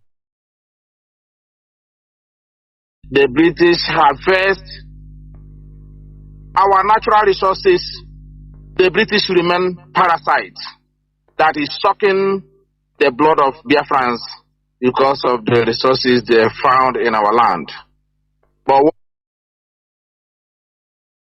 the British harvest our natural resources, the British remain parasites that is sucking the blood of Biafrans because of the resources they found in our land. But the British harvest our natural resources, the British remain parasites that is sucking the blood of Biafrans because of the resources they found in our land. But the British harvest our natural resources, the British remain parasites that is sucking the blood of Biafrans because of the resources they found in our land. But the British harvest our natural resources, the British remain parasites that is sucking the blood of Biafrans because of the resources they found in our land. But the British harvest our natural resources, the British remain parasites that is sucking the blood of Biafrans because of the resources they found in our land. But the British harvest our natural resources, the British remain parasites that is sucking the blood of Biafrans because of the resources they found in our land. But the British harvest our natural resources, the British remain parasites that is sucking the blood of Biafrans because of the resources they found in our land. But the British harvest our natural resources, the British remain parasites that is sucking the blood of Biafrans because of the resources they found in our land. But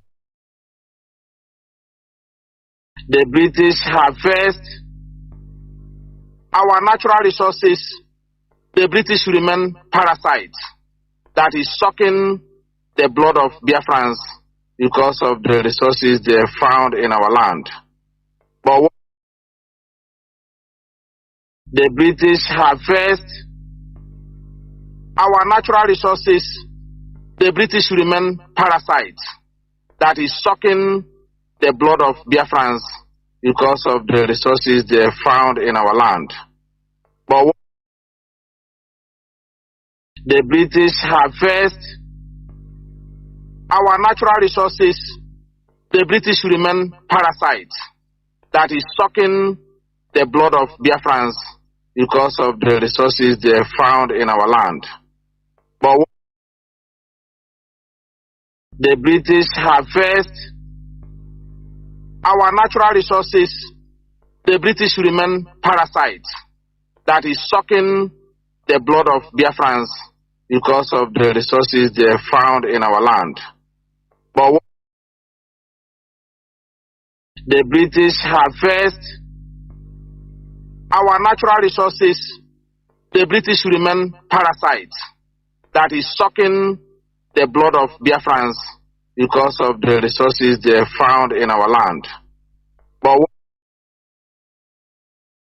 the British harvest our natural resources, the British remain parasites that is sucking the blood of Biafrans because of the resources they found in our land. But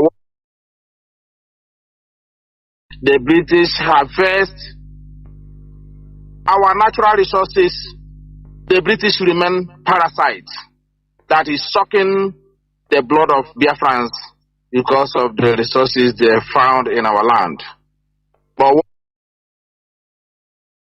the British harvest our natural resources, the British remain parasites that is sucking the blood of Biafrans because of the resources they found in our land.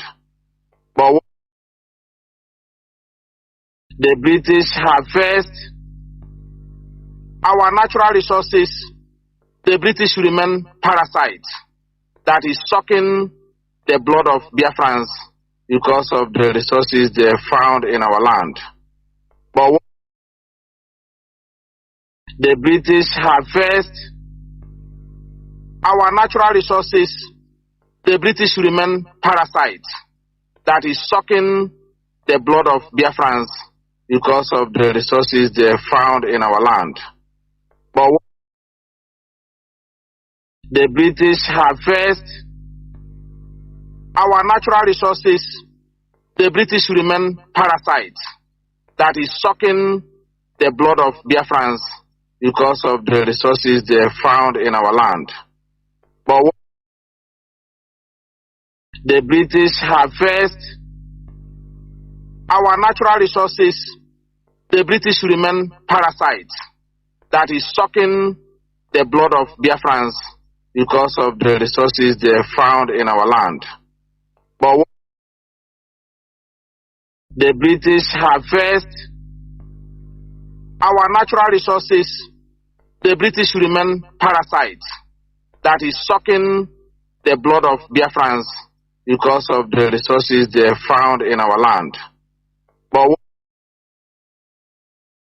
the British harvest our natural resources, the British remain parasites that is sucking the blood of Biafrans because of the resources they found in our land.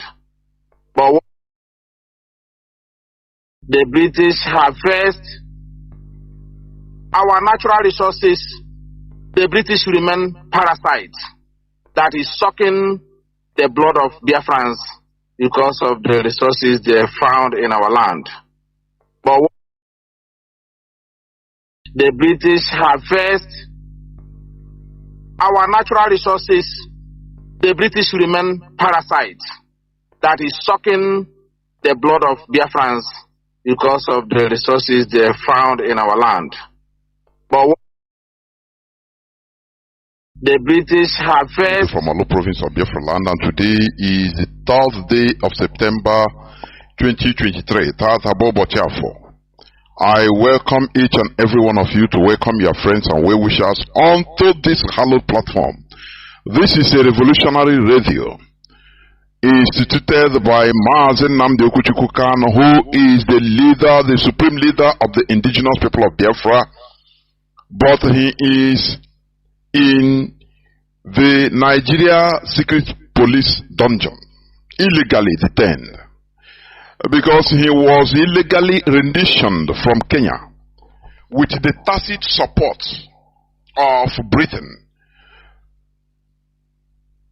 whose passport Mazi Nnamdi Kanu was holding, or is still holding, even at the point of rendition in Kenya, and sent illegally back to Nigeria, breaking international laws. Britain, Kenya, and Nigeria, they broke international laws. They didn't have any regard for the rule of law, for human rights. Britain is always trying to, shamefully champion Britain. They always tell us or give lectures on human rights and on maintenance of the rule of law. But Britain directly involved in renditioning one of our citizens, Mazi Nnamdi Kanu, right from a third country, Kenya, to Nigeria. Something they prevented in the 1982 or 83, when the then head of Nigerian state, late Buhari, also tried to kidnap Omar Diko, although albeit Omar Diko was a criminal, and he is never, or he has never been a citizen of the United Kingdom. Omar Diko stole billions of dollars, naira, and all of them from Nigeria and ran down to Britain, where Britain secured him. When the then military head of state, Buhari, tried to kidnap him from Britain, They were caught. The agents sent to do the job, they were caught by the same Britain. And people went to jail. Some 8 years, 3 years, some people were deported. And Britain had a heavy diplomatic role for over a criminal, Omar Odiko, who was not even a British national. He never held the British passport. But Britain had to, in order to protect a criminal, because he brought money from, stole money from Nigeria to Britain. Britain has to jail people involved, both Nigeria agents and the Mossad agents that were hired, and other collaborators, and deported some people, and also made sure that they had diplomatic rules with Nigeria for many years. But here, Britain hypocritically is a hypocritical country. See, they planned and renditioned a British citizen named Mazi Nnamdi Kanu from Kenya to Nigeria. The reason why, because he was logically, legally, legitimately advocating for self-determination of Biafran people through a referendum. But because it was not for the interest of Britain. You know, Britain is the number one, thief in the whole world. Britain is number one. They steal from very impoverished countries, and they will come around and tell you that, oh, they are fantastically corrupt, oh, they are this and that. They are not. They renditioned Mazi Nnamdi Kanu to Nigeria and kept him there. It is a direct command of Britain. This is how they show people their true color. Every day they stand without being ashamed. They stand and start telling people about the rule of law. You have to maintain the rule of law. You have to, maintain democracy. Their own democracy, maintenance of democracy is complete. For their interest, complete. It doesn't matter who died or who was slaughtered, who gets slaughtered. That is not their problem. This is the world we are in. But we have discovered their system.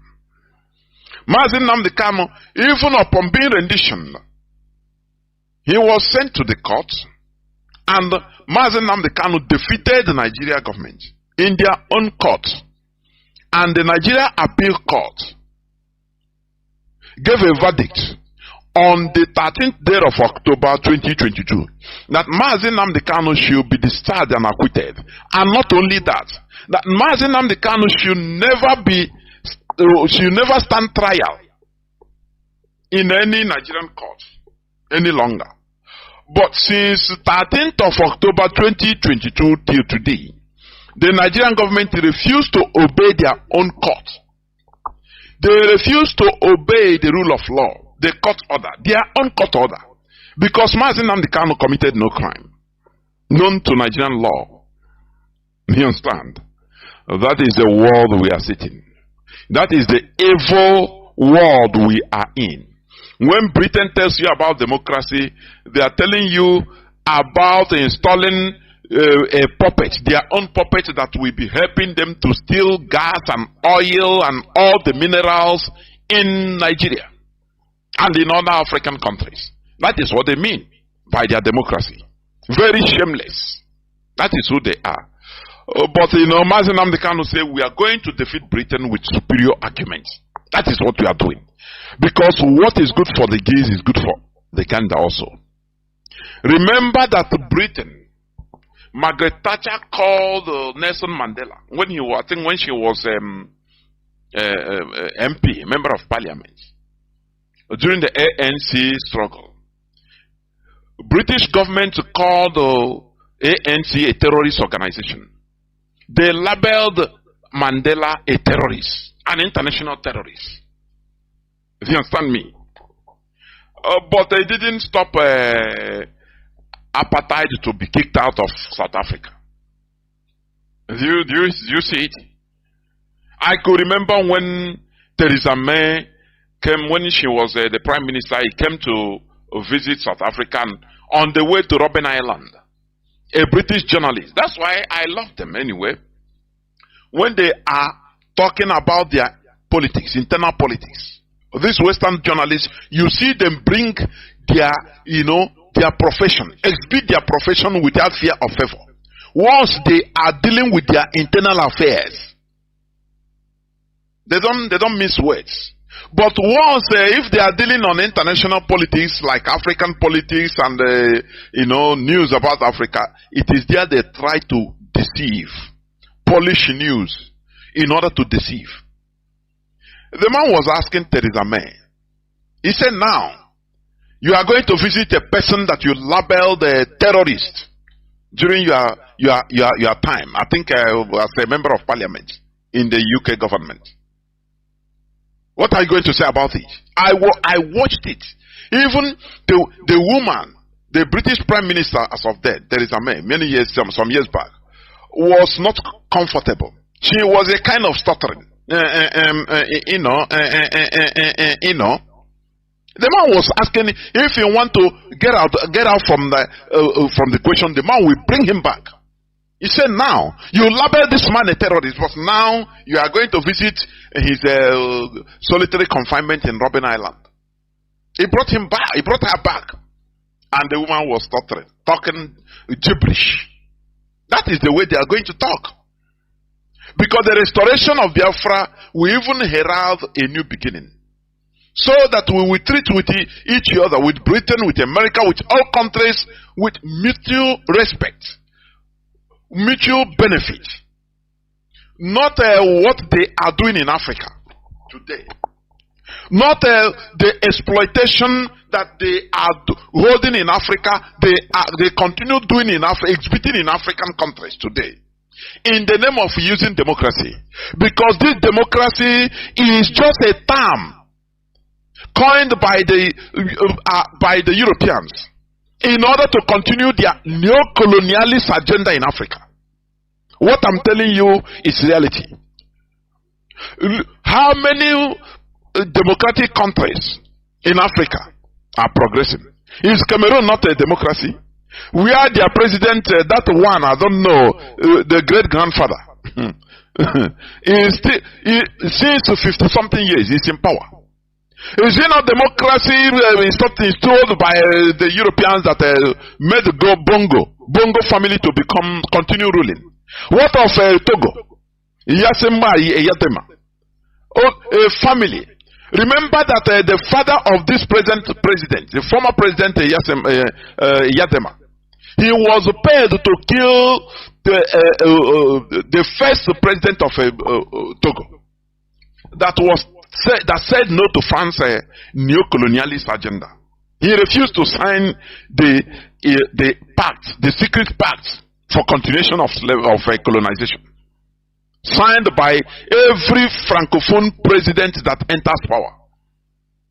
That man refused, and they paid Yatema whether $600 or $800 as of that time in order to kill the man direct. And they killed that fine president was killed, Olympio, if I'm not mistaken. He was killed by Yatema, and after dying, his son took over till today. And today we are hearing that the European Union force, they are mobilizing in Togo. You know that is the continuation of the scramble for Africa. But this time around, it is no more business. It's not going to be business as usual.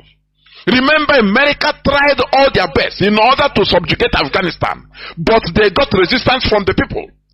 The people, it doesn't matter with your military power. Once the population is against you, there is nothing you can do. I am telling you, it's a matter of time. Who is in power today? Who runs the government of Afghanistan today? It is the Taliban. The people that we are called names, killed by Americans, done everything. But it doesn't matter the number of years. They resisted because it is their land. A foreigner will come and go, but the owner of the land will remain. So they are in power now. And the world is dealing with them. You have to deal, you have no choice. Because you have to respect international laws. The sovereignty laws, Westphalian sovereignty laws. That is the reality. So it doesn't matter what the Europeans or the West, they have the weapons, they have everything. But we, the indigenous people in Africa, we are in our continent. We are patient. The Europeans, they are because for them, ECOWAS is wasting time in order to go to war against Niger. Now they come direct, stationing in Togo, their military forces. But you can win the war, but you can, to win the peace will be the problem. America won the war in Afghanistan. I could remember when George W. Bush was black, happy on television that they bombed the Tora Bora with a Tomahawk missile. After all those things, the end justifies the means. Who is there today? America tried everything in order to find a saving face to run away from Afghanistan. Because you can bomb, you can occupy people with military force, but you come and rule now. That is the problem. One day you will run away. Once the people are against you, there is nothing you can do. It doesn't matter, it takes 1 year, it can take 10 years, it can take 20, 50 years, you must surely run away. That is the reality. Because the population, African populace, is now opening eyes on our suffering in that continent. That, they smartly installed people, that are representing only their benefit in the name of democracy. Today, Africans are waking up. You understand? That is why today I'm going to talk on a topic that says genuine Pan-Africanism. That is the topic of our discussion today. Therefore, I want each and every one of you listening to me to invite your friends and well-wishers onto this hallowed platform. This is where we preach the gospel of liberation. The gospel of genuine Pan-Africanism is not making mouth service. No. We say it the way it should be, so that we shall progress, so that Africa will restore its space in this beautiful earth we are in. Because we have been a people cajoled, subjugated, enslaved, in any way, continuous exploitation till today. But it is time to say no. And we are doing it systematically. That is why we are agitating for the restoration of Biafra. IPOB is championing it. And our supreme leader is Mazi Nnamdi Kanu, who is still in the enemy dungeon. Albeit being released, ordered to be released, discharged and acquitted by the Nigerian court. But the Nigerian government, they don't obey their own law, their own court order. And it's a democracy, isn't it? Very ironic. But they are the people that are trying to go to restore democracy in Niger. Britain is using them. France is using them. The West is using them just for their interests. Do you see? I continue saying this. History is repeating itself. Africans were used to conquer Africans. During the transatlantic slavery. What started this transatlantic slavery? When the Portuguese merchants, they were coming to West Africa, buying and selling, bringing their goods and taking African goods also in exchange. Buying and selling, normal. Until they came one time, I think in 16th century, 15 something. Now the 15th century is 14 something, 1400s. The seller of that ship say, no, let us try to enter inwards in order to look for another type of merchandise. And he ventured inside in the in the interior of present-day Mauritania. And they captured some people there.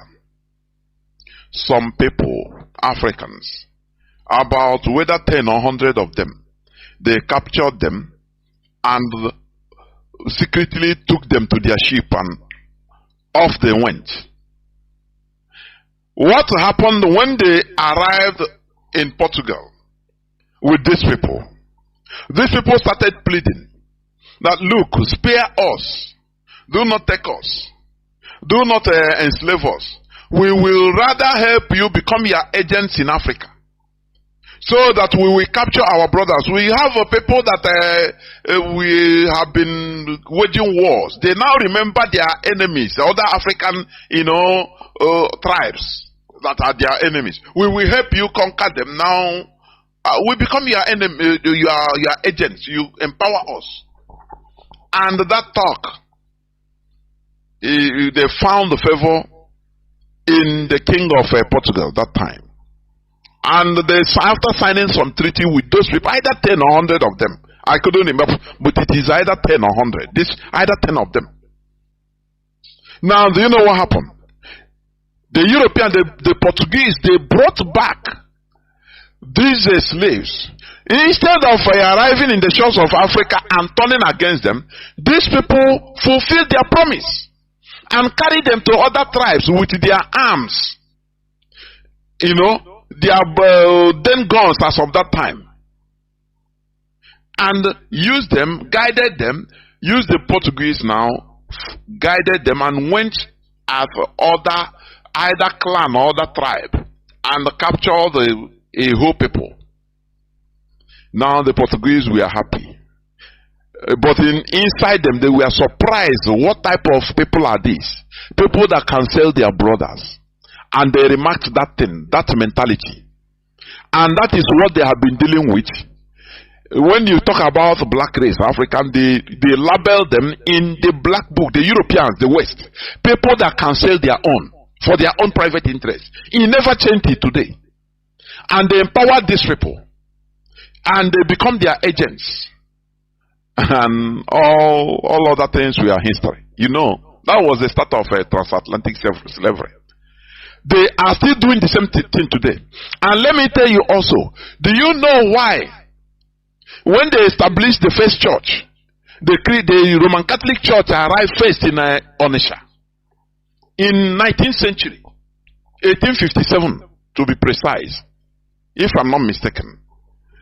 Why they accepted them? It is not because of any other thing to worship or no. Onitsha accepted them because in order for them to use them as foreigners with the power to be dealing with the Obosi people, Obosi. All this I'm telling you is they are historical facts. Because they have been having skirmishes with their neighbors, their own brothers. So, these clannish problems, that is common, which is normal. But the mistake Africans are making, or made and are still making, is collaboration with the white people, with the strangers, in order to deal against their own. This thing made the European other races to label Africa as traitors. Till today. It is in all their books, all their secret books, that Africans are traitors, self-traitors. You understand? Something that other races don't do. When the Chinese were in their civil war, they were fighting each other. Normal, because every race in this world, there are problems everywhere. In Europe fought tribal wars more than in Africa. I used to say this. I want you to research whatever we say here on Radio Biafra. It's not we don't say things because we just say it. No, these are historical facts. The Visigoths, the Gothics, they wanted to kill themselves into extinction. You understand? How do you call these pirates? Today you are using it as a secret society mantra. The pirates, they are these Scandinavians. They go for them. The Western Europeans fear them like anything because they say they go like lightning. They don't know how they come. They don't know how they go. The pirates. They kill. They kill themselves until they want to, kill themselves into extinction. In Europe, Europeans, they were cannibals. But after they started thinking, they said, no, let us stop these wars. As I was saying, when Chinese were having wars between themselves, Japan tried to benefit from brothers fighting in order to invade them, to colonize them. And when these warring factions, Chinese warring factions, saw that another stranger, foreigner is coming to invade them, one didn't make an agreement with Japan to side in order to kill the other. No. The two of them, they quickly, as wise people, two of them quickly made peace with themselves and said, look, if we are fighting, we are brothers, so no, we have internal issues, we are killing ourselves, no problem. It's better we kill ourselves than foreigners come to kill us. You understand? So they quickly made peace and started resisting Japan as a common people. So that after everything, if they finish fighting, wedding off strangers, now if they want, let them continue their own war. It's their own thing, brotherly fight. It doesn't matter. That is how wise people reason. But Africans don't reason like that.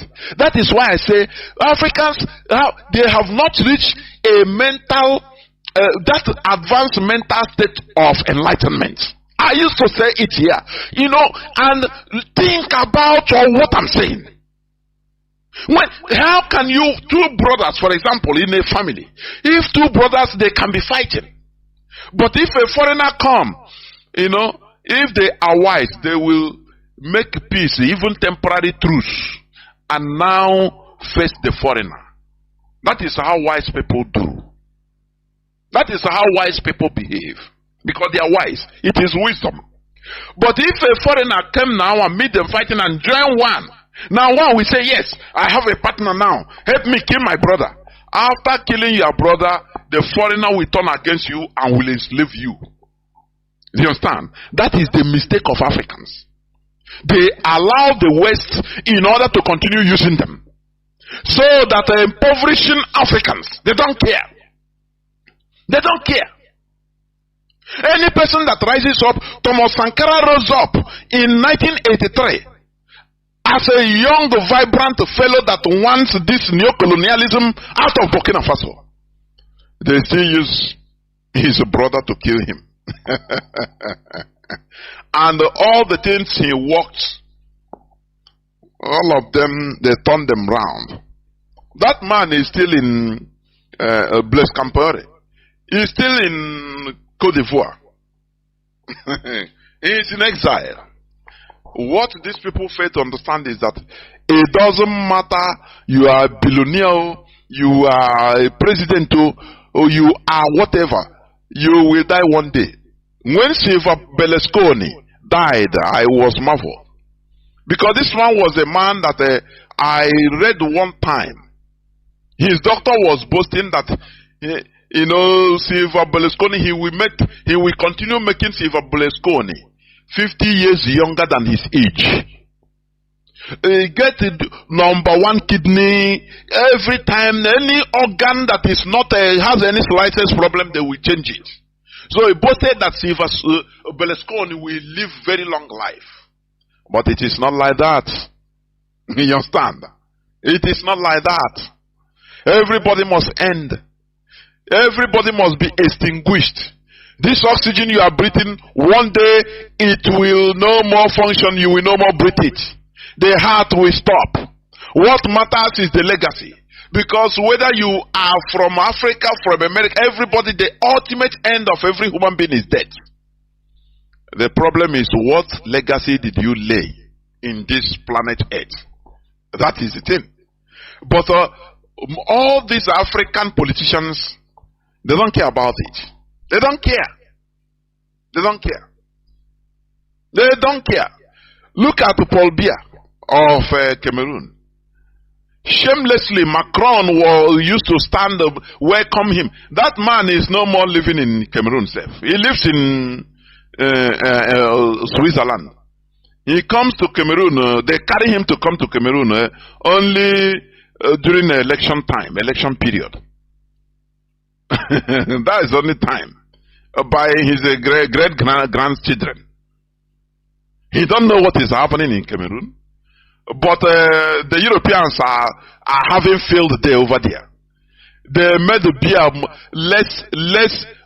less costly than water. Water is more costly than beer, alcohol in Cameroon. Drink yourself into stupor. Dance makosa. Do any other thing, but don't talk about politics. That is Cameroon for you. That is the truth. That is the truth. And France is happy. The Europeans, the West, they are happy. Oh, it's democracy. It's democracy. They're promoting democracy.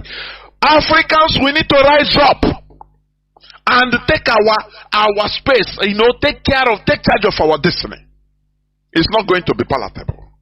We have forces to contend with. It is going to be a strategic war or fight. Strategic fight. Fight of wise fight. You understand me? That is why every time I say it, it's for those that are saying why some countries are going from one colonization to another. Talking of China, Russia, others.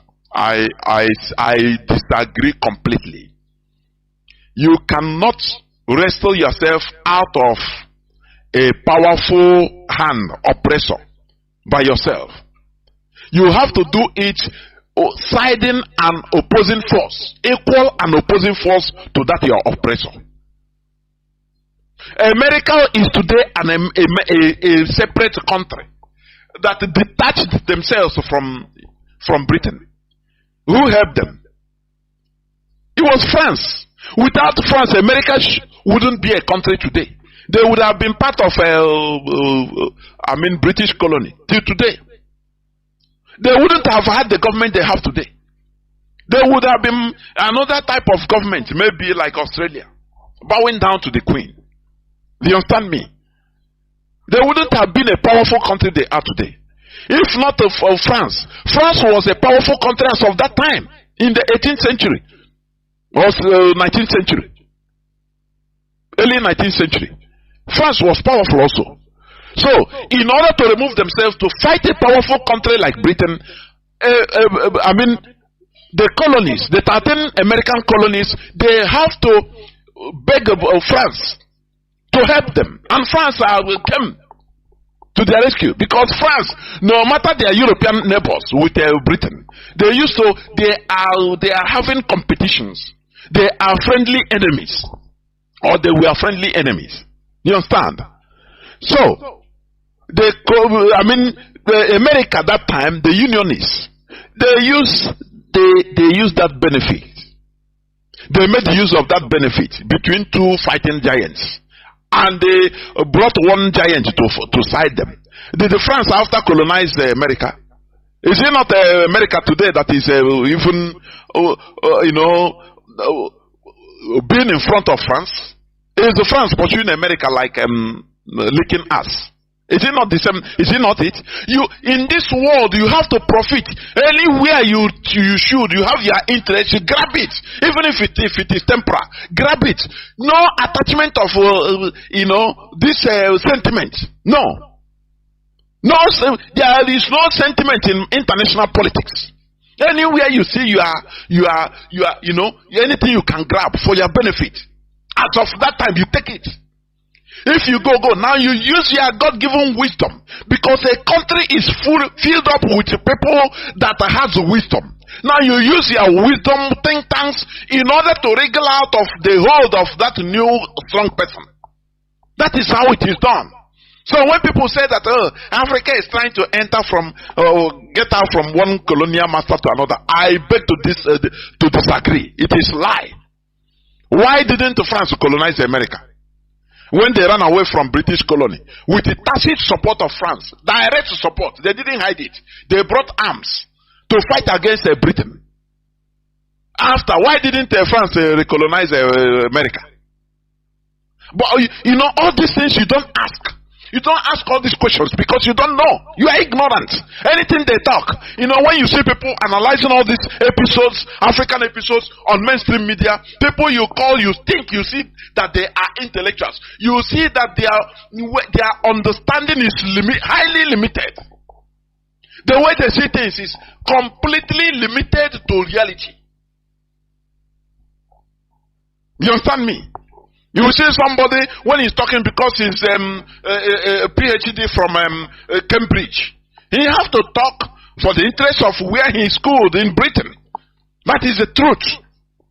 They don't tell you the reality, the bottom reality of things. No, they don't tell you. You see the analysis just like it doesn't reach the ground. So many of them, they don't make sense. So any person, any powerful country that you can align to, in order to get what you want, grab what you want as of that time, you grab it. You get something. In international politics, it is win, getting interest. As of that time, if you grab that thing you want, after you use your diplomacy might, every might, in order to wriggle. Continue holding your interest. That is how it is. When Mandela came out from jail, he started visiting. He invited even people from both Palestine, friendly to them. And when he visited America, they were asking him, Mandela, you say you are championing democracy. Why are you making friends with the people that are terrorists? Palestinians, terrorists. That is how they ask him. One thing Mandela Madiba answered them. He said the most mistake the West is making is thinking that their enemies should always be our enemies. That is not done. It's not done. When they were, after all, America sided with Britain in order to support apartheid, give them arms, encourage them to slaughter black people. Now, when you come to people that helped you, Cuba helped apartheid regime. Anti-apartheid. Cuba, Fidel Castro helped the ANC. China helped. Even Russia helped them in order to gain independence from apartheid. Now, when you come out, they want you to just hate them because you are. They will order you just hate those that that helped you. Does it make sense? And you will just blindly accept. This is a war, a world whereby we are all equal in this world, equally created. All of us came out nude. No human being came out from the mother's womb with a clothes or with any other thing. No. The same way everybody came out. The same way I come out from my mother's womb is the same way Joe Biden, the American president, came out from his mother's womb. Everybody in this planet Earth. And all of us is going to die. So why do we feel inferior? It doesn't make sense. Before I go to the subject matter today, I will just read I think one or two headlines. News headlines, please. Okay. Days when Naira will be stronger than US dollar is coming back. Redeemed the Church Overseer Pastor Adebayo predicts. That is, let me see, September 3, 2023 news headline. Are you seeing it? They are selling stupidity to people.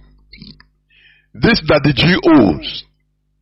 This so-called God of men or men of dogs, I don't know. They are selling stupidity to the people, to the population. Days when Naira will be stronger than US dollar is coming back. All these things is once they made an agreement at the backyard, secrecy. Tinubu will call them and tell them, look, you have to brainwash people to support my government. And they will come and start prophesying. Oh, we are predicting, we are prophesying. It will be so. The Komoyi have been saying that Nigeria will be paradise since 1986, praying for Nigeria till today. The same thing. But the problem is the people that are going on all these things, the people that are believing all these things, they continue acting like animals, believing. You don't ask this man, say, Oga sir, how is Naira going to be stronger? When you manufacture nothing, when your source of foreign income is only natural resources like petroleum. Even though you don't refine petroleum, you drill it but you don't refine it. How is it going on? How? When you import every